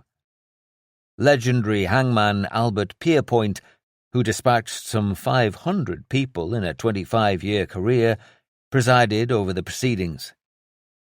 The sentence was carried out during a Luftwaffe attack, making Cummins the only convicted murderer in British criminal history to have been executed during an air raid. Exeter, spring 1942. The lull in bombing was increasingly enjoyed countrywide. Attacks were sporadic and small-scale, and this less intense tempo might have continued had it not been for a series of events in the spring of 1942. The RAF bombed the Baltic city of Lübeck on the 28th of March, killing more than 300 and reducing 200 acres of its medieval town centre to ashes. Nazis admit it will take years to rebuild Lübeck, a British newspaper revealed later. Row after row of buildings have been left with only their walls standing. They line whole streets like open boxes to the sky. The destruction of a cherished heritage site enraged Hitler, and he demanded his generals retaliate in kind. A few weeks later, the Luftwaffe sent 45 bombers to the historic city of Exeter, but the revenge attack was largely thwarted by cloud cover. It coincided, however, with another RAF bombing raid, this time on the Baltic port of Rostock, famed for its ancient university, Gothic churches, and cobbled streets. Although there was minimal damage, as far as Berlin was concerned, this second assault on Teutonic heritage was an outrage too far. A senior official at the regime's foreign press department told journalists that the Luftwaffe would now target cities of historical value. "We shall go all out to bomb every building in Britain marked with 3 stars in the Baedeker Guide." Those familiar with the popular series of tourist handbooks were a little perplexed. Baedeker only ever awarded 2 stars, but the thrust of it was clear. Britain's pride in its centuries-old landmarks brought with it a vulnerability the enemy would vigorously exploit. More than 70 perished as the Luftwaffe hit Exeter again on the 24th of April.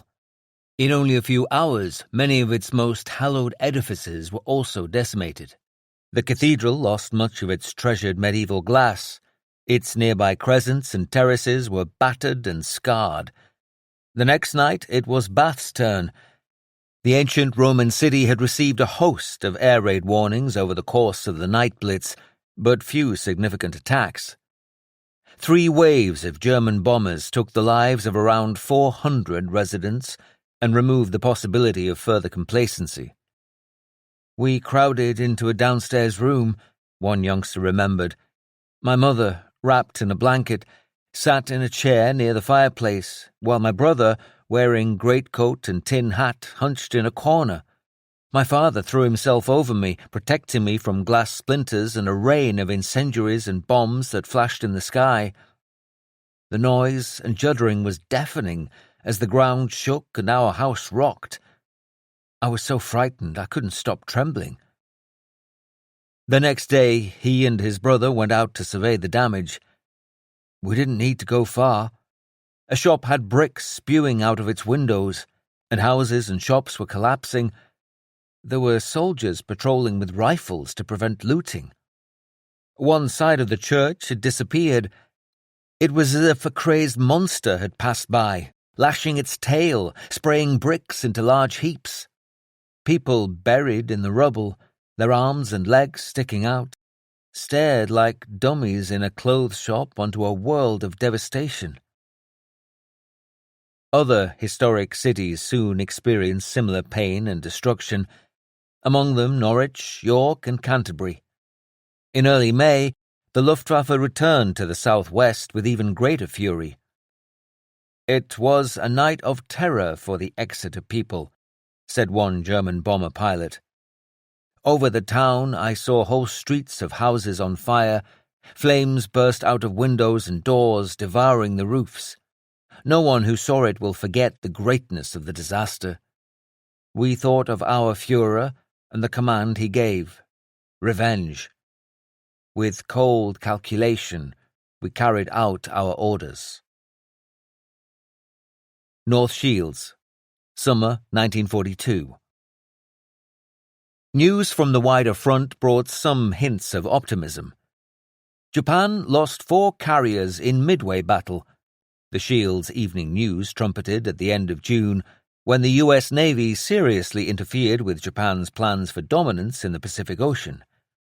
In North Shields, that far-distant victory coincided with the launch of the Holidays at Home program, a government-initiated effort to divert those who, in peacetime, might have motored off to a faraway beach. "It is vital that all transport is left free for the war effort," opined the instantly recognizable clipped tones of the Pathé newsreel announcer. "So we really must spend our holidays at home. After all, the same sun shines on your garden as on the beach at Tiddly-Push-on-Sea." Cue a black-and-white montage of people cheerfully digging vegetables, reclining in deck chairs, waltzing at tea dances, sunbathing in the park, and practicing their golf swings. The voiceover continued, "There's an old saying that a change is as good as a rest, but it's just as true to say that a rest is as good as a change. You needn't go far for most of the holiday pastimes you've enjoyed in the past. Surely there's a river or lake fairly nearby at home. Tennis courts are everywhere. Dancing on the lawn is being arranged by many local authorities. While bands will play in most of the parks. how much nicer your garden or allotment will be after you and the family have spent extra time on it.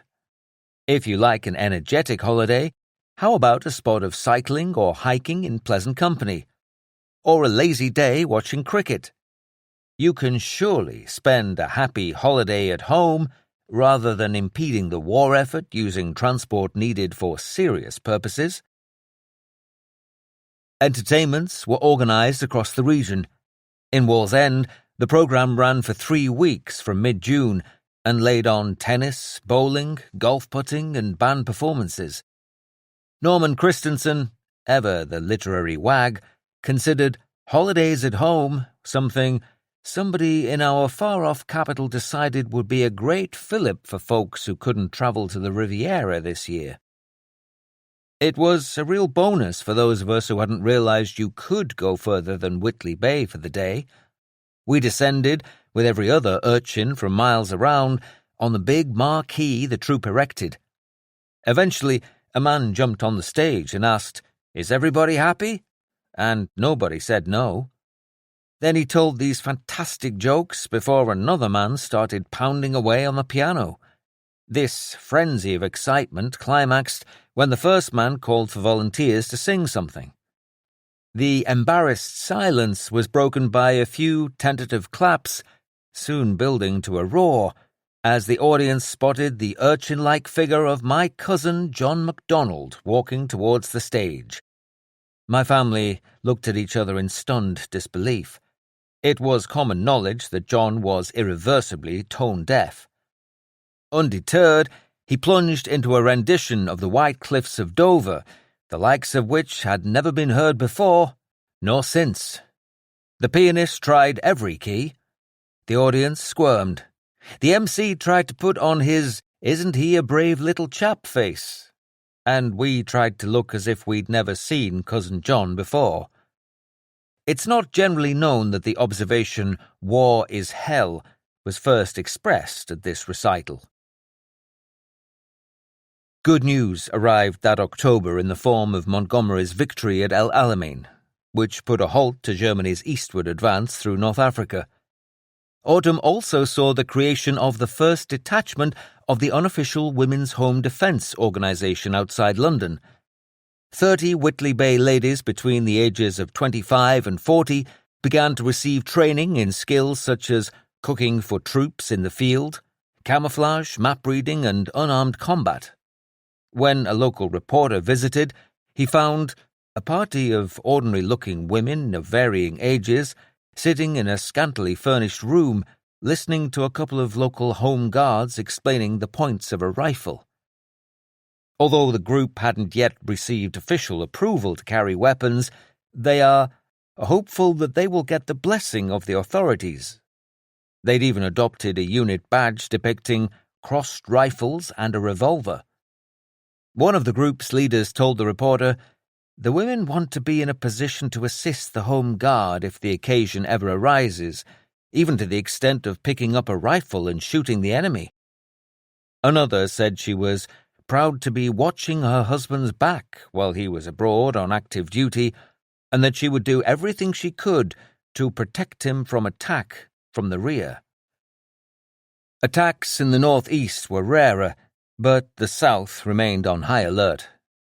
From July, the Luftwaffe initiated a series of smaller hit-and-runs, later known as the Scalded Cat raids, targeting southeastern coastal towns such as Dover, Folkestone and Margate. By approaching at high speed, close to the water, a handful of aircraft could give themselves a decent chance of attacking, then escaping southwards before the RAF even knew they were there. 7 bombs hit Hastings on the 24th of September, killing 23. 5 days later, 31 boys died when a bomb struck a school at Petworth near Brighton. Encouraged by these successes, the Luftwaffe continued to mount the occasional larger attack. That Halloween, 60 aircraft ended the lives of 32 and injured more than 100 in Canterbury. Sussex, December 1942. Ken Munday had been 9 when war was declared. 3 years on, His experience of the fighting was still largely restricted to the occasional glimpse of aircraft overhead. His Sussex village of Westfield remained more or less unscathed, despite its earlier ringside seat at the Battle of Britain, and the odd bomb landing harmlessly in nearby fields. Christmas was approaching, but Ken can't remember if he was excited. "We just tried to get on with our lives," he tells me, and on Monday, the 7th of December, 1942, getting on with life meant preparing for school. There was no uniform back then, you just wore whatever you had. We'd have a bowl of porridge before the short walk to school, then perhaps a quick game of cricket, using chalk to mark the wickets on the playground wall before the bell sounded. At around 11:30 a.m., while Ken was anchored to his desk, doing his best to pay attention to his teacher, Mr. Hinge, 4 Focke-Wulf FW-190 fighters crossed the coast at Dungeness, 18 miles to the east. Each was armed with 2 20mm cannons and 2 lighter machine guns loaded with both incendiary and high-explosive ammunition. The scalded cat strategy failed them on this occasion. After a few seconds, they were targeted by an anti-aircraft battery at Winchelsea, 5 miles to the east of Ken's school.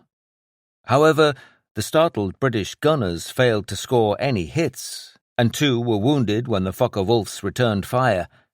As they pressed on, light mist and rain made it difficult to stay in close formation. Low-level flying in such conditions required skill and nerve, with the constant risk of collision with a tree, hill, or building. As they pogoed their way over enemy villages and fields, the Focke-Wulfs spat cannon and machine gun shells at anything they saw, spraying houses in Hastings, then a school in Bexhill-on-Sea. At 11:45 a.m., one of the raiders reached Westfield. "We heard the noise of their engines approaching," Ken says, "and recognized them as Germans. We'd seen and heard them attacking so many times we knew the difference between the sound of Focke-Wulfs and Spitfires." The aircraft cut a vicious line through the village, splintering walls and shattering windows. As one householder took in the family washing, a 20mm cannon burst ripped off her back door, peppered her garden shed, and struck Violet Lurie, her 14-month-old daughter Joyce, and best friend Nellie, as they walked along a nearby lane. Next came Joan Beeching, wounded in the head, arms, and legs, while her 5-year-old son Basil, in bed upstairs with scarlet fever, slept on, oblivious. "The sound of aircraft and then machine gun fire had us diving under our desks for cover," Ken says. "It was just an automatic reaction. It was all over so quickly there was no time to do or say anything. I don't remember any screaming or shouting. Nobody was particularly scared. We'd become quite used to taking cover. It was just part of our lives as schoolchildren. The aircraft were gone in a flash and we just carried on lessons as normal." Skimming westwards, the German raiders flashed past a 15th-century moated castle, strafing its roof and windows. Miraculously, there were no further civilian casualties. As the weather worsened, the 4 turned south towards the coast and hoped for safety. But in the drizzle, one of the pilots, 20-year-old Willy Muskatowicz, failed to see the rising South Downs and slammed into the side of a hill, catapulting flaming debris across the surrounding fields. He died instantly. In Westfield, residents began to emerge from their homes and take stock. Ken remembers being allowed out at lunchtime to play, and it was only then that he and his classmates were able to start grappling with what had happened to their village. They had shot up some streets, but there wasn't a huge amount to see. The outside lavatory of one of the houses at the bottom of the lane had had its door blown off. The human cost was, for the moment, hidden. Joan Beeching had died on the floor of her cottage. Baby Joyce died in hospital later that day. Her mother Violet's arm needed to be amputated. For years afterwards, at ploughing time, the field near Eastbourne where Willy Muskatowitz had crashed would yield fragments of his shattered Focke-Wulf. In 1942, 3,236 people had been killed by bombing attacks on Britain and 4,148 seriously injured. The Luftwaffe's greatest success, however, had in fact been in continuing to tie up a large number of RAF fighters, 1,400 or so, with only a couple of hundred of their own bombers. The pilots of Fighter Command might otherwise have made a meaningful impact in operations elsewhere. We know now that as the year drew to a close, the conflict was well past its halfway point, but there was no clear sign then that the Allies might prevail. As Britain's children faced up to yet another wartime Christmas, life was as serious and surreal as ever. One day our Sunday school rooms were commandeered to house a battalion of soldiers, recalled a 10-year-old boy living near Sheffield. Mother took pity on these young soldiers and, in spite of the fact that we were living on very meagre rations, managed to have 4 or 5 visit us every Sunday night and have supper. This particular Christmas, 5 of the soldiers had come to our house on the Sunday evening. Mother had done the usual baking, plus spam, mock crab, reconstituted dried eggs mixed with vinegar, and banana sandwiches, not real banana, mashed parsnip with banana flavouring. I had spread my Christmas toys out on the large table in the middle of the living room, army trucks and tanks on one side, aircraft lined up on the other, soldiers hidden behind a wall of sandbags. In the middle was my best Christmas present, a sort of Bailey bridge made up of a number of parts. Wires led from the bridge to a battery box. As the tank crossed the bridge, you pressed a switch on the battery box, and up went the whole lot. As soon as the 5 soldiers saw it, I was pushed out of the way and they went into battle. Soldiers were machine-gunned, tanks opened fire, and my bridge was blown up 20 times. I just sat in the corner feeling deprived at not being able to play with my Christmas toys. The soldiers were not billeted at the Sunday school rooms for very long before they were posted to other parts of the world. I've often wondered what happened to them, and how they went on when they were in the middle of a battle with real bullets and bombs flying about them. North Shields, New Year's Eve, 1942. The mood further north was mixed. The 4th New Year's Eve of the war ought to have been a time for celebration in North Shields. Instead, as the Shields Evening News reported the following day, plans for the special wartime ceremony in Northumberland Square, for which Mr. Gilbert Park was responsible, a rather cruel singling out, I feel, broke down through unforeseen circumstances. The first disappointment was that the bugler who was to have sounded the last post and reveille at the dying moments of 1942 and at the birth of 1943 was unable to turn out through illness, and strenuous efforts to secure a substitute failed. That was not the end of the chapter of misfortune, for the very large crowd which had assembled in the square did not hear the chimes of Big Ben. It had been intended to radiate them through loud-speaking apparatus, but this broke down. Efforts to repair the apparatus failed, and a last-minute rush was made to secure another machine. This was fixed just as the midnight chimes were finishing. These disappointments didn't stop the townsfolk tramping through the streets, lustily singing and making calls on friends for several hours. The same page of the newspaper carried messages from local businesses to their customers. Among them were a hope for a speedy return to normal times and best wishes for a happy and victorious 1943. Chapter 17. The Doodlebug Summer. London, January 1943. In his 1942 Christmas message, The king had allowed himself to be much more upbeat than in previous years. British skies had remained clearer in recent months.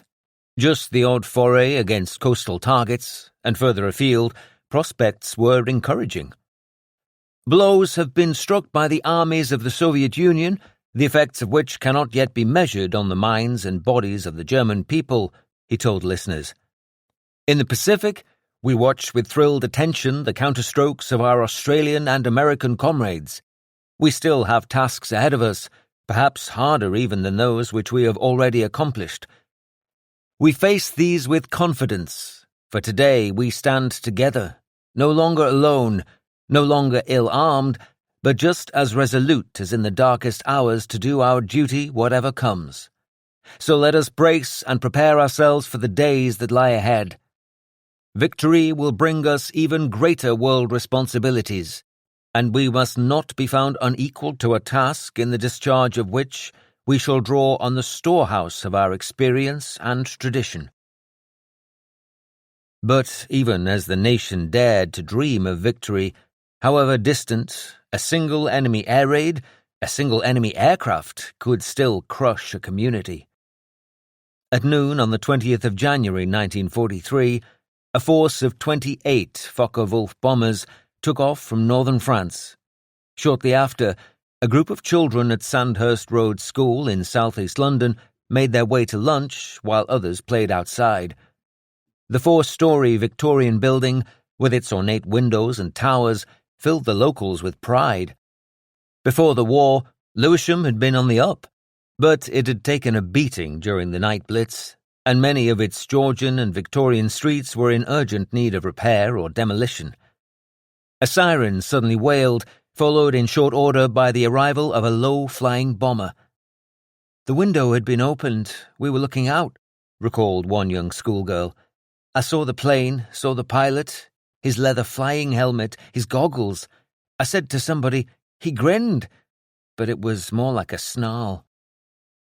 As their teachers screamed instructions, some ran to the air raid shelter on the second floor, others dived under tables.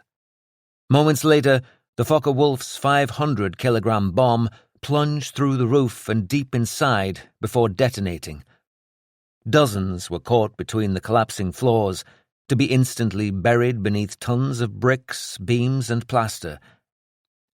"This is the London school in which there were 150 children when it was hit by a high-explosive bomb," newsreels declaimed, over images of rubble-strewn desks and an ARP worker dusting off a geography teacher's globe. "It shows how Germans always run true to their brutal form." For the next 2 days, rescuers swarmed over the ruins like ants over an anthill. One pupil lay alone under the silent rubble for hours, surrounded by the bodies of her friends. 38 of them died that day, aged between 5 and 15, alongside 6 teachers. The majority, 31 children and 1 teacher, shared a single funeral service and were buried in the same cemetery. The line of coffins, swathed in flowers, stretched as far as the eye could see, and the rows of mourners were a dozen deep. Events at Sandhurst Road School were a vicious reminder of the havoc the Luftwaffe could still wreak, and tragedy came in many guises. At the corner of a busy junction, beside Bethnal Green Underground in East London, I find a peculiar memorial. The Stairway to Heaven. A massive inverted staircase hangs, in defiance of gravity, from a large white column. It's been cordoned off for remedial works. Litter and empty bottles are scattered inside a 6-foot-high metal fence alongside a faded paper poppy wreath. On the evening of the 3rd of March, 1943, sirens heralded another incoming threat. People hurried through the blackout towards the stairway to the then unfinished tube station, a designated public shelter since 1940. Alert to the air raid warning, the drivers of 3 passing buses made an impromptu stop to deposit their passengers outside the refuge as a searchlight reached into the sky. Scores of terrified people bunched up, willing those in front to move a little faster. Then they heard a shocking new noise.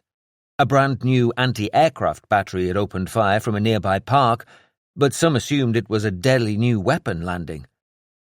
Young Alf Morris was being carried down the staircase when he heard someone yell, "There's a bomb coming!" The crowd quickened its pace, and a woman carrying a baby slipped on the damp steps. She grabbed onto an elderly man, dragging him down too. As they fought to get back onto their feet, others tripped over them, and so it went on. People were falling so fast that they completely blocked the entrance, and nobody was able to get up or down, Alf remembered. Within a few seconds, hundreds of people joined the mass of thrashing bodies. Those at the bottom couldn't move and were soon struggling to breathe.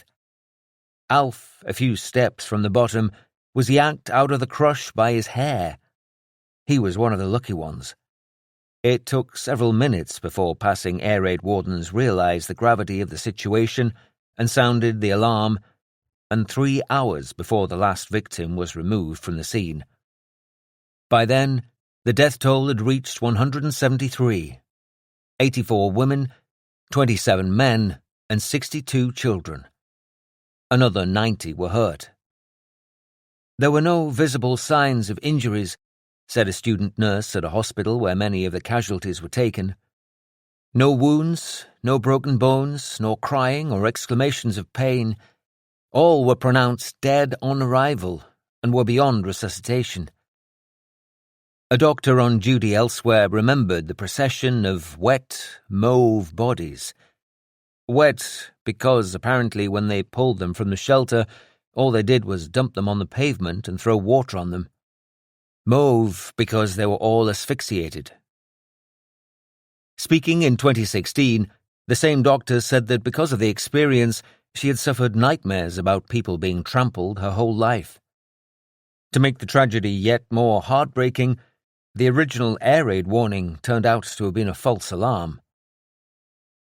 The catastrophe was the worst single civilian disaster of the war not involving enemy action, and standing at the top of the stairwell in late summer sunshine, as commuters brushed past me, I'm reminded that the war didn't just extinguish people's lives with guns and bombs. There was no such thing as a standard Blitz experience.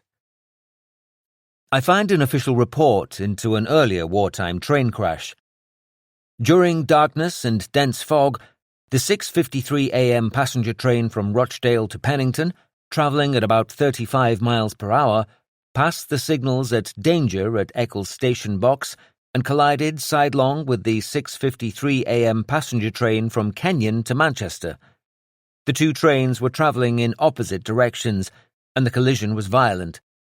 3 crowded coaches were wrecked, and I regret to report that 23 passengers, including 3 servants of the company, lost their lives, and that 56 passengers and the fireman of the Pennington train were severely injured and detained in hospital. In the confused aftermath, rescuers reportedly used the remains of the wooden carriages to build bonfires to locate the survivors. The hissing of steam from the engine made it difficult to hear cries for help. Blame was laid at the door of the signalmen and one of the train drivers, but blackout conditions and smoke belching from nearby factories had not made their job any easier. The official report acknowledges that the collision occurred 37 minutes before the end of blackout and that visibility was exceptionally bad. Should those who died that day, like the 173 who perished at Bethnal Green tube station, count as Blitz casualties too, I wonder? The Northeast, Spring 1943. The last major Blitz-style air raid on Scotland took Aberdeen by complete surprise in late April 1943, when 29 low-flying aircraft crossed from bases in Norway, bombing and machine-gunning their way over the coast. Considerable damage was done to the Granite City, with 97 civilians and a further 27 servicemen at a barracks north of the River Don perishing. Regardless of what was happening further north, at this stage of the war, fundraising was still a constant feature of life, with the government asking for financial help again and again. During the first week of May 1943, it was Tynemouth and North Shields' turn to support the Wings for Victory campaign, a drive this time to raise money for Bomber Command. The Borough Council announced a target of £500,000, enough, they calculated, to pay for 10 of the new Lancaster bombers and 20 Seafires, a version of the iconic Spitfire for aircraft carriers. The campaign began on Saturday, the 1st of May, with a parade through North Shields, made up of representatives from police, army, navy, RAF, RNLI, civil defence, Boy Scouts and Girl Guides, the full spectrum of civil and military organisations. Large crowds watched the medley of uniforms march past, gathering for an event on the playing fields of the local high school at the centre of town. The main speaker of the day, Group Captain P.H. Cummins, DFC, did his very best to inspire them by drawing a parallel between how Bomber Command aircrew were briefed, given a target and told how to reach it, and what the people of Tynemouth must now do on the fundraising front. "Good luck, good trip, and happy landings," he concluded. The newspapers did not record how rapturously his audience received this curious analogy. The following day, a formation of RAF aircraft circled the town at low level, thrilling those who watched. Advertisements in local newspapers exhorted residents to dip into their pockets.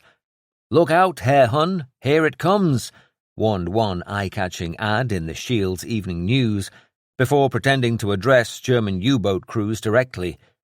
"We remember the city of Benares, that shipload of kiddies you liquidated in the Atlantic." By the end of the week, the mayor was able to announce that more than £570,000 had been raised. A marvellous figure and a remarkable achievement. It does not bespeak the fact that the people in this town have large purses, but rather that they have very big hearts. The town clerk said he'd never known such enthusiasm during any campaign in the town. Never can the citizens of Tynemouth be more proud than today. The local citizens were also able to enjoy exciting news from North Africa, where German and Italian forces were about to surrender. Though in an extraordinary display of verbal gymnastics, one commentator on German radio insisted, "The Axis forces have not been defeated. They have only been compressed by superior forces." The last major raid on the northeast came at the end of May. Dozens dying in Sunderland and South Shields. So perhaps it was the thought of sticking it to Jerry that opened Tynemouth's wallets and purses. If that was what they were hoping for, then a series of Allied raids on Hamburg later in the summer ought to have been enough to satisfy even the most bloodthirsty lust for revenge. After the attack on Sandhurst Road School in January, one of the surviving schoolgirls, her hair in a dark bob of the kind made popular by the young Princess Elizabeth, had been interviewed by a newsreel journalist. "I think these German airmen are dirty old dogs," she said to camera, "and I'd like to do to them what they did to us, or worse." Two other girls, one in her late teens, the other much younger, nodded in agreement and murmured, "So do I." Their wish was about to come true. On the evening of the 24th of July, the RAF, with support from the US Army Air Force, began a series of raids over 7 days and nights on the North German city of Hamburg. The operation, codenamed Gomorrah, after the Old Testament city annihilated by fire and brimstone, signaled a major change in strategy. From now on, the focus of Bomber Command would be the destruction of all German cities, with populations of over 100,000 people and, so the theory went, despite Britain's earlier experiences, the morale of German workers and the ability of the nation to wage war. The scale of the violence was unprecedented.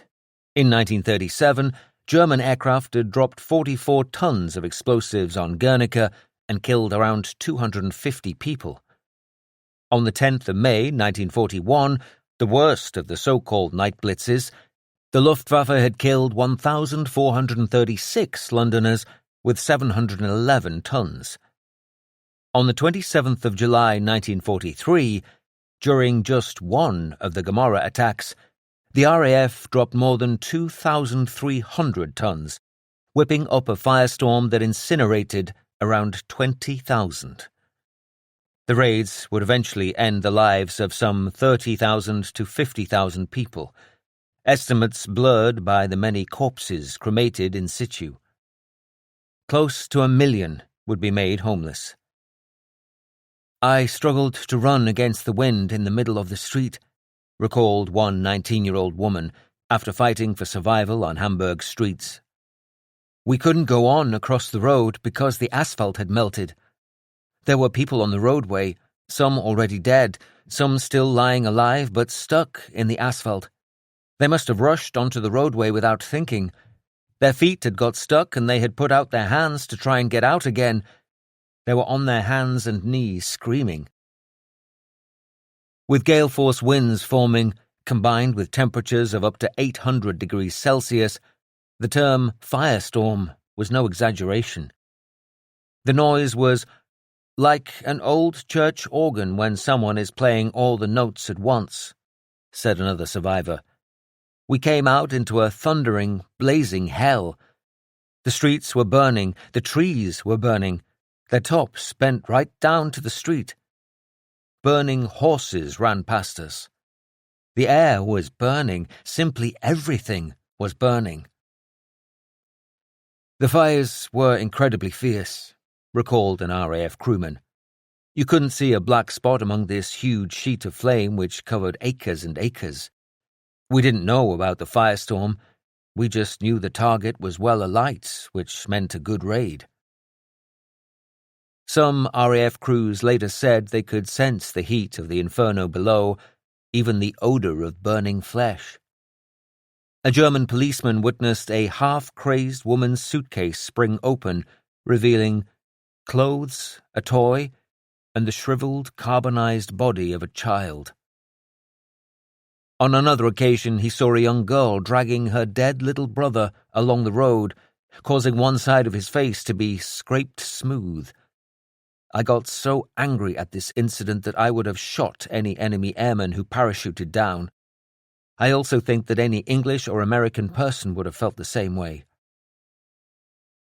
The tone back in Britain, after years of suffering under the Luftwaffe bombs, was similarly cutthroat. By night and day, the big German city was subjected to Allied air assaults without parallel in history, barked the triumphant commentary over a Pathé newsreel titled Hamburg Hammered.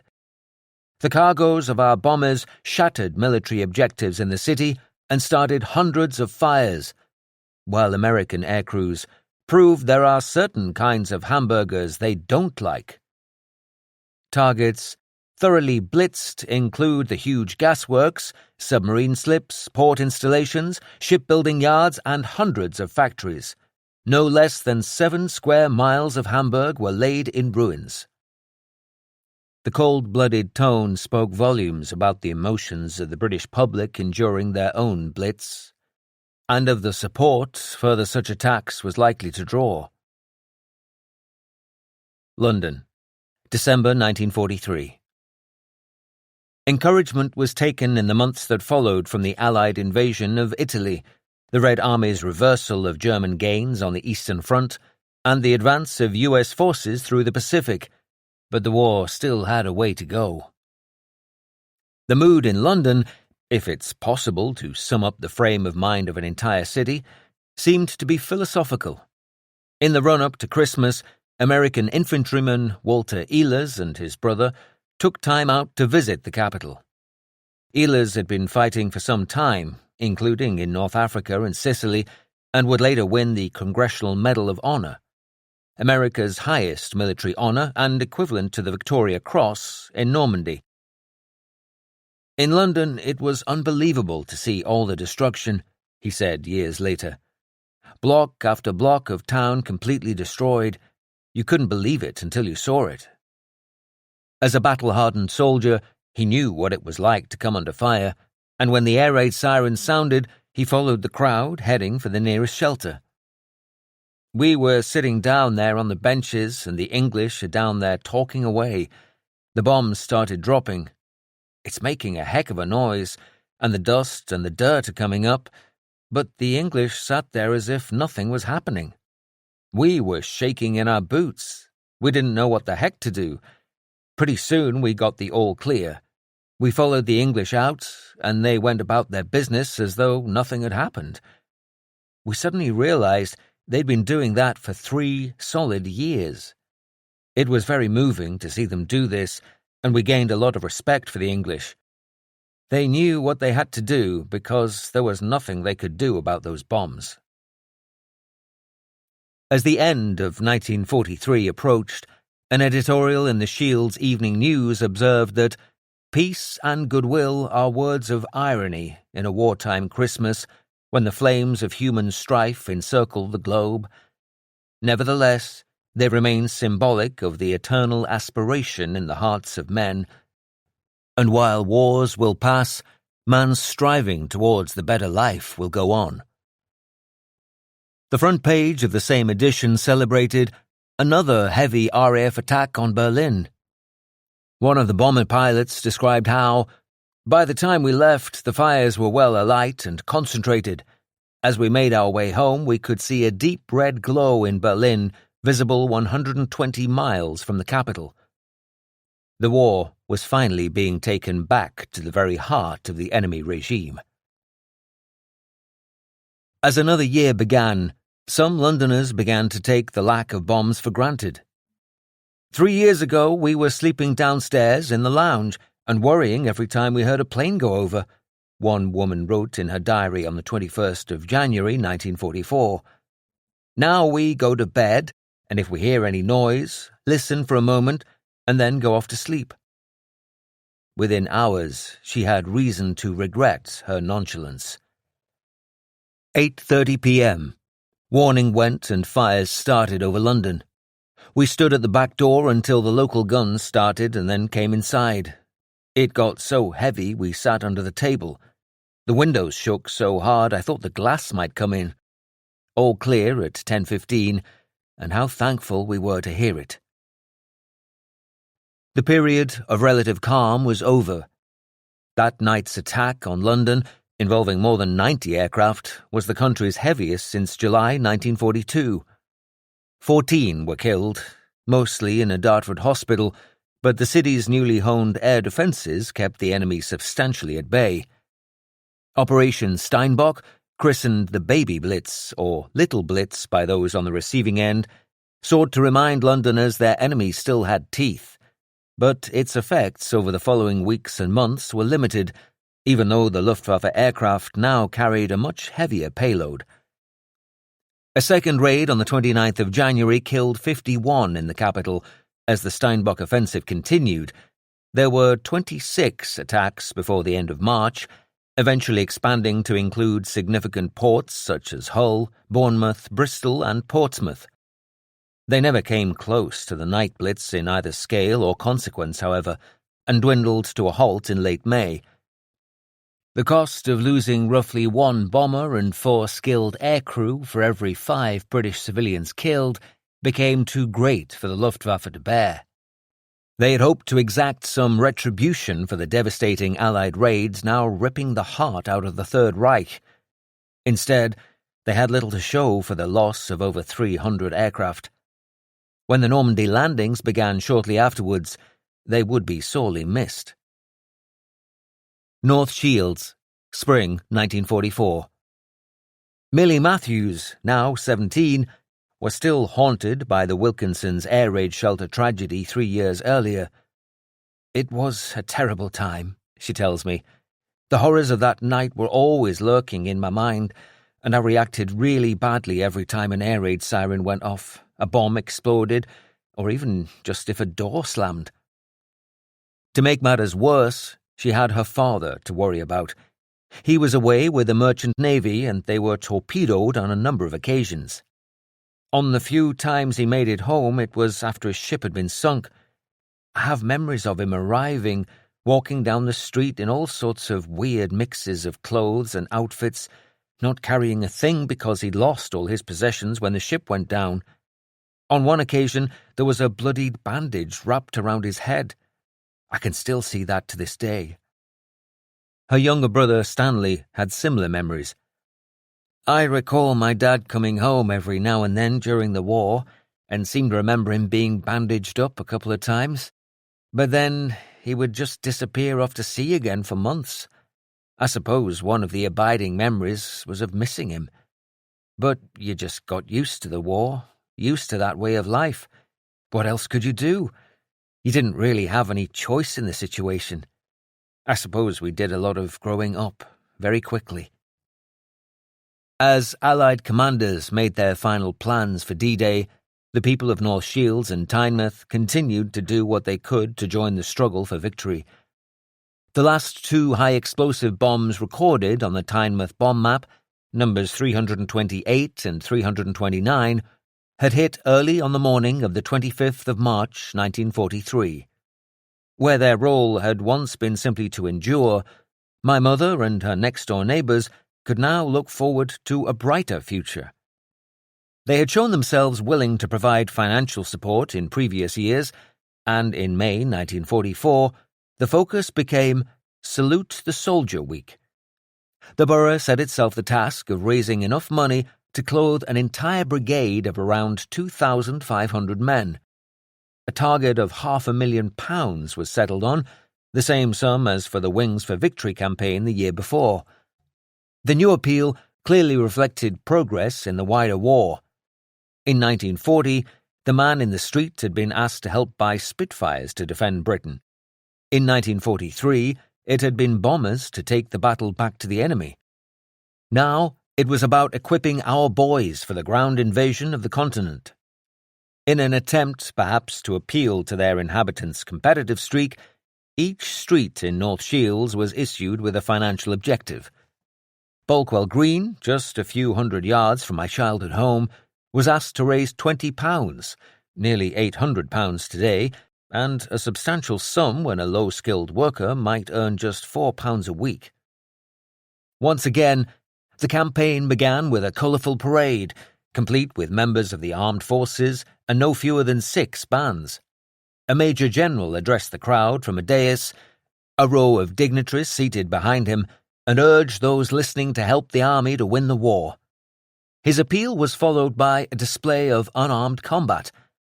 Elsewhere, curious folk could examine some of the equipment they would be paying for, including a miniaturized folding motorbike for use by paratroopers, alongside innovative new mortars and radios. One poster with a cartoon depicting a trio of grateful infantrymen encouraging people to support the lads from our street described in verse how a day will come when bells will ring and flags will be unfurled to cheer the British Tommies who helped to save the world. The fundraising drive was, yet again, a remarkable success. By the second day, the amount raised was close to £175,000. On day 3, it was almost £230,000. Community organisations and schools were unstinting in their efforts, organising lectures, dances, card game evenings, even pet competitions. Tens of thousands of pounds were gifted by a motley selection of building societies, trade associations, insurance companies and local businesses. By the end of the week, the ledger showed £673,335, the equivalent of around £38 million today, roughly what the BBC Children in Need telethon raises each year. The greatest and most momentous battle of our time is yet to be fought, a brigadier had told the audience at one of the week's evening galas, and until it is fought, freedom and democracy lie in the balance, and the army is going to win this battle. The army, the fighting men, depend upon you. Give them the means to fight, and victory will more quickly be won. North Shields' contribution to the war effort was soon being put to good use. In the hours before dawn on the 6th of June 1944, Allied forces streamed across the Channel to the Normandy beaches. Thousands of tons of bombs were dropped on German coastal defences, while RAF fighters roamed up and down the coast in search of any Luftwaffe aircraft bold enough to resist. As morning broke, 150,000 Allied troops leapt from their landing craft into the surf and stormed onto their assigned beaches. After long years of waiting and enduring, and since the evacuation from Dunkirk, it was time, at last, to try to drive the German army back to Berlin.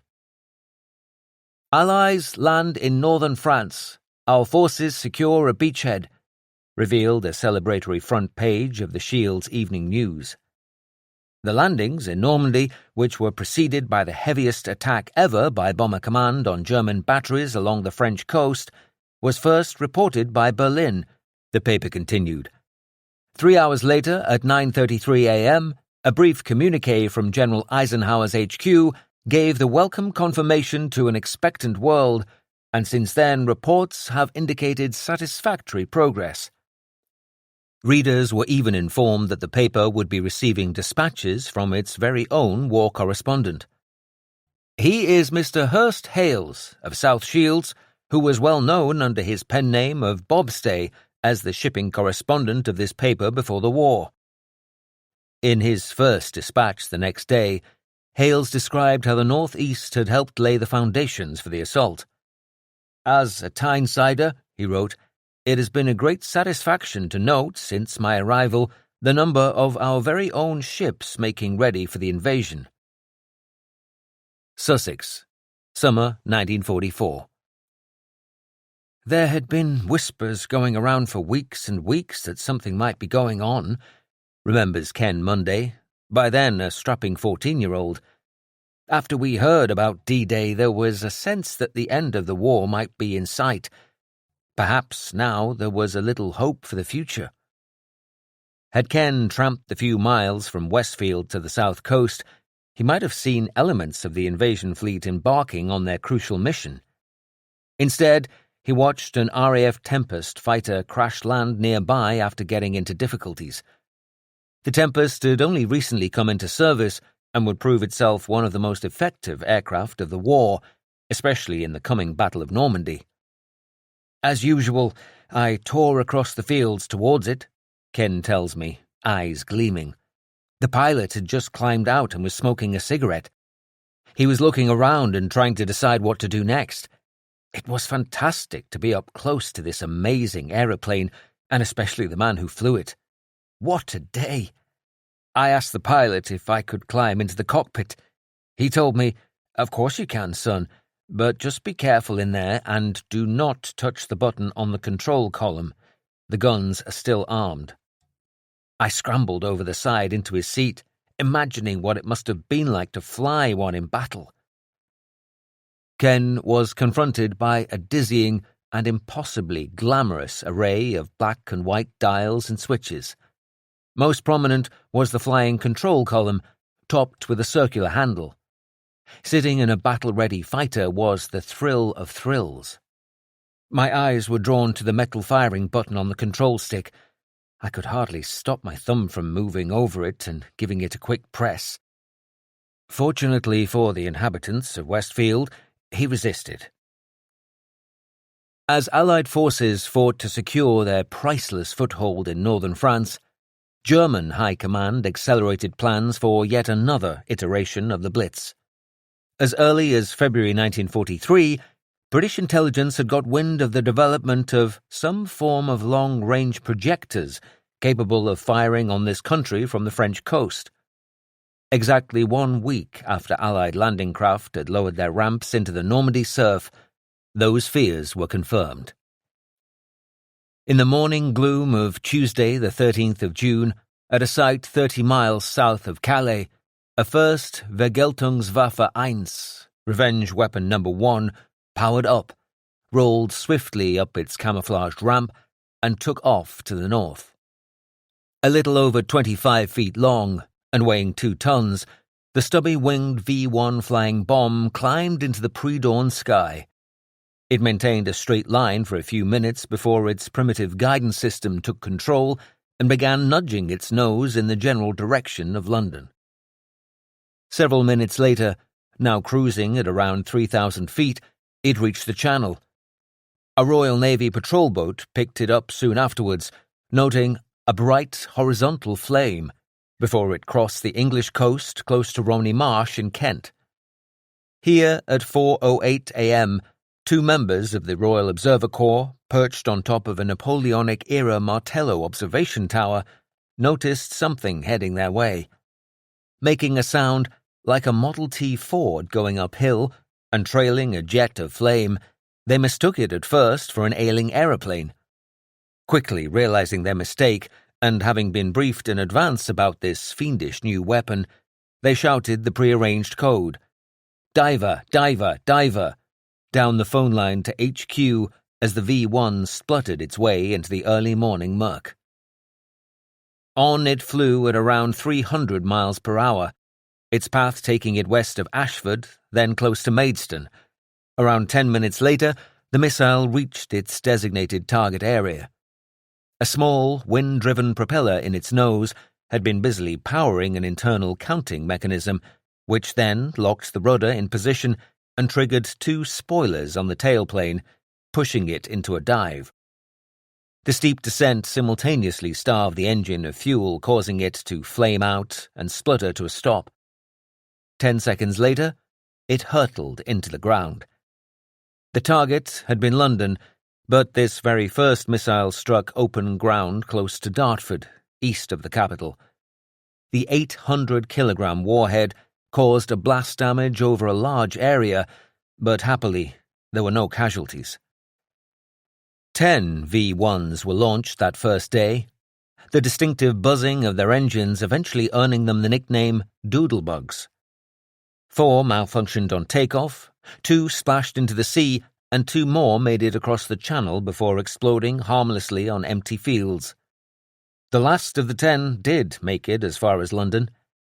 18-year-old Royal Engineer Alex Savage, then based in Woolwich in southeast London, later recalled the alarm going just before the first light of dawn. In less than a minute, we of the duty fire crew tumbled out of the hut and headed to the fire station. We saw searchlight beams crossing under the low, cloudy sky, crossing purposefully rather than sweeping the sky to spot the enemy. It was such an unusual sight, and to a man we stopped in our tracks. We glimpsed the enemy plane briefly before it disappeared behind the low workshops building. In that split-second sighting, we could see flames from the aircraft's tail. We all ran to get a better view of what we thought was a fast German fighter-bomber making a sneak attack on central London. In the time it took us to run the 100 yards or so from our billet hut to a vantage point, the strange-sounding aeroplane was less than 2 miles away from us, with its tail ablaze and leaving a short trail of brilliant flame. "They've hit the bastard," someone cried. A great cheer went up at the thought that the anti-aircraft batteries had hit the fast-flying Jerry. But it continued on its direct, unswerving track, was over Greenwich Observatory in a few seconds, and still hurtling headlong towards the dome of St. Paul's Cathedral that already stood out clearly in the early dawn light. The reverberating throb of the plane's engine sounded so much like a plumber's blow lamp that instinctively one thought of some odd sort of rocket engine. Somewhere over Rotherhithe the flame went out. By this time we were sure that the aircraft was doomed and stood waiting for the flash of its ground impact and explosion. But none came. We all stood in puzzled silence, watching in fascination to see what part of the city or Westminster would suffer. Then it came, the boom of a relatively distant explosion.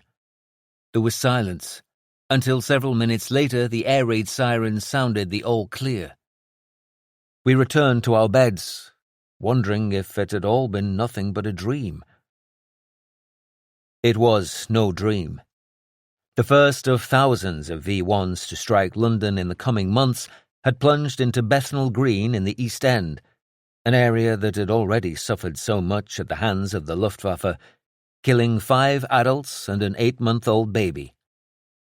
After a brief pause, the attacks resumed late on Thursday, the 15th of June.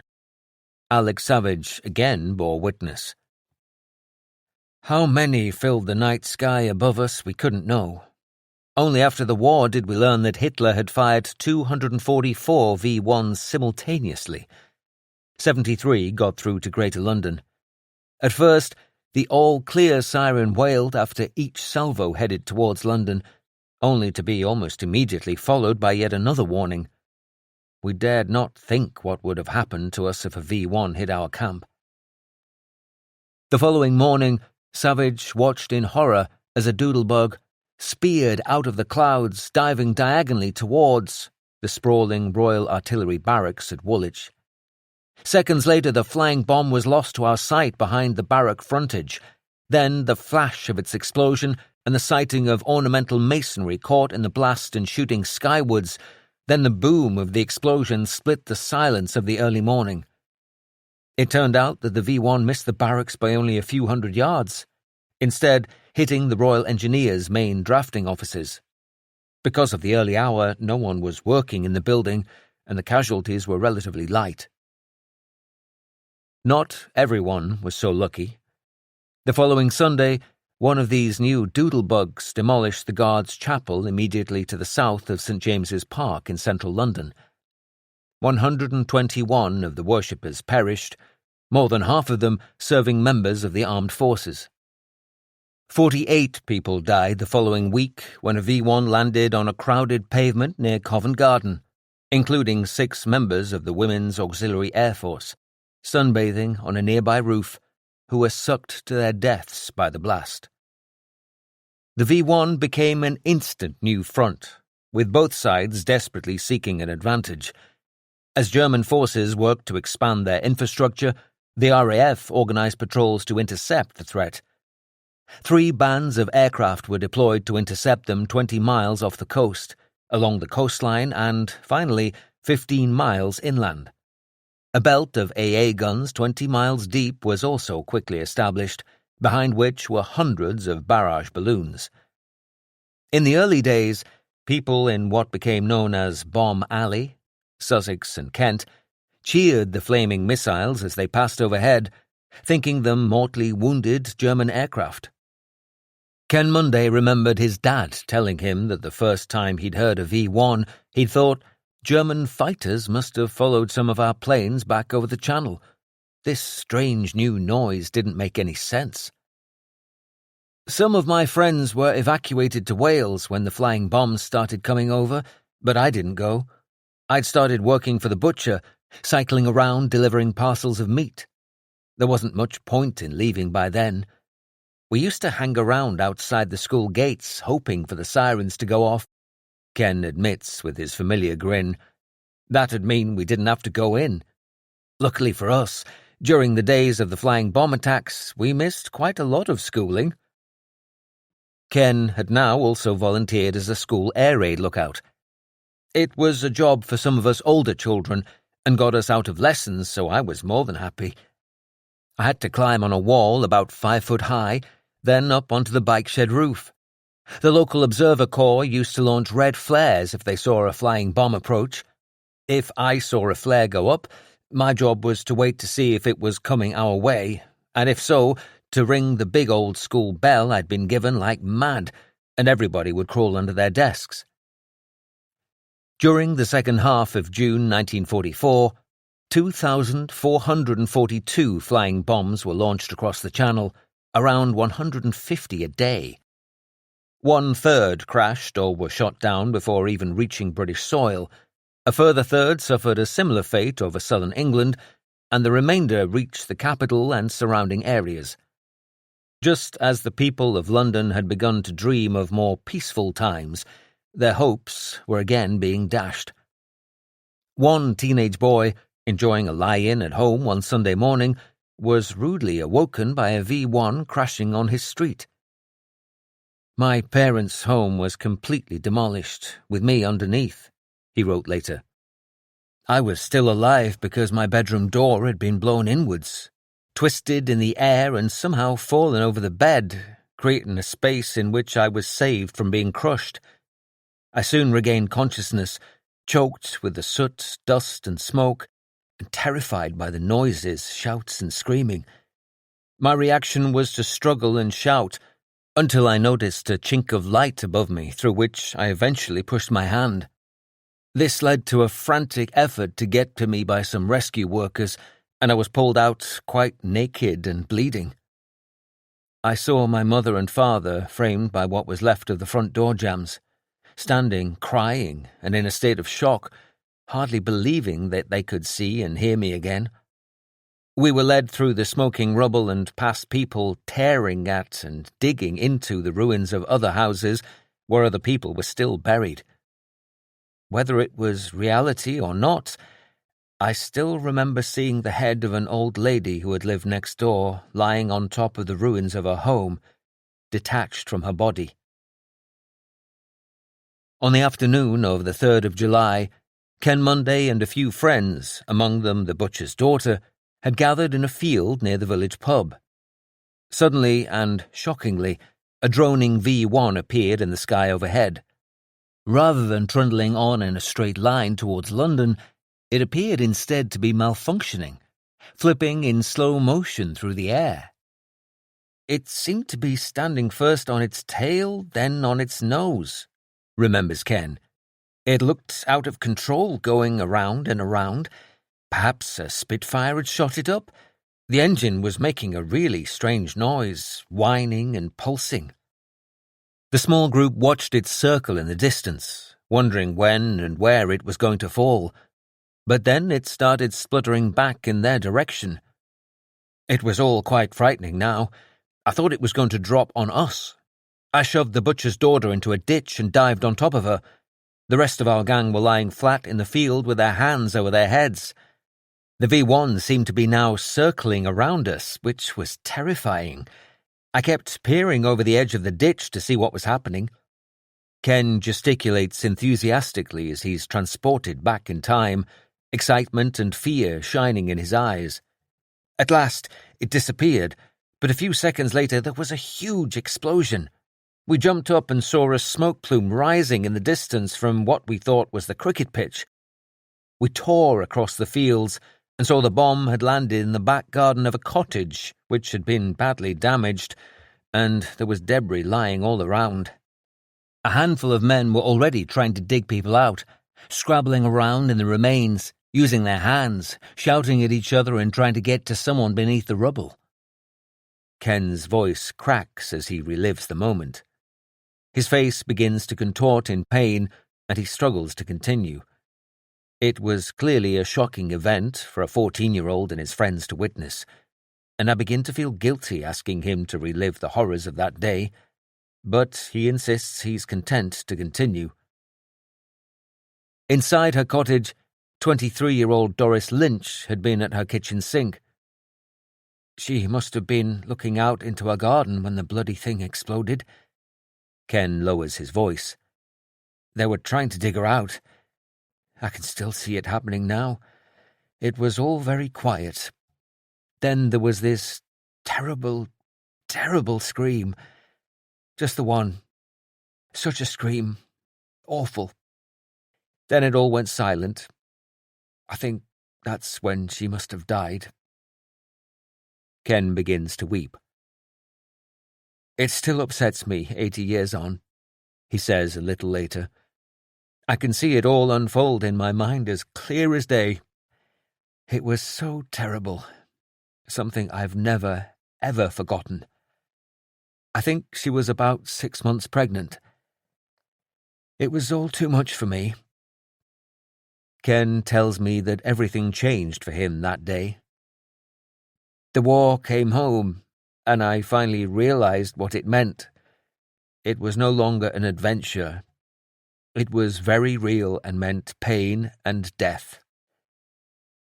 Along with the horrors of this latest assault, and despite the euphoria accompanying the success of D-Day, came a terrible uncertainty. If Hitler could still do this, people asked themselves, what other secret weapons could he have up his sleeve? When German lines in Normandy crumbled in the third week of August, their troops forced into a chaotic retreat, Allied forces were at last able to overrun and neutralize the dozens of V1 sites. The last of more than 8,500 ground-based flying bombs was launched on the 1st of September. A much smaller number were fired from specially engineered bombers through the autumn and winter, but they were far less accurate. In all, 2,419 V-1s reached London, with a handful more hitting Southampton, Portsmouth and Manchester. Some 5,475 people were killed. Even North Shields saw the impact. In mid-July, 1,100 London mothers and their children fleeing the V1 onslaught were found places to stay in Newcastle and Tynemouth. A Women's Voluntary Service billeting officer described how householders were meeting the buses and hurrying off with the kiddies and mothers into their homes. The experience of one refugee, greeted at the door of her temporary home with a smile and a cheery, "Come in, love," was entirely typical. The Newcastle town clerk told a reporter that they'd found shelter for the families with ease. "We have had no reason to enforce compulsory powers, and in fact have many billets for mothers with young children which we have not utilised." The arrival of the refugees was a reminder, as if anyone needed it, that the war still had some distance to run. Not least because a formidable wave of new vengeance weapons was already being prepared for launch. Chapter 18. Victory. France, summer 1944. Although Allied boots were finally on the ground in Normandy, the plan to blast its speed through German lines had stalled. Some objectives, particularly the crucial transport hub around Caen, only 10 miles south of the coast, were still in enemy hands weeks later. The long-anticipated breakthrough took place in late August, when Allied forces finally overcame the large concentration of German troops at Falaise, 24 miles southeast of Caen. In a message printed in the Shields Evening News, British Commander General Montgomery, Monty himself, announced, "On August 11th, I spoke to officers and men of the Allied armies in northwest France. I said that we must write off the powerful German force that was causing us so much trouble. We must finish with it once and for all and hasten the end of the war. And today, 10 days later, it has been done. Destruction of enemy personnel and equipment in and about the so-called Normandy pocket has been terrific, and it's still going on. Victory has been definite, complete and decisive. The news is very good from all war fronts all over the world. The end of the war is in sight. Let us finish off the business in record time." On the home front too, there were reasons for celebration. On the 7th of September, 4 years to the day since Black Saturday and the start of the night blitz, London's newspapers proclaimed, "The flying bomb battle of London is over," thanks in part to the successful capture of Doodlebug launch sites in northern France. Coverage of the story in North Shields, "Menace of flying bombs eliminated," came with a caveat.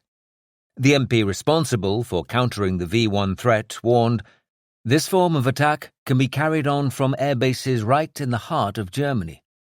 He went on to say, "In the next few weeks, Germany will have other things to think about, but we can be reasonably confident that the launching of any scale attack will be very remote indeed." The inside pages focused on people making plans for peace. In some streets in London suburbs, peace committees have already been formed to consider victory celebrations. A stationer has told me that he has sold out his stock of pictures of Mr. Churchill. However, as so often over the previous 5 years, this burst of optimism proved premature. Southeast England, September 1944. Late afternoon the very next day, in a wooded suburb of The Hague, on Holland's west coast, 2 14-metre, 12-ton, dart-shaped missiles were pointed skywards from their mobile trailers. Revenge Weapon No. 2 was about to open a shocking new chapter of the Blitz. Jets of yellow flame thundered from the first V2, melting the asphalt road surface and scorching nearby trees.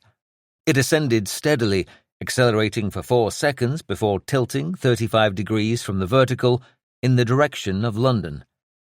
Its thrust driving it higher and higher over the North Sea, the rocket reached an incredible 3,500 miles per hour before the fuel supply cut out.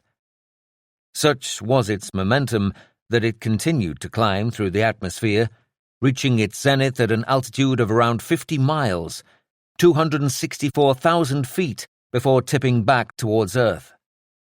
5 minutes after its launch, now travelling at a speed of around 2,400 miles per hour, it speared into a residential street in Chiswick in West London. A black granite memorial stone is the only clue today to the devastation wrought on this quiet suburb more than 80 years ago. One young boy was cycling home at that precise moment. After leaving the park exit, there was the biggest explosion that I ever heard. I turned to see a column of black smoke rising rapidly into the sky, rolling and twisting as it ascended to perhaps several hundred feet. Then came the aftershock. It sounded as though every thunderstorm in England had gathered and released its energy. My first thoughts were that a nearby ammunition dump had exploded. I very soon realized that the explosion was much nearer, as bricks, tiles, and other debris began to fall through the dust in front of me. Following the explosion, there was such a silence. The only thing I could hear was the roaring in my ears. It was not long before the occupants of surviving properties joined me at the terrible scene of devastation.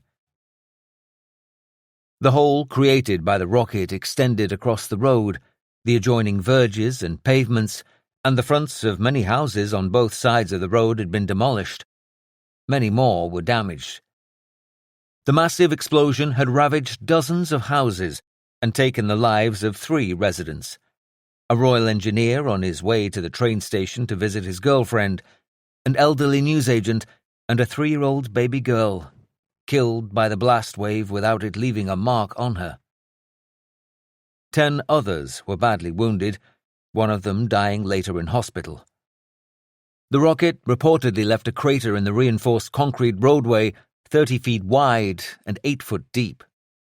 The second V-2 launched from Holland that day landed near Epping in Essex, causing no meaningful damage or significant injuries. Initially, no one could understand what had happened. There'd been no whistle of a bomb, no buzz of a doodlebug, no sudden silence. Despite the absence of broken pipes in the crater, a rumour soon spread that a gas main had exploded. A clue to the seriousness of the event came within hours when a group of senior officials, including Home Secretary Herbert Morrison, appeared at the scene. In their hats and macintoshes, half posing for a photograph in front of the wreckage of a house, they seem understandably anxious. A large, mustachioed police sergeant stares straight into the camera lens, ready for a fight.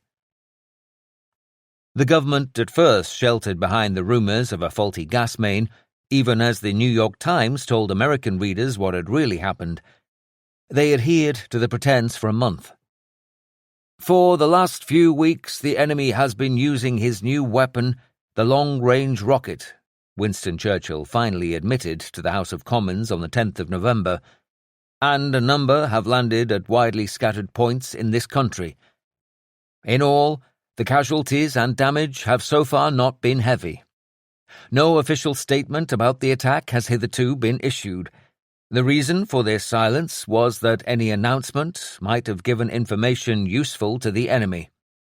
The use of this weapon is another attempt by the enemy to attack the morale of our civil population in the vain hope that he may somehow, by this means, stave off the defeat which faces him in the field.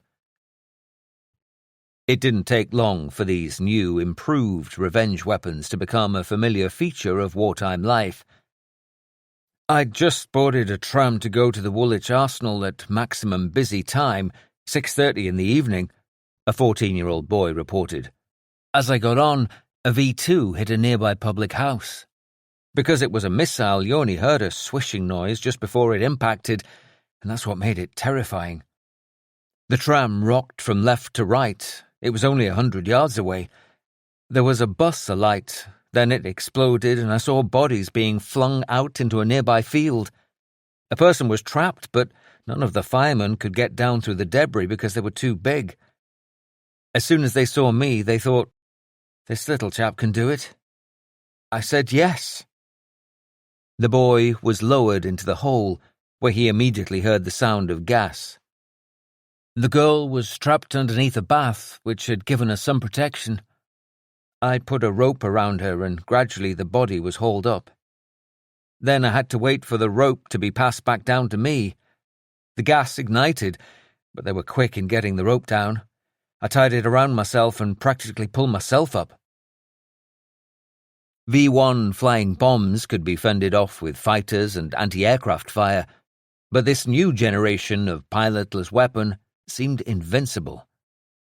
The New Cross area of southeast London would see the most deadly V-2 attack of the entire campaign on the 25th of November 1944. I remember seeing a horse's head lying in the gutter, said one witness. Further on there was a pram hood all twisted and bent, and a little baby's hand still in its woolly sleeve. Outside the pub, a bus had been concertinaed. Rows of people were sitting inside, all covered in dust, all dead. I looked towards where Woolworths had been, and there was nothing, just an enormous gap. Clouds of dust, and I could see right through to the streets beyond, but there was no building, just piles of rubble and bricks. The only thing still standing was the co-op. The debris was still settling down, and from underneath I could hear people screaming. A total of 168 people would perish amid the concentrated smell of brick dust and blood. Across the water in Europe, the news was still mixed. The airborne assault at Arnhem in September, Monty's effort to end the war quickly, hadn't gone well. The plan to capture a series of crucial river and canal bridges, then launch a powerful armoured force into the heart of Germany, had faltered at the final hurdle, the infamous Bridge Too Far. Casualties had been appalling, with the British 1st Airborne Division alone suffering around 8,000 killed or captured, 80% of their strength. Stanley Cook, Millie Matthews' younger brother, though only 12 at the time, remembers it well. Seeing the Pathé newsreel of the airborne landings at Arnhem in the cinema really sticks in my mind. In fact, just a couple of nights ago I watched A Bridge Too Far, and it brought it all flooding back. It's funny how these small things trigger long-gone childhood memories of that time. But back then, the war seemed to just grind on, and we ground on with it. Around this time, the final child evacuees began returning home to the northeast after staying in foster homes in the countryside. Some had not seen their parents for 5 long years.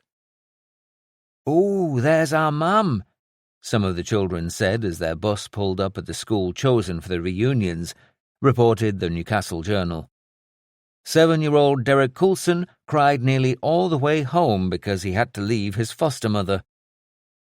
A 9-year-old girl clutched her doll Belinda in her arms, telling a reporter, "She's nearly 6 now, and I've got a new sister since I went away, so I'm bringing Belinda home for her." Alongside the new V-2s streaking periodically across the sky, there was still the occasional V-1 attack.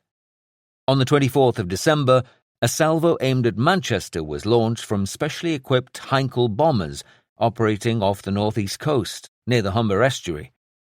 Missing their target, they fell in surrounding suburbs and towns. One killed 27 people in Oldham, including an 18-month-old baby. In all, 42 people lost their lives that final Christmas of the war. A sprinkling of military successes offered renewed hope. Non-stop air blows promised and 170 German planes downed, reported Newcastle Sunday Sun that Christmas Eve. But its editorial also noted that the Battle of the Bulge, A surprise German counteroffensive through the Ardennes forest of Belgium and Luxembourg had Britons chewing their fingernails once again. This sixth Christmastide of the Empire at war is shadowed inevitably by the grim news from the West, where the pace and power of Germany's venomous thrusts have not yet been decisively checked. Hopes of peace in Europe by Christmas have been brutally dashed, but even as the roar of battle mounts to final fury, we face the coming year with high hearts and proud confidence. Hitler's plan had been to inflict a substantial enough defeat on the Western Allies for them to choose a negotiated peace, rather than persisting with the drive to Berlin. General Patton's new offensive against the southern flank of the Germans' Ardennes salient, west of Bastogne, has gained ground despite heavy resistance, reported the Shield's Daily News on New Year's Day, 1945. The U.S. Army would suffer almost 20,000 dead in the Ardennes, a further 23,000 taken prisoner, but German forces were eventually defeated and turned tail towards their own border. Each day, each week, seemed to bring the prospect of victory and peace closer. And yet, whenever an end to it all began to feel tantalizingly close, another incident would shatter the illusion. 2 steps forward, 1 step back. On the evening of the 3rd of March, 1945, 70 German aircraft carried out raids across the country from Northumberland to Suffolk, the largest mass attack since May the previous year. One night fighter strafed the North Yorkshire village of Elvington, mortally wounding 2 residents before clipping a tree and spiralling into a field, reportedly the very last enemy aircraft to crash on British soil. North Shields escaped undisturbed, but across the water in South Shields, a raider peppered a residential area with incendiary bullets, causing a series of small fires. Although the enemy was clearly on the back foot, like a wounded animal it could and would still rear up and strike with terrifying ferocity. London, March 1945. St. Bart's Hospital had been one of the capital's busiest casualty clearing stations during the Blitz. Its battle scars are still clearly visible today. An impressive stone wall is interspersed with large arches filled with elaborate black metalwork. Worn wooden benches along the pavement offer their welcome as patients wander into the hospital grounds. But just meters from the wards where so many Blitz-battered bodies were repaired 85 years ago, hundreds of pockmarks still pepper the wall. Some are melon-sized from close-by blasts. Smaller holes project out from points of impact like the casts of exotic flowers. As at St. Paul's Cathedral and the RAF Church of St. Clement Danes, they continue to provide an affecting record of long-forgotten events. I cross the street to the famous Smithfield Market, soon closing for redevelopment, and catch the fading scent of meat.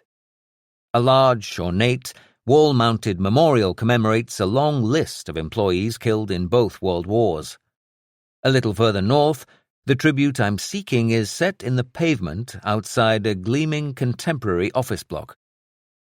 A simple gold ring, inscribed with the words, "In memory of those affected by the V-2 rocket attack on this site, 8th of March, 1945.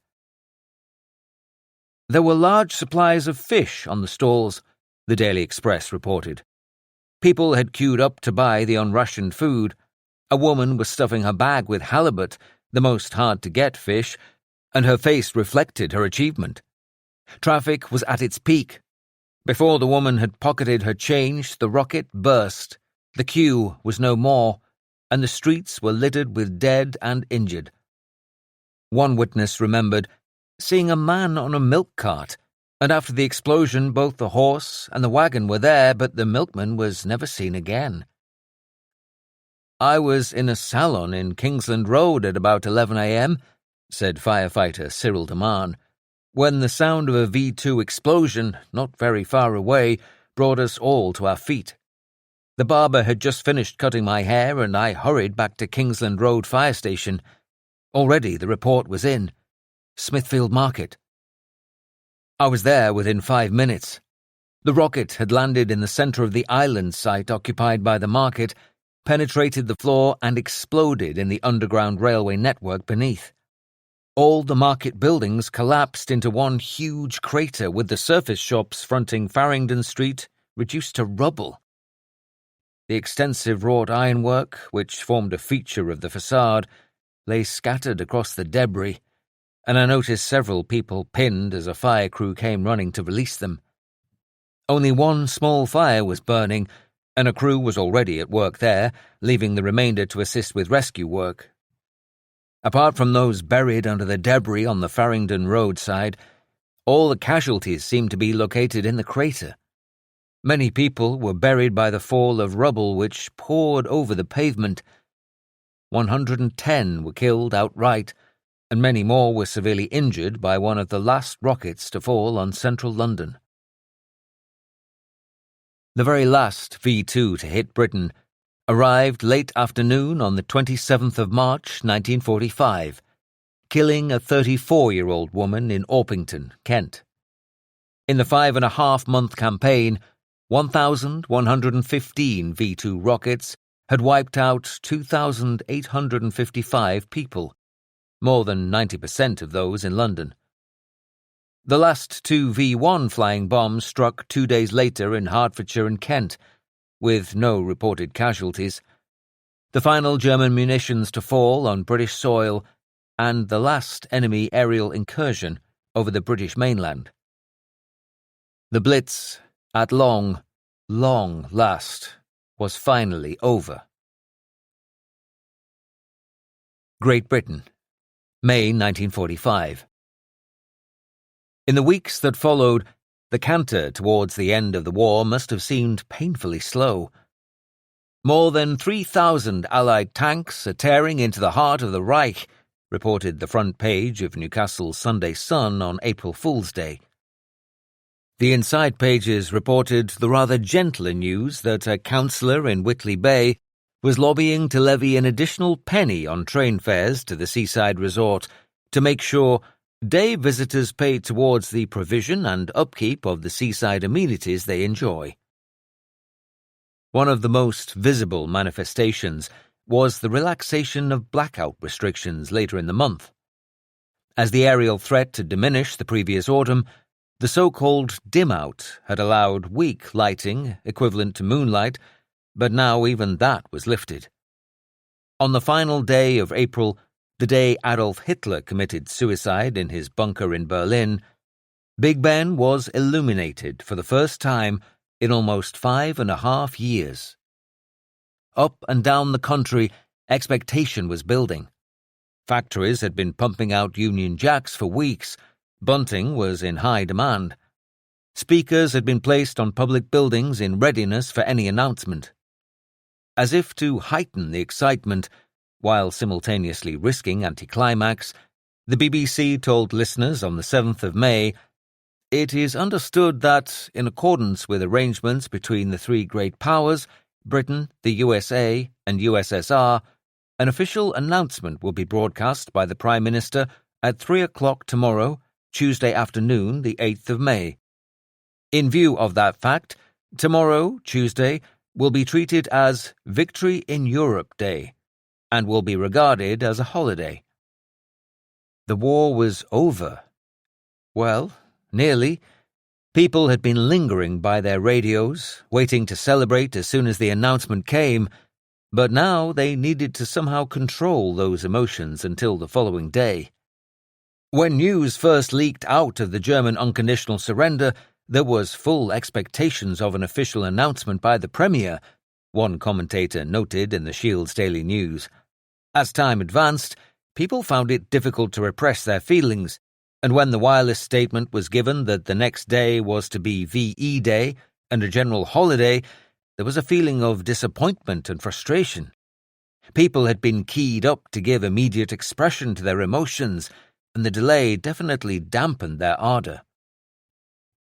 At least the announcement about the announcement allowed people to prepare in advance. Tynemouth Town Hall was soon festooned in red, white and blue bunting, while people began queuing at bakers and grocers for the supplies they'd need to celebrate in style. A newspaper cartoon on the 7th of May showed a couple looking at a Union Jack hanging in a shop window and debating whether to buy it. "It's a lot of money for a flag, John," the wife says to her husband, "but of course I could make you some pyjamas out of it afterwards." VE Day officially began at midnight, at which point some people did begin to celebrate, cheering, hooting and whistling. With licensing laws revoked, people were at least under no pressure to finish up their drinks. But it was only at 3 p.m., as Churchill said the words they had been longing to hear, that everyone could finally believe it was really happening. "Yesterday at 2:41 a.m. at General Eisenhower's headquarters," the familiar voice told the nation, "General Jodl, representative of the German High Command, and Admiral Dönitz, designated head of the German state, signed the Act of Unconditional Surrender of all German land, sea and air forces in Europe. The German war is therefore at an end." "When Mum heard the news, she started to cry with relief," remembered one young boy in Manchester. "We had a very big hug, which set us all off with a mixture of tears and laughter. Everybody was ecstatic. 'The war's over! The war's over!'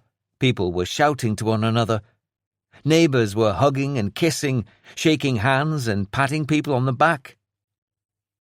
It seemed as though a spring was released among the population, said the now 18-year-old Ron Curran. Tensions that had been suppressed, born of fear of death or mutilation through bombing, or in many cases fear that their loved ones in the forces may not return, or even that their houses may be destroyed or damaged. Other tensions caused by rationing, blackout, and limited travel were swept aside on the day. Stanley Cook, a child when the war started, now a teenager, remembered the tables being set out in the street for a grand party. They were loaded with so much food, pies, sandwiches, scones, cakes, drinks. It really was an amazing sight after all those years of war.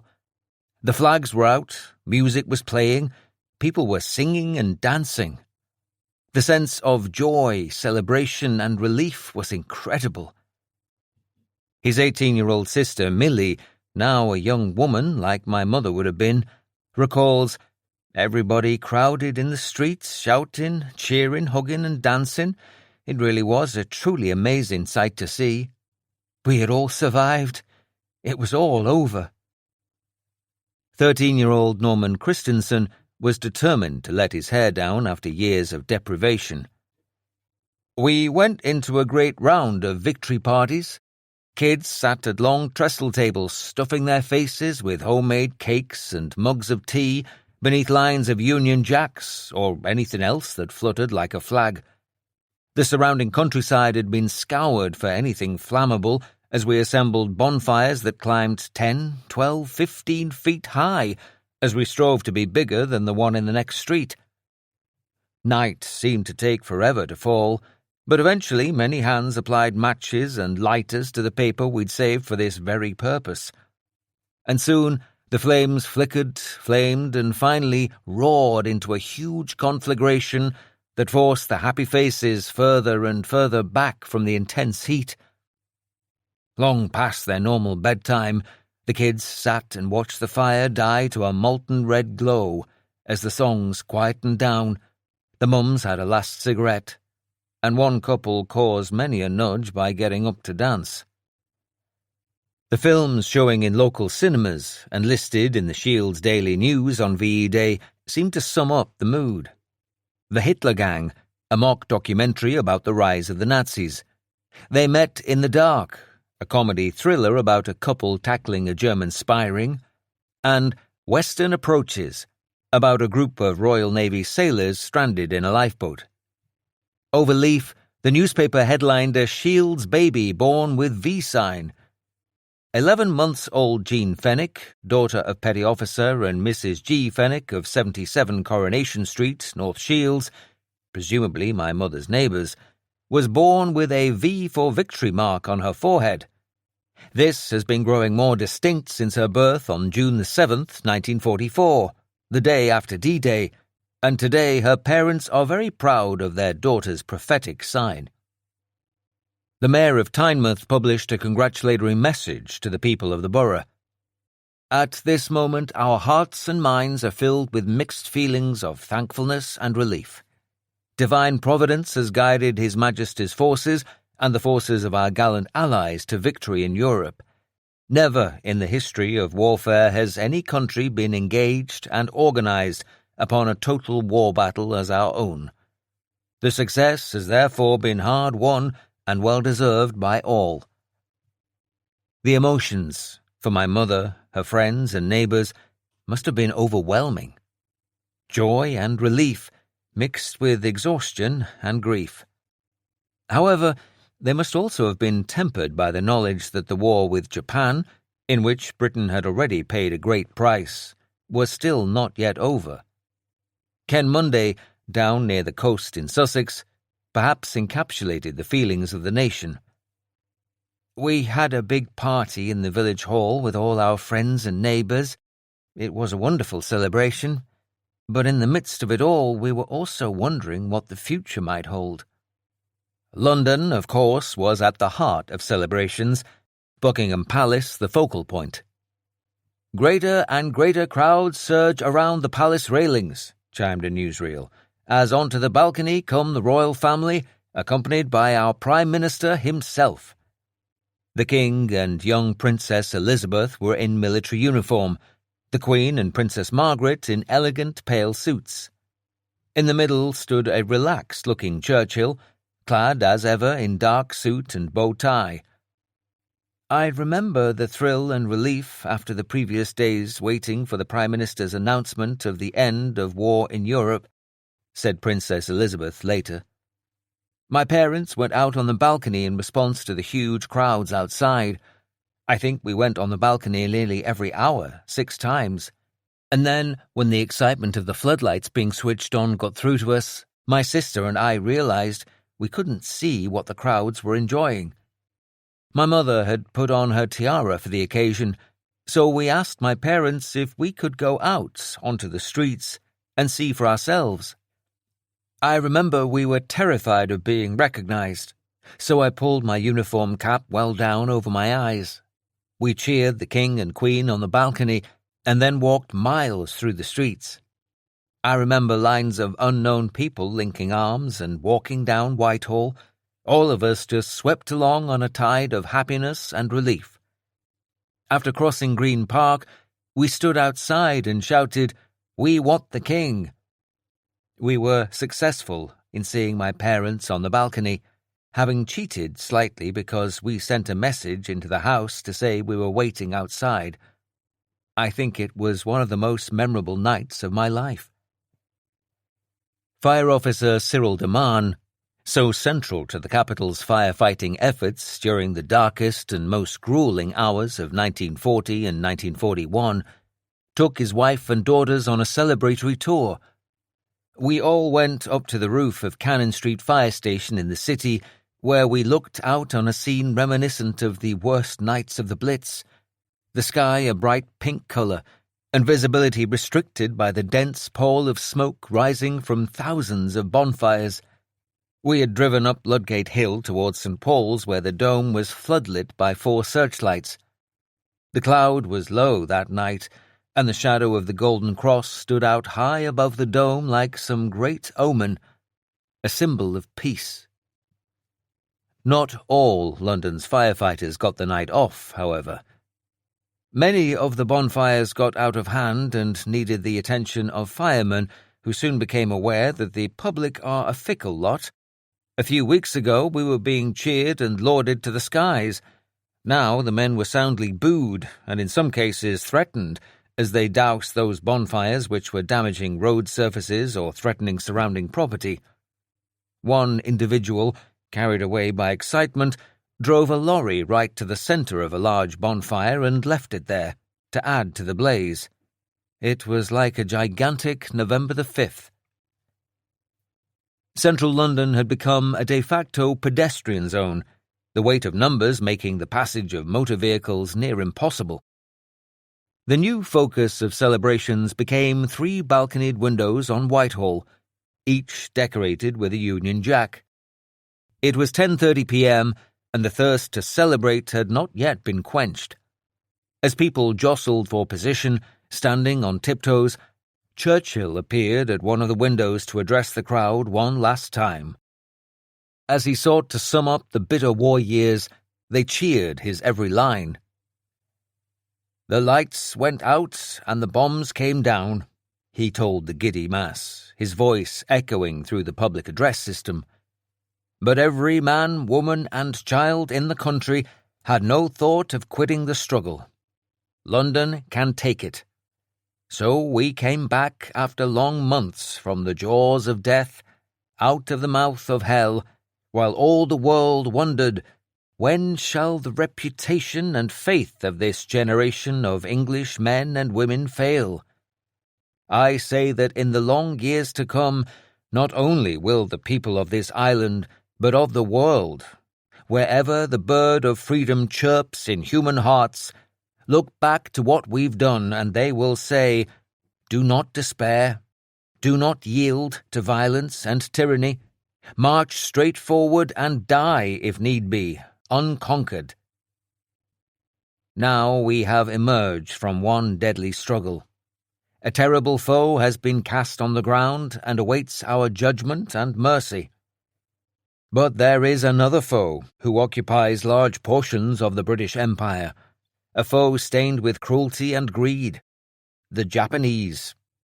I rejoice we can all take a night off today, and another day tomorrow.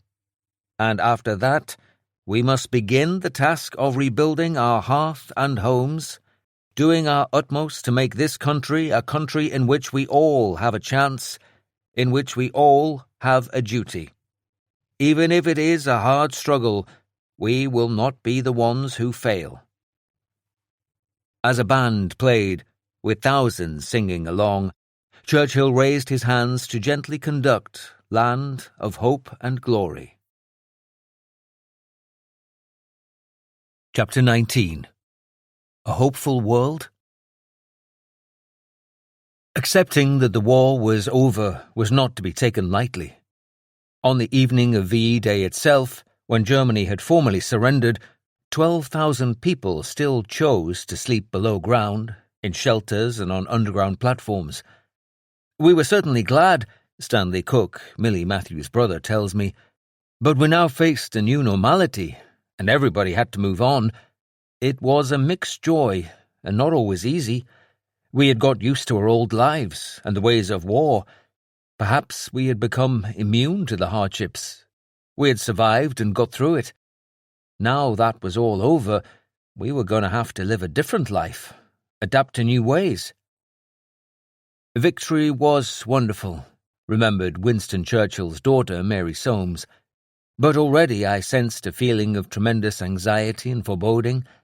The difficulties of the post-war period were going to be so enormous, and they were already clouding the hour of victory. It wasn't just that Japan was still fighting.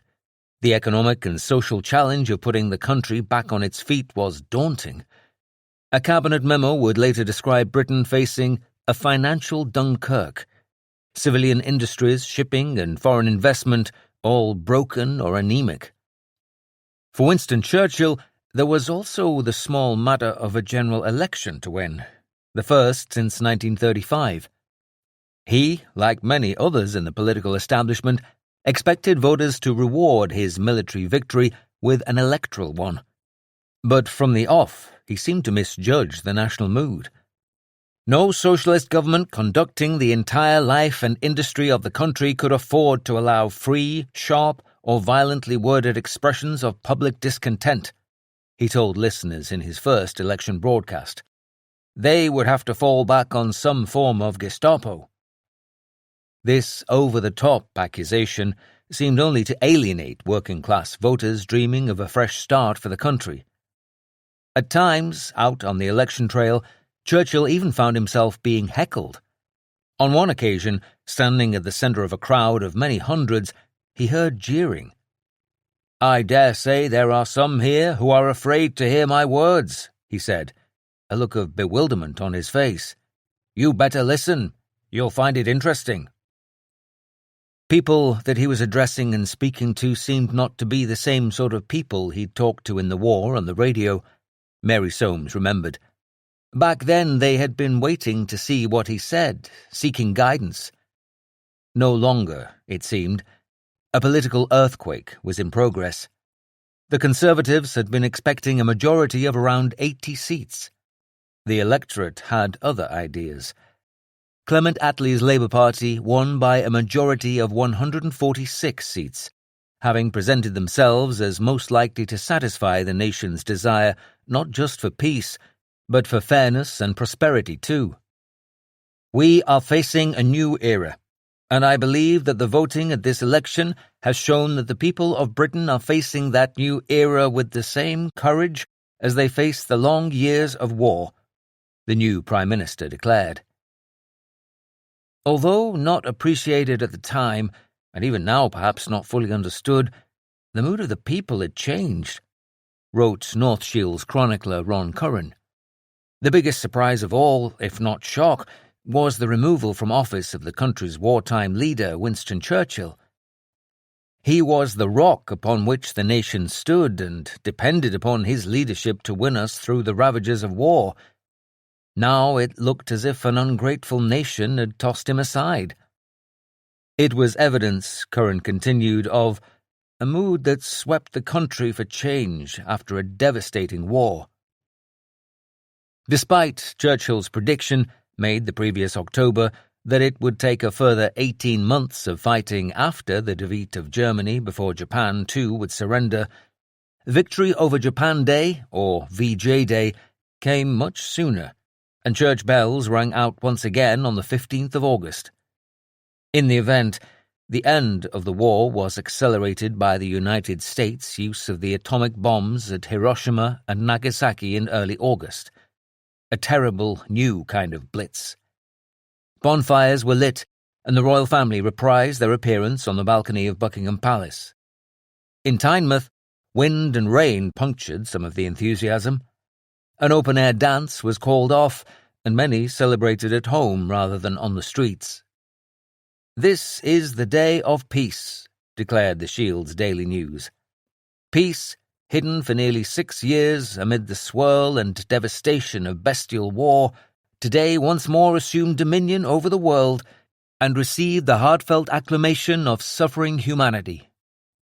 The paper urged its readers to be grateful, be proud, be determined. Further down the same page, there was bitter news. Tynemouth VJ Day tragedy.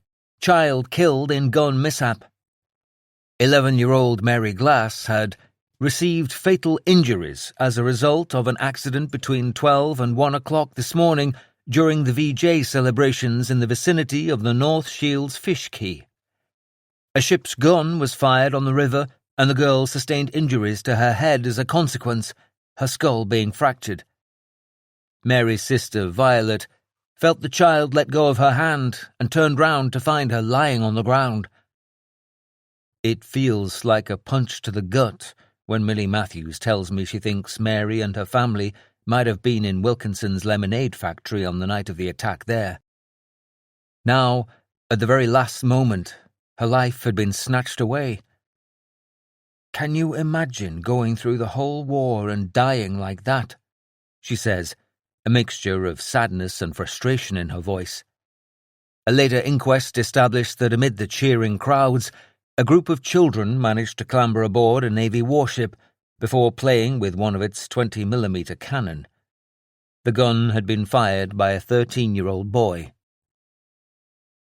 After almost 6 years of fighting, the Second World War was over, but its repercussions would rumble on for many years. In the coming weeks and months, those fathers, sons, brothers, husbands leaving military service would make their way home. Mary Hennigan, who lived a few hundred yards from my mother in North Shields, wrote that her father, away in the Royal Navy, was, like for so many children, just a picture on a wall. The year 1941 had not been a good time for her family. Aged just 5, she lost 3 of her merchant seaman uncles at sea. Then a number of her mother's cousins were killed in the Wilkinson shelter. The end of the war brought much-deserved happiness.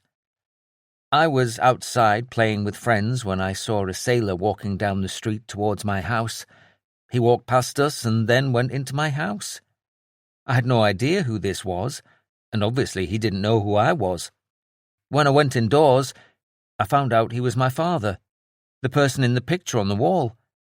It took a while to get used to him, but I was one of the lucky ones. My father came home. At the beginning of 1945, 5 million servicemen and women had been deployed around the world. As they were demobbed, each was gifted £83 and a suit, a raincoat, a shirt with 2 collars, a hat, a tie, shoes and 2 pairs of socks by the government, and promised their old job back. Though, as many would discover, to their chagrin, not necessarily at the same level.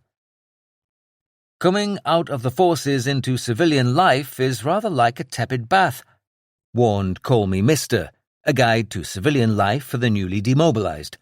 One finds neither the icy, tingling invigoration of a cold shower enjoyed on first enlisting, nor the steamy, heartwarming glow of a hot bath enjoyed on leave. That uneasy return to Civvy Street applied to all those who'd played their part, not just soldiers, sailors, and aircrew. Just as the outbreak of war had seen a 20-fold increase in the strength of the fire service, so the cessation of hostilities witnessed an equally rapid contraction, wrote Blitz firefighter Cyril DeMann. Many auxiliary firemen were anxious to return to civilian life and sought early demobilization. Others developed a liking for the service and applied for permanent appointment. A large number of auxiliaries left on a sour note. Many wished to retain their axes as a memento of service, but all items of uniform and equipment had to be handed in for eventual sale at auction. The country was broke, and every asset, however small, must be realized. Hopeful world enters 1946. The Shield's evening news trumpeted on the 1st of January. Leaders call for unity in first year of Reconstruction. On the same front page was a photograph of a young Sunderland girl sampling a banana for the first time in her life, from a cargo of 10 million, the first to reach the country since 1940. Looking ahead, the country would need to manage its war debt, rebuild its streets, ports, and factories, and find a new place for itself in the world. The United States had risen as a preeminent global power. The sun was starting to set on the British Empire. The old order, especially social class and the role of women, had been shaken like a snow globe. Many of those involved at the sharp end of battle were still confronting the realities of their actions. In the months after the war, the RAF had decided that Bomber Command ground crew should get the chance to see the results of their own skills and hard work during flights over Germany. One pilot recorded their reaction. Flying at only a few thousand feet to give our passengers the best possible view, they gazed in astonishment and sometimes horror at the scene below. We, too, were viewing the devastation at close range for the first time. The amount of damage caused by the combined efforts of the RAF and USAAF had to be seen to be believed. Town after town lay in complete havoc and ruin, as though a giant bulldozer had run amok. Here were chaos, death, and destruction. The very heart of industrial Germany had been gouged out beyond repair. The homes of millions of people had gone as whole towns stood derelict. We could see a trickle of shabbily dressed people trudging along the battered streets. What they were doing or where they were going, God alone knew. Where did they sleep? What did they eat? Another witness said that, across Germany, we stared down aghast at the total destruction. So this was what the thousands of tons of bombs had done? To see it all in broad daylight was like viewing the end of the world. And on a similar flight, an airman involved in the bombing was amazed at the devastation we'd caused. Some towns were just walls standing, with no houses of any sort. I was struck by the thought that real people had been killed in our raids. It brought home to me that war was such a terrible thing, and that we'd taken part in it. But I also knew that if we'd lost the war, the Germans would have done all sorts of horrible things to us. You fight for your country when your back's to the wall, and, in the process, people get killed. Very, very sad. I'm not very proud of it, but it was war. Some of the German aircrew who had sought to lay similar waste to British cities later found the courage to see what they'd done, too. In 2004, bomber pilot Willy Schludecker visited the village of Bolham near Morpeth in Northumberland. In early May 1942, he dropped 4 bombs there after British fighters had latched onto his tail. One landed in the churchyard, another punched a hole in the church wall but failed to detonate. 2 more exploded in a nearby field. Viewing the damage, the former Luftwaffe airman was particularly touched to see a stained glass window marking the spot where his bomb failed to detonate. I was very interested to come here. I felt very bad when I found out I had hit a church. I was aiming for the railway line. I was very pleased that it did not go off. I am sort of here to apologize. When I first came to Britain, I was introduced as a bomber pilot and was afraid of people's reactions. But everyone was so friendly. They said it was just the war and that I was just doing my job. 4 years later, he visited the city of Bath, another of his targets. Over 400 people had perished there during the raids in April 1942. When I joined the Air Force, I was very young, 22 years old, and just wanted to fly, he told a local reporter. I did not think much about the future, but when I started flying operational missions, I soon realized the dangers of my job, and then I lived only from flight to flight. You must understand that the average survival time for a bomber pilot flying over Great Britain was only 7 missions. I took part in the first 2 raids on your city during the Bath Blitz. I was not aware of the awful damage our bombardment had caused. I am deeply touched by the pictures I have seen, and I realize that the war caused dreadful harm to your city and its people. The only thing I can do now is to ask you all for forgiveness for any pain that I might have caused and any damage that I might have inflicted when I came to your city in 1942. As recollections of the Blitz receded and the subsequent Cold War between the West and the Soviet Union progressed, former enemies, now on the same side in NATO, had to make up. The late 1960s brought the Germans and British together, alongside the Italians, on the project to design and build the tri-national Tornado. 3 decades after the Second World War, there had been a few stony silences in the office shared by a veteran Luftwaffe colonel and a similarly aged RAF squadron leader. Into this somewhat frosty atmosphere was thrown the snippet of information that both had been fighter pilots, one in Messerschmitts, the other Spitfires. Conversation became a touch more animated when they realized they had fought in the same campaign over Northern Europe in the latter stages of the conflict.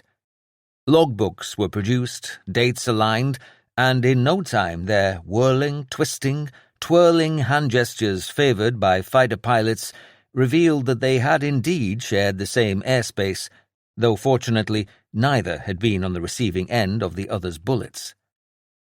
And when I began my own relationship with a Tornado bomber in the late 1980s, training alongside hundreds of German and Italian aircrew, I was paired with a young Luftwaffe pilot. Friday nights in the officers' mess were always a riot of drinking and military song. The Brits belted out classic tunes from the Dam Busters and The Great Escape, while the Germans were not shy of launching into their Second World War marching numbers. Accompanied by the assembled nations at some rather bawdy points, the lyrics would certainly be frowned upon today. Although some of our fathers and grandfathers, many still then living, had fought each other only 40 years earlier, we were all friends now, working together to face our common enemy, Britain's former wartime ally across the Iron Curtain. We were training to enact a new Blitz and rain down destruction from the skies on the Soviet Union. Would we be successful?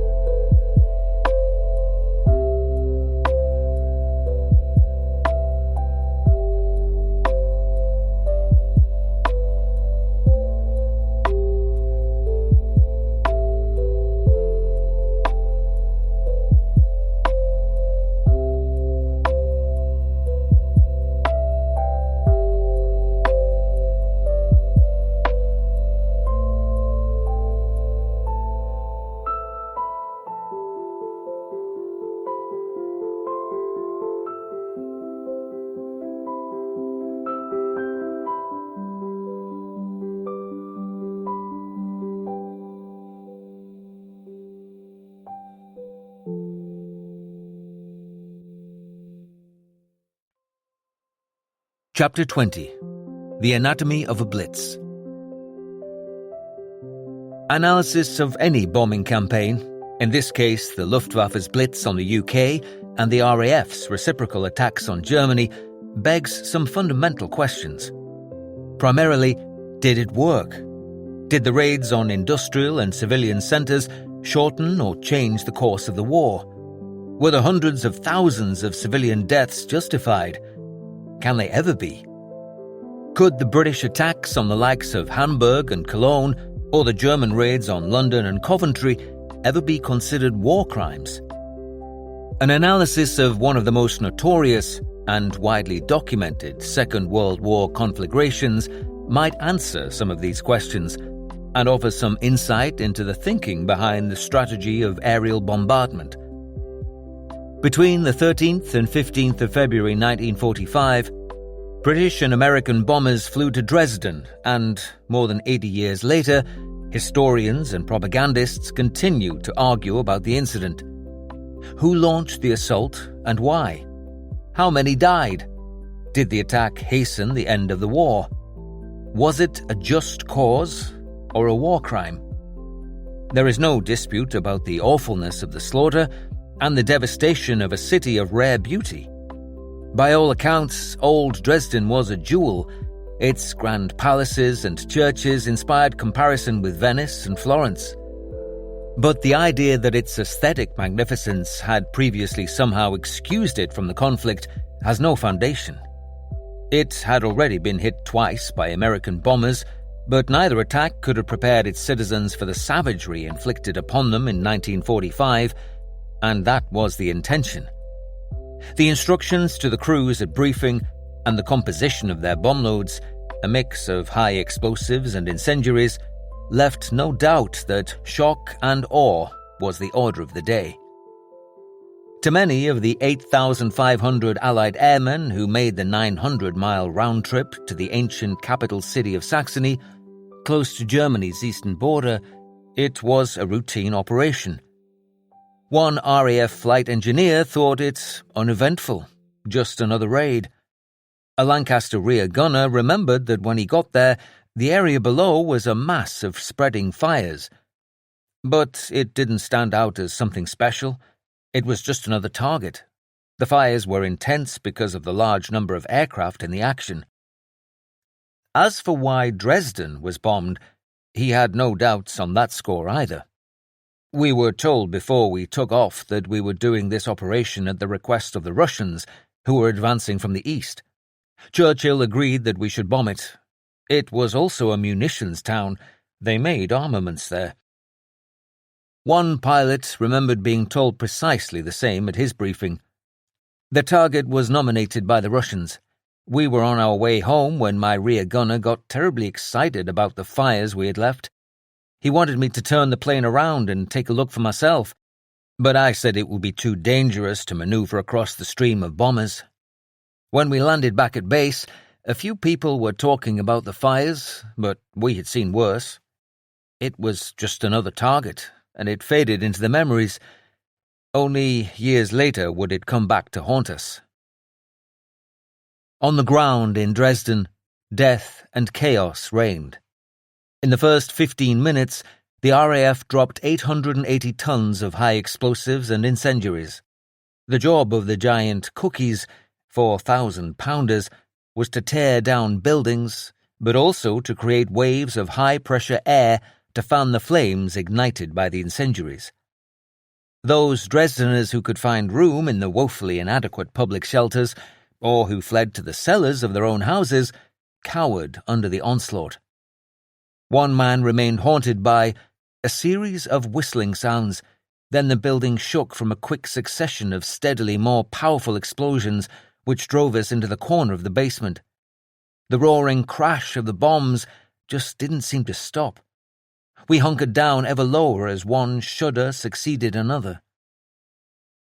When the drone of the bombers had gone, he ventured outside to be greeted by a vision of hell. Everywhere we turned, buildings were on fire. The spark-filled air was suffocating. Chunks of red-hot matter were flying at us. The more we moved into the network of streets, the stronger the storm became, hurling burning scraps and objects through the air. A 15-year-old boy remembered, people wandering about helplessly. I saw my aunt, who called out to me to make for the river, but the firestorm strangled her last words. A house wall collapsed, burying people in the debris. A friend grabbed me and pulled me away across the rubble. Time and again we stumbled over corpses. This was only the beginning. The death and destruction would continue through the night and well into the next day. Nowhere was safe. Those who stayed underground risked being suffocated as the heat sucked the air out of their hiding places. Outside, the winds were now at tornado force, catching not just debris and hurling it in the air, but people too. One witness recalled seeing a woman carrying a baby in her arms. She runs, she falls, and the child flies in an arc into the fire. The woman remains lying on the ground, completely still. My eyes take this in, but I myself feel nothing. I just stumble on. The firestorm is incredible. There are calls for help and screams, and all around is an inferno. I hold a wet handkerchief in front of my mouth. My hands and face are burning. It feels as if the skin is hanging down in strips. An American crewman, a New Yorker whose father had fought the Germans in the First World War, had no illusions about what happened at Dresden. or elsewhere during the war. And no qualms either. I didn't know anyone who was remorseful. If you saw London like I saw Dresden, you wouldn't have any remorse. A fellow US gunner agreed with the military necessity of the mission. It was a sound strategy to prevent the Wehrmacht from falling back to regroup. So we bombed the hell out of the railroad yards and road hubs along their line of retreat. I don't rejoice at the tens of thousands of Germans killed there, but I doubt there were many Jews in that number. The good burghers of Dresden had shipped them all off to Auschwitz. Not every airman was quite so dispassionate about the attack, and many were profoundly disturbed by the raids on civilian targets.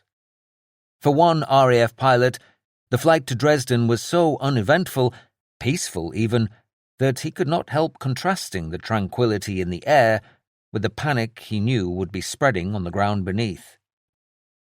It was 1:30 a.m. on February the 14th when we finally dropped our load. St. Valentine's Day. A day of love and affection, but we were not supposed to have such feelings for the poor devils below. Never mind that they were old men, old women, young people with their lives yet to live, babies, and babies unborn, still in their mother's womb. I had to pull the trigger, but who put the gun in my hand in the first place? Refuse, and you're a coward. Go, and you're a bloody hero. We stared, with spine-chilling feelings, into the Holocaust below. The whole city was ablaze, from end to end. It was like looking at a sea of liquid flames, inspiring in its intensity. In his Lancaster, at the back of the second wave, a bomb-aimer could barely take in the terrible sight below. The streets of the city were a fantastic latticework of fire. It was as though one was looking down at the fiery outlines of a crossword puzzle. Blazing streets stretched from east to west, from north to south, in a gigantic saturation of flame. I was completely awed by the spectacle. He could see no point in adding to the conflagration, and chose to drop his bombs in open countryside. Back at base, he found it impossible to think of the right words to describe what he had seen. The crews spoke among themselves about the vast conflagration. Nobody had ever seen anything to compare with it, and there simply weren't the adjectives available. I am not sure which I found more distasteful, actually bombing refugees, or the idea that when the Allies were bombing refugees it was all right, but when the Germans bombed refugees it was wrong. My quiver of outrage at the briefing, and then dropping the bombs clear of the city in the hope that they would fall harmlessly in fields, was a last gesture to an ideal of common humanity. It was at this point that I became something like a mercenary. I realized I was paid to do a job, and I had to do that job. If I was damned, I was damned. He was not alone in his disquiet. An RAF pilot, who had switched to a staff job at the Air Ministry, called in on his old squadron the day after the Dresden raid and found his comrades in arms shaken by what they had done. There was a feeling in the mess that it was a horrible mistake. The firestorm had been horrendous, and nobody knew why it had been done. They had been briefed that it was at Russia's request, but nobody wanted to help them anyway. Both we and the Americans hated their guts. Another crewman who had attacked that night cried when he went home on leave to spend a few precious days with his family. As I looked at my baby daughter, just a few weeks short of her first birthday, a lump came into my throat and my eyes filled with tears. Oh God, I had probably been responsible for killing or maiming such as her. When the news of the raid broke at home, it was just another routine event for a war-weary world where thousands of human beings were dying violently every day. The London Evening Standard of the 14th of February strung the headline, "The Blasting of Dresden," across its front page over a short report. Burning Dresden, pounded last night by 800 bombers of RAF Bomber Command, was again hit today by aircraft of the U.S. 8th Air Force. The raids were in support of Soviet Marshal Konev's troops, who are less than 70 miles away. The Germans may be using Dresden, almost as large as Manchester, as their base against Konev's left flank. Telephone services and other means of communication are almost as essential to the German army as the railways and roads which meet in Dresden. Its buildings are needed for troops and administrative services evacuated from other towns. Dresden had large munitions workshops in the old arsenal. The account shared a crowded front page with a report that Princess Elizabeth was suffering from mumps. And then a chilling story emphasizing the ongoing realities of the conflict, and perhaps how few people back then, weary after almost 5 years of fighting, thought the war was nearing its end. It quoted a German Foreign Office spokesman's warning that fanatical German men, women, and children were ready to kill, murder, poison any enemy soldiers who penetrated the frontiers of the Third Reich. Back in Dresden itself, the Reich authorities instituted a very quick cleanup. Thousands of troops and prisoners of war were drafted in to clear the streets of corpses and then dig through the rubble for more. Disposal of the dead had begun immediately, and ruthless Nazi efficiency came to the fore. SS men came from the Treblinka concentration camp, putting to use their expertise in disposing of bodies. On their say-so, instead of one massive fire, funeral pyres were lit at staggered times to minimize the pall of fine ash that would otherwise have settled over the city. Bodies were meticulously logged, identified by the place where they were found, named, if possible. A month later, it was possible for an official German report to conclude that the known number of dead was 18,375, and estimate that the final figure would be in the region of 25,000. Among the many wild casualty figures that would later be quoted, it remains the only one that has any official authority. It is undoubtedly a minimum figure. Most reasonable histories add between 10,000 and 15,000 more for the unknown number of refugees who died, bringing the consensus death toll to somewhere between 25,000 and 40,000. It was a staggering total, a terrible calamity by any standards.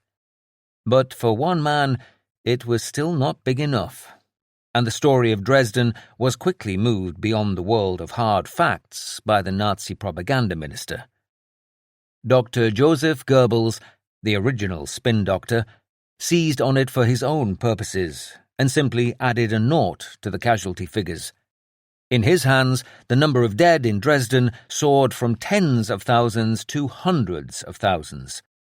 In the years after the war, the death toll took on all the characteristics of an urban myth and was endlessly inflated, with historians in the new Federal Republic of Germany later claiming that 400,000 had died, a figure that vastly exceeded the combined victims of the Hiroshima and Nagasaki atomic bombs. Alongside casualty figures, another question is often posed about the legitimacy of Dresden as a target. But with nation pitted so brutally against nation, could any city be an innocent bystander in that war? Dresden's own yearbook of 1942 boasted that it was one of the foremost industrial locations in the Reich. It had 127 civilian factories, which had secretly been switched to war work, producing bomb-aiming apparatus, searchlights, and parts for V-1 flying bombs, to name but a few. The city's Chamber of Trade admitted that the work rhythm of Dresden is determined by the needs of our army. But not only was it pouring out materials for the war from its factories, it was also about to take a more active role in the fighting, whether its citizens wanted to or not. The German High Command had designated it a military strongpoint, part of the defensive line along the River Elbe at which the Soviet advance could be held. It was to be defended at all costs. It was also a vital link in the German rail network, and 28 military transports a day came through the city with troops and tanks to fight off the advancing Soviet army. So, serene and peaceful Dresden was a war factory, a fortress, and a transport hub. A legitimate target if ever there was one. The protective cover of hindsight, unavailable to the air crews attempting to dodge flak and fighters in their mission to defeat the Nazis, offers up the claim that the bombing should have been stopped because the war was nearly over. But the end was far from apparent in those early weeks of 1945, when the Allied armies had still to cross the Rhine, and anyone bold enough to say the war was all but over would have received pretty short shrift from soldiers, sailors, airmen, and public alike. There had only recently been mass casualties at the Battle of the Bulge and Arnhem. The Germans were getting the first jet fighters airborne, and V-1 and V-2s were raining down on Britain, killing many thousands of civilians. All that said, in the hard-won post-war peace, many came to believe that the pulverizing of German cities had been wrong on almost every level. And the architect of the campaign, Arthur Harris, Commander-in-Chief of Bomber Command, would often be denounced as a mass murderer. Many of his beloved crews would also be tarnished by the controversy.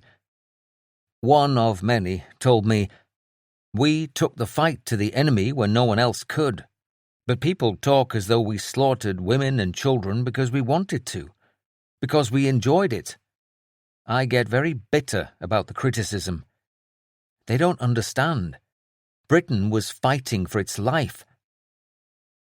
In contrast, on the other side of the Atlantic, America had moved on, and any concerns about targeting civilians had quickly taken a back seat in the Pacific. Even before the end of the war in Europe, B-29 superfortresses had firebombed Tokyo, dropping 1,700 tons of ordnance, turning 16 square miles of the city, with its flimsy wood and plaster buildings, into an inferno, and killing 80,000 people. That attack, on the 10th of March 1945, was the start of a relentless 5-month campaign that destroyed half of the habitable area of 66 Japanese cities, made a quarter of the population homeless, and left at least 300,000 civilians, and perhaps as many as 900,000, dead. The rationale, which was already drawing frenzied criticism, was that destruction on this scale would force the enemy to surrender and render invasion, city by city, or in Japan's case, island by island, unnecessary. Some US analysts had estimated the potential casualty rate of such an invasion at 1 million or more soldiers, sailors, and airmen, a powerful argument not only to continue the bombing, but to go a stage further when the Japanese continued to resist.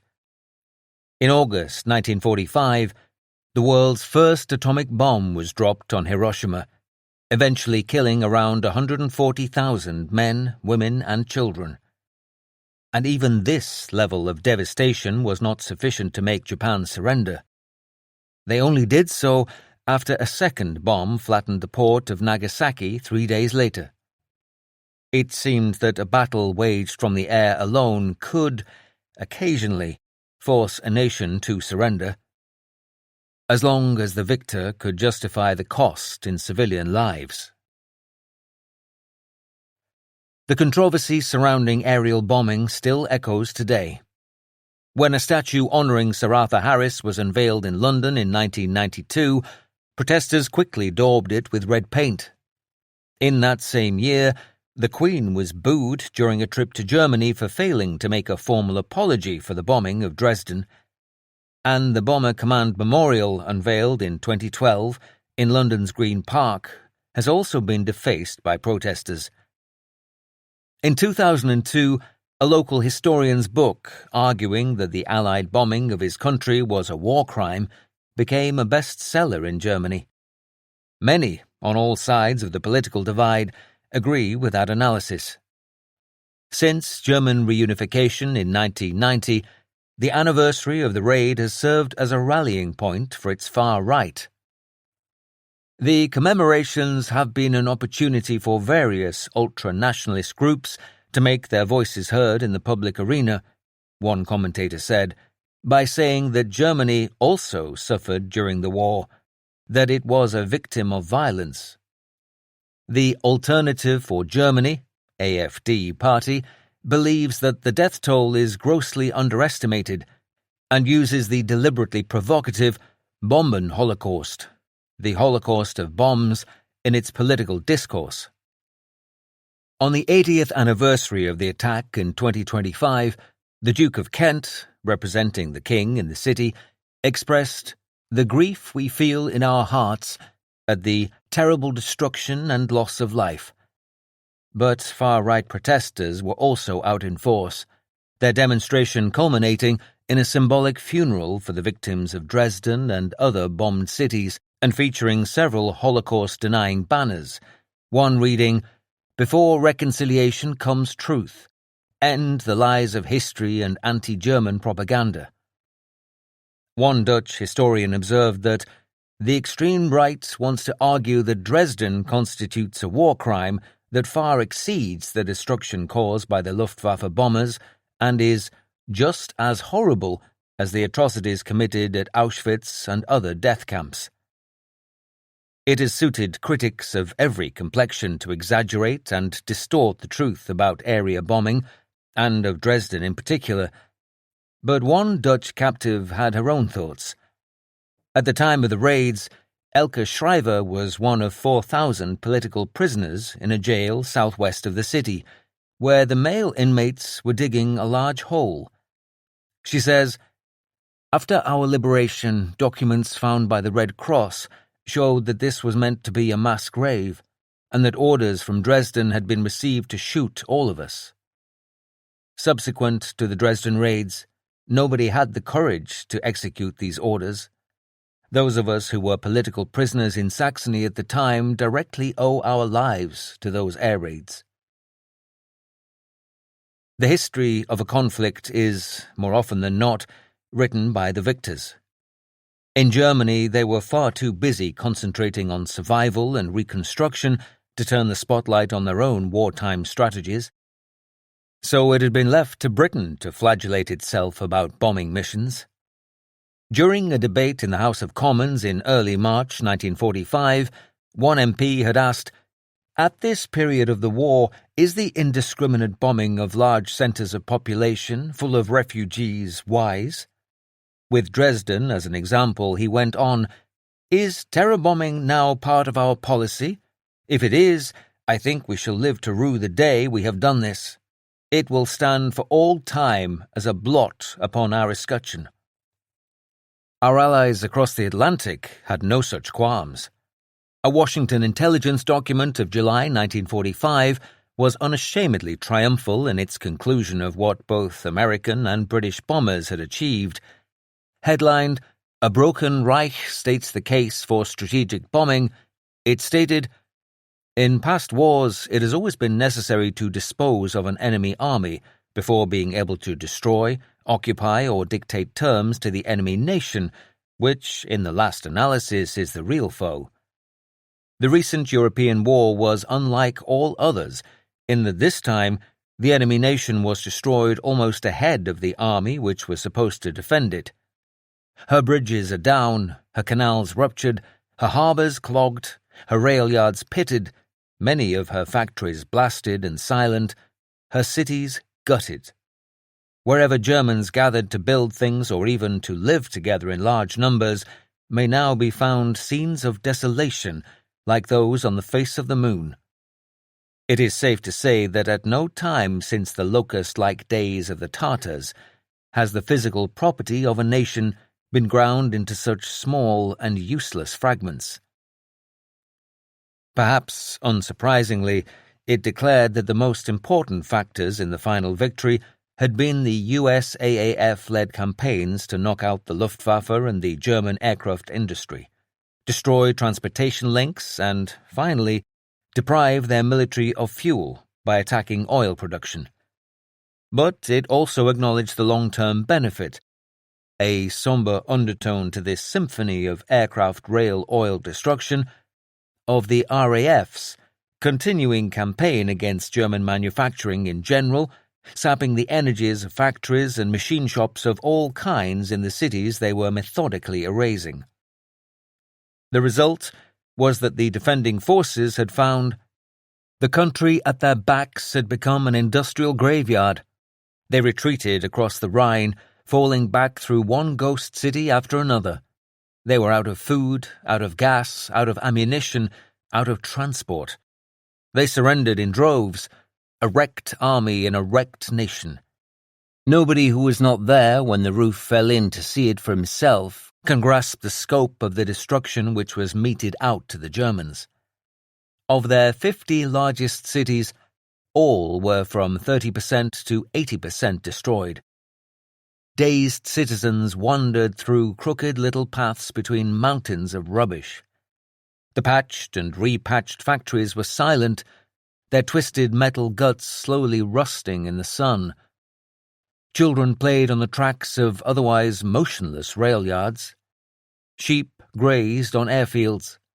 Of the complex and wonderful edifice on which countless Germans had laboured for generations, little remained but the bare bones. A harsh analysis, certainly. Its key phrase, perhaps, the enemy nation which, in the last analysis, is the real foe.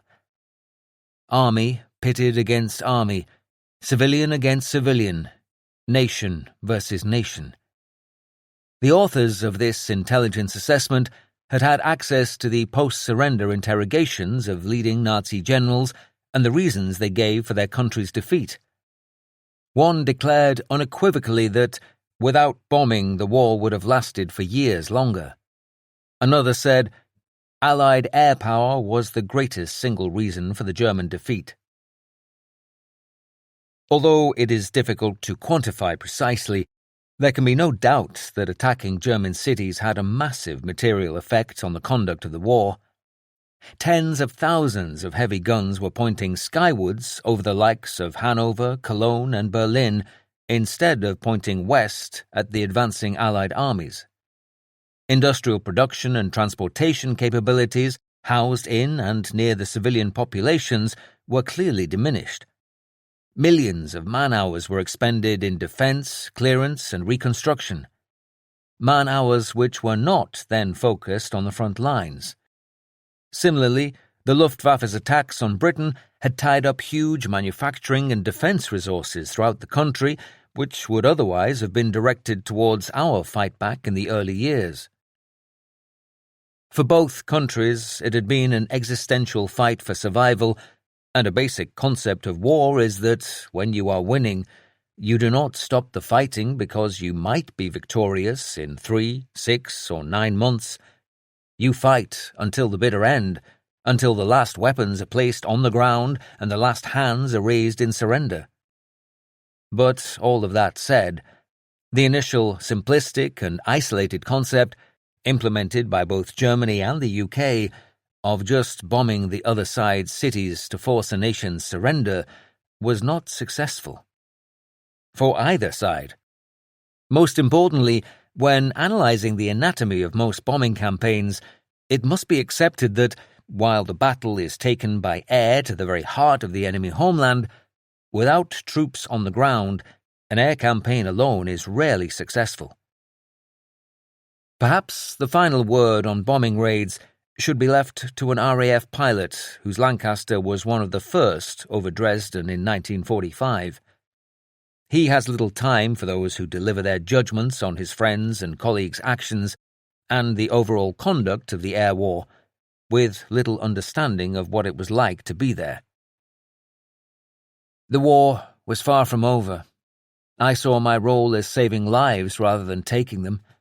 What I did was help shorten the war rather than allowing it to continue for a longer period. I once heard someone describe the bombing of Dresden as a Holocaust. Well, that was a word I never heard until the end of the war, when we were shown what the Germans had done to the Jews. Knowing the real meaning of Holocaust, I am even more proud of what I did. I helped to shorten that war. A war that we simply had to win. Of course, aerial bombing didn't simply disappear after the Second World War. In fact, it became more widespread. So, is the enemy nation still the real foe? In the 1960s and 70s, the United States dropped vast quantities of ordnance on North Vietnam, Cambodia, and Laos during the Vietnam War, over 7 million tons according to one estimate, 175 times the amount dropped by the Luftwaffe during the 8-month night Blitz. Civilian casualties of the bombing seem impossible to tie down and range from tens to many hundreds of thousands. In later conflicts, attempts were made to be less indiscriminate, but the scale of attacks can still be massive. At the start of 1991's Operation Desert Storm to liberate Kuwait from its Iraqi invaders, the US-led coalition fielded over 2,000 combat aircraft, roughly the same number available to the Luftwaffe at the beginning of the Battle of Britain. Together, they made over 100,000 sorties, dropping almost 90,000 tons of munitions, many of which were precision-guided. The world had never witnessed anything like it. Smart bombs delivered with extraordinary accuracy, seemingly guided through individual windows or onto moving vehicles in footage broadcast around the world. Cruise missiles fired from hundreds of miles away navigated above, even through, Baghdad's streets.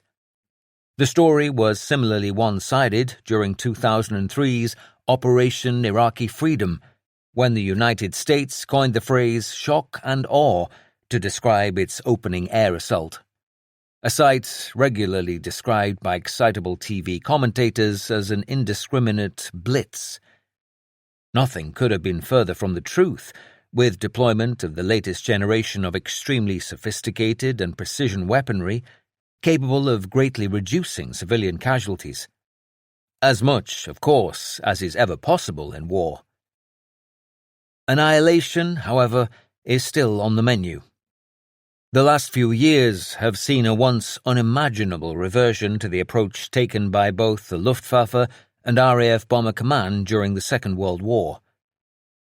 On the 24th of February 2022, Russian President Vladimir Putin ordered a full-scale invasion of neighboring Ukraine, falsely claiming that he was protecting Russian-speaking civilians in the east of the country and seeking to prevent Kyiv from joining NATO.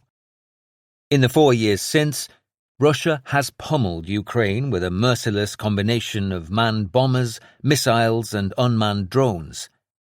By February 2025, Ukraine had suffered around 25,600 air and drone strikes. According to the United Nations, at least 12,500 civilians had been killed, possibly many more, a significant proportion as a result of air attacks. Ripe cherries and apricots fill the stalls of fruit vendors while people bustle about on a scorching July Friday, reported the Kyiv Independent after the then largest attack of the war on the 4th of July 2025. Just a 5-minute walk from the stand, the scene shifts dramatically. A gaping hole mars the 5-story residential building where the stairwell once stood. Rescuers tirelessly shift through the rubble, and a fragment of a drone lies abandoned in the middle of the road. Russia had launched 270 drones and ballistic missiles, direct descendants of V-1s and V-2s, at the Ukrainian capital, killing 2 and injuring 26 more. Houses, a school, a medical facility were all damaged too. "There is no apartment, just bare walls," one victim said. "Our kitchen as well as our bathroom is now destroyed. Everything was blown away. The explosion was deafening. People were screaming loudly." "It was truly terrifying," an elderly woman echoes. "The explosions kept coming. Iranian-made Shahed drones were flying in every minute like a swarm of bees, one after another." A photograph of Kyiv's skyline during the attack shows thick columns of smoke rising around a distant apartment block. Another has exhausted-looking civilians taking shelter in an underground station, some sitting on benches, Others sprawled across thin mattresses on the floor. These high-resolution colour images are, nonetheless, strangely reminiscent of the black-and-white photographs of the London Blitz. In June 2025, there were 10 times as many missile and drone attacks as in the same month the previous year, resulting in the highest monthly civilian casualties since the beginning of the war: 232 killed and 1,343 injured. On the 9th of July 2025, 5 days after that previous largest attack of the war, Russia upped its brutality, launching a record 741 missiles and drones. "It was very loud," one woman said. "The air defense was working, mobile fire teams were working, and the Shahed drone was howling. I reassured myself that if I'd heard this sound above my head, it meant the beast had flown on and we are alive." It's all uncannily like Londoners listening for the sound of doodlebugs overhead. A photo of a Ukrainian soldier standing alongside an Iranian-made Shahed shocks me. For some reason, I had imagined them not much bigger than the half-metre-long quadcopter drones you might see buzzing around British parks. It's entirely different. A menacing, almost 4-metre-high, black delta-winged missile. A swarm of these monsters is the stuff of nightmares. But the Kremlin hasn't had things all its own way in the aerial battle. On the 1st of June 2025, after 18 months of planning and preparation, Ukraine launched its own attack with breathtaking daring and imagination. Over 100 small drones armed with explosive charges were packed into wooden containers, then loaded onto lorries. Unwitting drivers booked by bogus businessmen drove the trucks towards military air bases across Russia. When the operation was triggered, the containers were opened remotely, and the drones inside took flight. Each microbomber is reported to have been controlled by its own pilot from inside Ukraine. Moments later, they cleared the perimeter fences of a number of air bases, sought out their prey, and detonated. Operation Spiderweb struck targets across Russia, some more than 2,500 miles from the border. The audacious raid, broadcast around the world, damaged around 40 Russian strategic bombers. "Not everything can be revealed at this moment," President Zelensky said afterwards, "but these are Ukrainian actions that will undoubtedly be in history books." Was this a glimpse into the future of aerial warfare? Ukraine is not the only place suffering a new blitz. In response to Hamas's murder of around 1,200 Israelis on the 7th of October 2023, the Israeli Defense Forces unleashed devastating air power in an attempt to destroy the terrorist group in the Gaza Strip and recover those taken hostage. At huge cost. Parts of the region now resemble post-firestorm Hamburg, and many tens of thousands have died, including countless women and children. Israel has also exchanged missiles, bombs, and drone fire with Iran, forcing civilians to take refuge in air raid shelters. The United States recently deployed enormous, deep-penetration, bunker-buster bombs in a bid to derail Iran's development of a nuclear weapon. A single 30,000-pound GBU-57 can achieve a level of destruction that would have required a raid by hundreds, possibly thousands of aircraft during the Blitz. Operation Midnight Hammer required the American air crews to fly an astonishing 37-hour non-stop round trip from the US to Iran and back. At a news conference afterwards, the chairman of the Joint Chiefs, America's most senior military officer, quoted one of the pilots on the raid as saying, "This was the brightest explosion that I've ever seen. It literally looked like daylight." It's an unexpected and affecting echo of the language used by the Luftwaffe pilots, zeroing in on a blazing London. "We were like moths drawn to the flames as we crawled up the river." As I ponder these latest blitzes, I wonder if Britain is ready for a more modern aerial battle. The government has said we must actively prepare for the possibility of the UK coming under direct threat, potentially in a wartime scenario, calling for an all-of-society effort to make the country more secure against incursions from potential future enemies like Russia and Iran. According to a report published in June 2025, ahead of the annual summit of NATO leaders, Britain is directly threatened by hostile activities, including assassination, intimidation, espionage, sabotage, cyber attacks, and other forms of democratic interference. We must take the world as it is, not as we wish it to be. Britain must start building bomb shelters now to prepare for war with Russia in next 5 years, says ex-army head, declares yet another worrying newspaper headline. The world has become as dangerous, if not more dangerous, than it was in the Cold War, said General Sir Patrick Sanders, the former head of the British Army. Funding for our air defences in particular, he warned, is much lower than it should be. If Russia stops fighting in Ukraine, you get to a position where within a matter of months they will have the capability to conduct a limited attack on a NATO member. So it is entirely plausible that through our ironclad and absolutely worthy commitment to come to the aid of a NATO friend and ally, Britain might quickly find itself at war. Getting ready for that, and in my view we must, is partly about boosting Britain's long-neglected air defences, exactly what the British government did in 1939, alongside preparing the civilian population for the worst.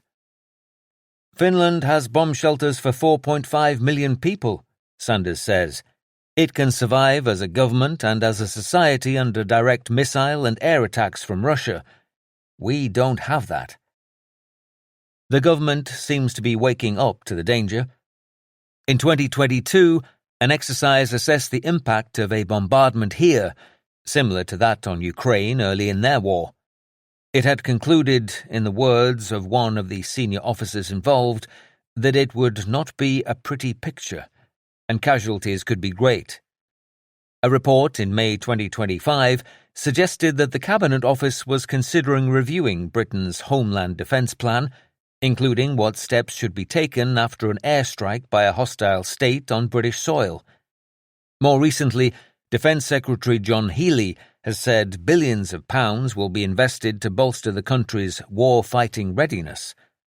Positive words indeed, but there is little evidence of how soon this desperately needed spending, if and when it comes, would have any material effect.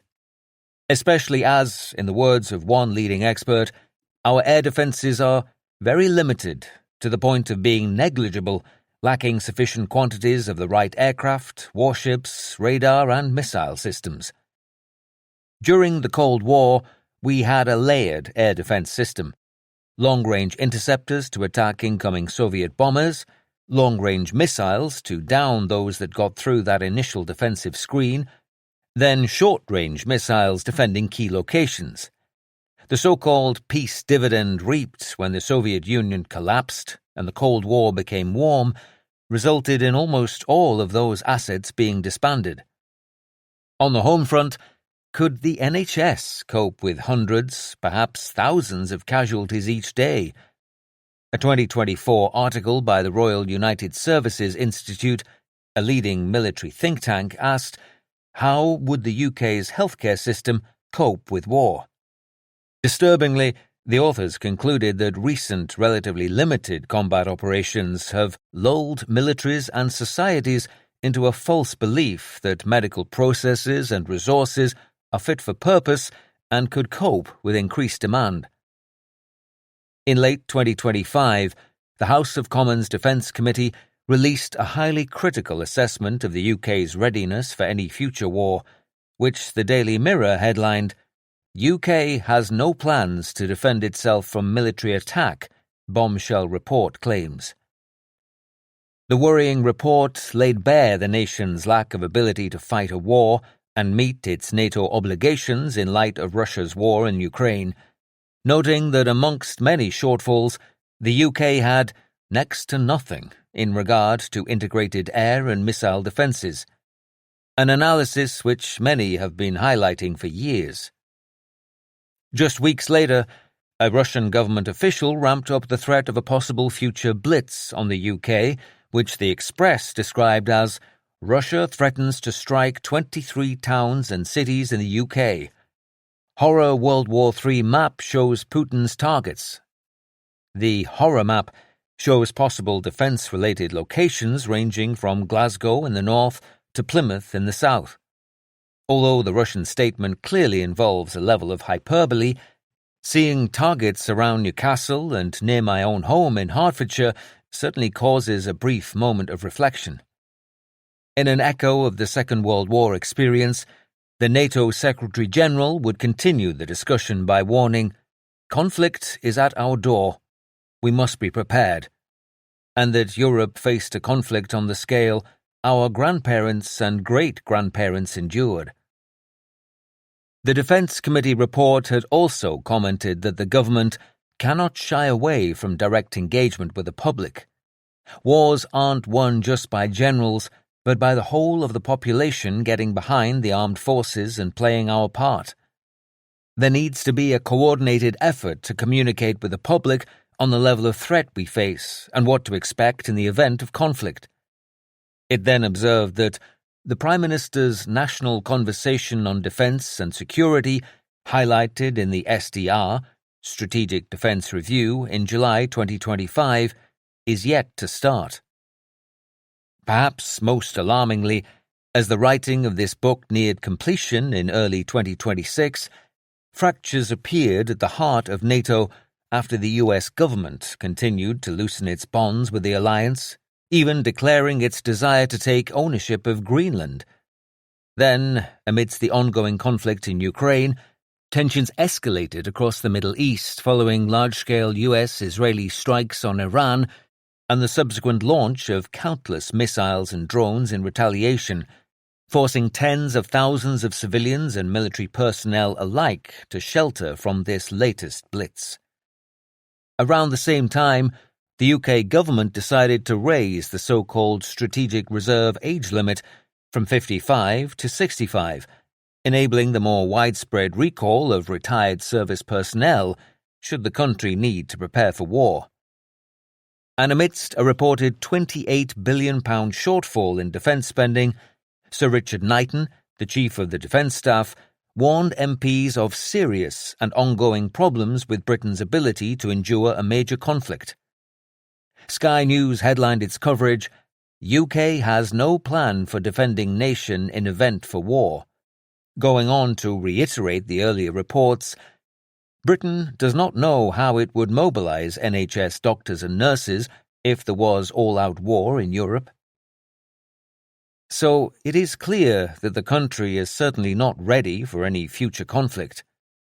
With the Second World War blitz fresh in my mind, I know there's much to be learned about morale, civil defence, the need for air raid shelters, and so much more. A modern-day Battle of the Boffins looms, as each side tries to learn and implement lessons more quickly than the other.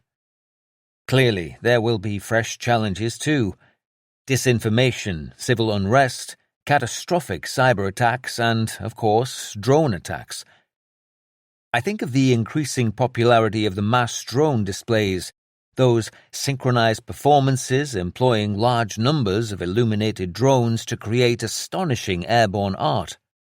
In June 2025, a truly spectacular aerial show was created by an astonishing and then record-breaking 11,787 drones in Chongqing, southwest China. It is not difficult to imagine our future enemies already envisioning what could be achieved if 10, 20, 30,000 drones were equipped with explosives instead of shining lights. It would make the vast 1,000-bomber raids of the Second World War pale into insignificance in the hierarchy of destruction. Is this the shape of things to come? The next iteration of the Blitz story? Epilogue. My quest to uncover the story of the Blitz has triggered memories of 1970s train journeys from North Shields to school in Newcastle.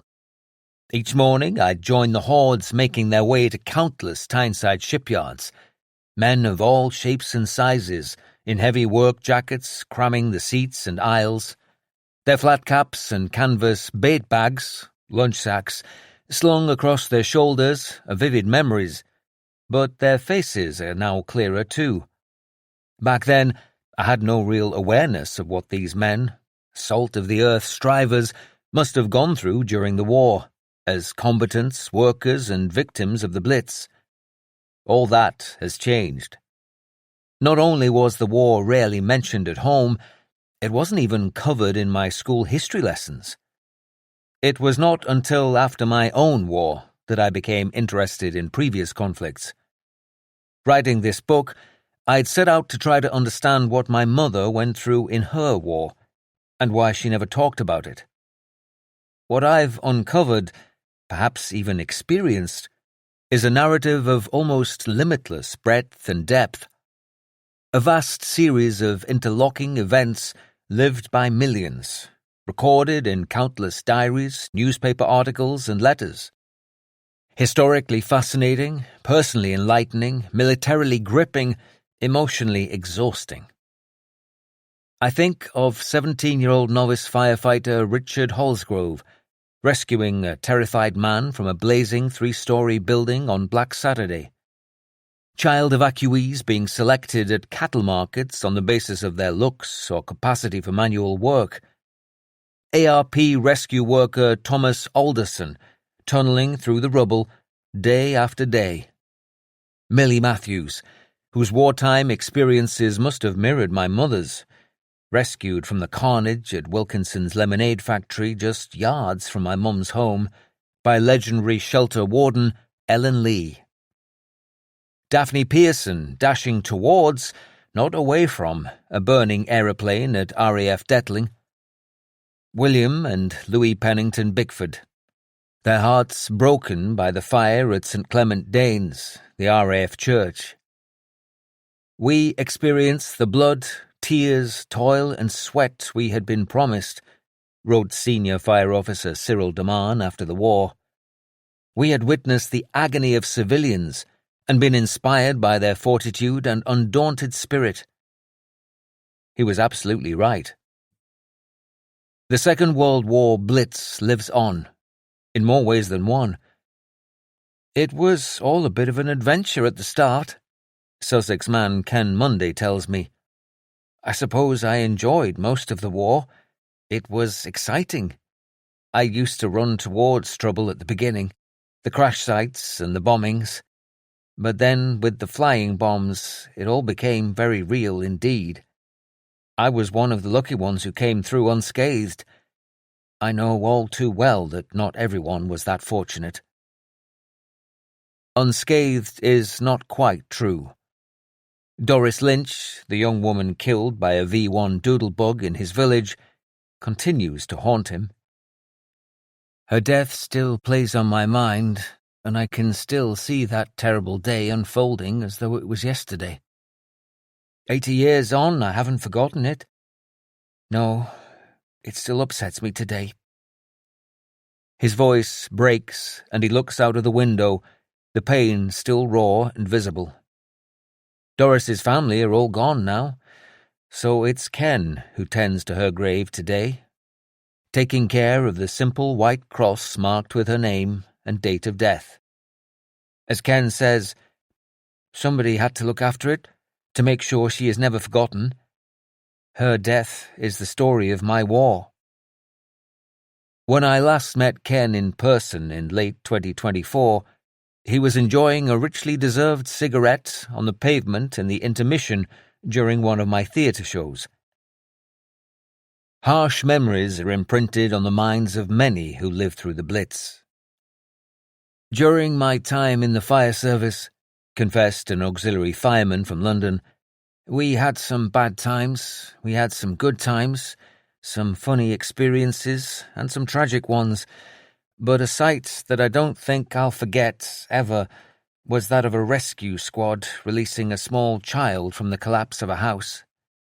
He had been buried in rubble, standing up, and was obviously dead. The rescue party were digging away, and they had just uncovered his head and shoulders. It was a terrible morning. Rain was pelting down, and I can see now that child's head and shoulders standing above the debris, white-faced and clean, where the rain had splashed and washed his face.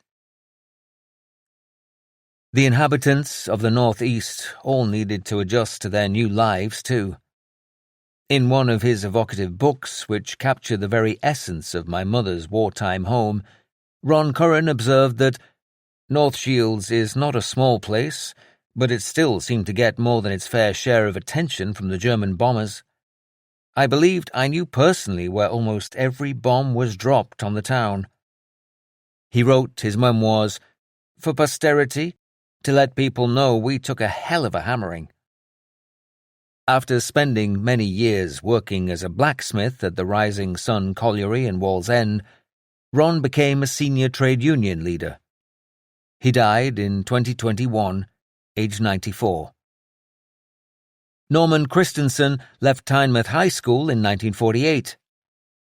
No more the odd shilling here and there from such childish activities as paper rounds, tatty potato picking, or chopping and bundling wood, he wrote in his beguilingly cheerful and enlightening style. Here was one more little Geordie battler, all ready and willing to join the great mass of unsung heroes that made England great. Your working-class man. He spent 2 years in the Northumberland Fusiliers, and later moved to Sydney, Australia, becoming a prolific letter writer. He married Ethel, a girl from North Shields, and had 2 children. Norman died in 2004, aged just 72. At the time of writing, Millie Matthews and her brother Stanley still speak to each other by telephone every Sunday at 4 p.m. She in North Shields, he in Canada. We talk about family, friends, what we've been up to, Millie says, but we sometimes talk about that night in the air raid shelter when we nearly died, and he often tells me he loves me for saving his life back in 1941. He says that a lot these days. Stanley mostly remembers some of the early bombing and school friends missing next day, times of worry, chaos, uncertainty, but most of all, I just remember a sense of existing day to day, never really knowing what the future held. The memories and their reverberations run deep. Millie tells me that when she watches the news today and sees images of buildings being bombed in Ukraine or Gaza, takes me right back to May 1941. All I can think about is those poor people being dragged out of the rubble. It's horrifying to see and really affects me, reminding me of that air raid and being trapped in Wilkinson's air raid shelter. Over the years, she has told her story to children in many northeast schools, trying to explain to them what it was like for us children during the war, though I think it must be quite difficult for them to understand. I often reflect on the bombing at Wilkinson's factory and think that if I had been with my Auntie Cathy, instead of looking after the other young kids, I would have died too. That was the gap between life and death during the Blitz. A few meters away in a different part of the shelter, and I survived. Why was I not killed that night, like other members of my family? It was just the luck of the draw. Countless others weren't lucky and didn't make it through. I give thanks I'm in that position because I survived and live my life to the full and enjoy every single day. After everything I've read and heard, Millie has helped me understand my own mother's desire not to share her experiences of what must have been the defining time of her life. I don't think many people thought much about the war and the aftermath, to be honest, she says. It was just part of our lives. Yes, every now and then you certainly thought to yourself, am I going to survive this? Will I still be here tomorrow? But in general, we simply got on with our lives during the war. And when it was over, it was all over. We didn't really talk about it. There were far more important things to be getting on with. Millie puts her hand on my arm. I can't remember my mum or dad ever talking about the war. They had been through so much themselves, nearly dying, losing friends and family. Why would they choose to talk about that? As for me, was my experience of being bombed any worse than somebody in London or Liverpool? Who would I talk to about my experiences? My father, who had been torpedoed? My mother, who had lost her sister? People didn't talk about the war after it was over. We had to move on. Listening to Millie explain her feelings, I begin to understand why there was nothing unusual about my mother's silence. It was simply an expression of the need to march forward, away from adversity, not dwell on the past. A desire that clearly echoed throughout the nation. Everyone had been touched by war, and there was now a collective need to move on from the mutually experienced horrors. It was almost certainly a form of coping, which would not take place today, but nevertheless a decision, born of love, not to waste valuable time talking about events now over, and instead to invest in happier times yet to come. A calculated life choice that must have been made by so many who lived through and survived the entirety of the wartime Blitz. You have been listening to a Simon & Schuster audiobook, Blitz by John Nichol, read by Matt Bates. The text is copyright John Nichol 2026. The recording is copyright 2026 by Simon & Schuster. The right for John Nichol to be identified as the author of this work has been asserted by him in accordance with Sections 77 and 78 of the Copyright Designs and Patents Act 1988. Thank you for listening.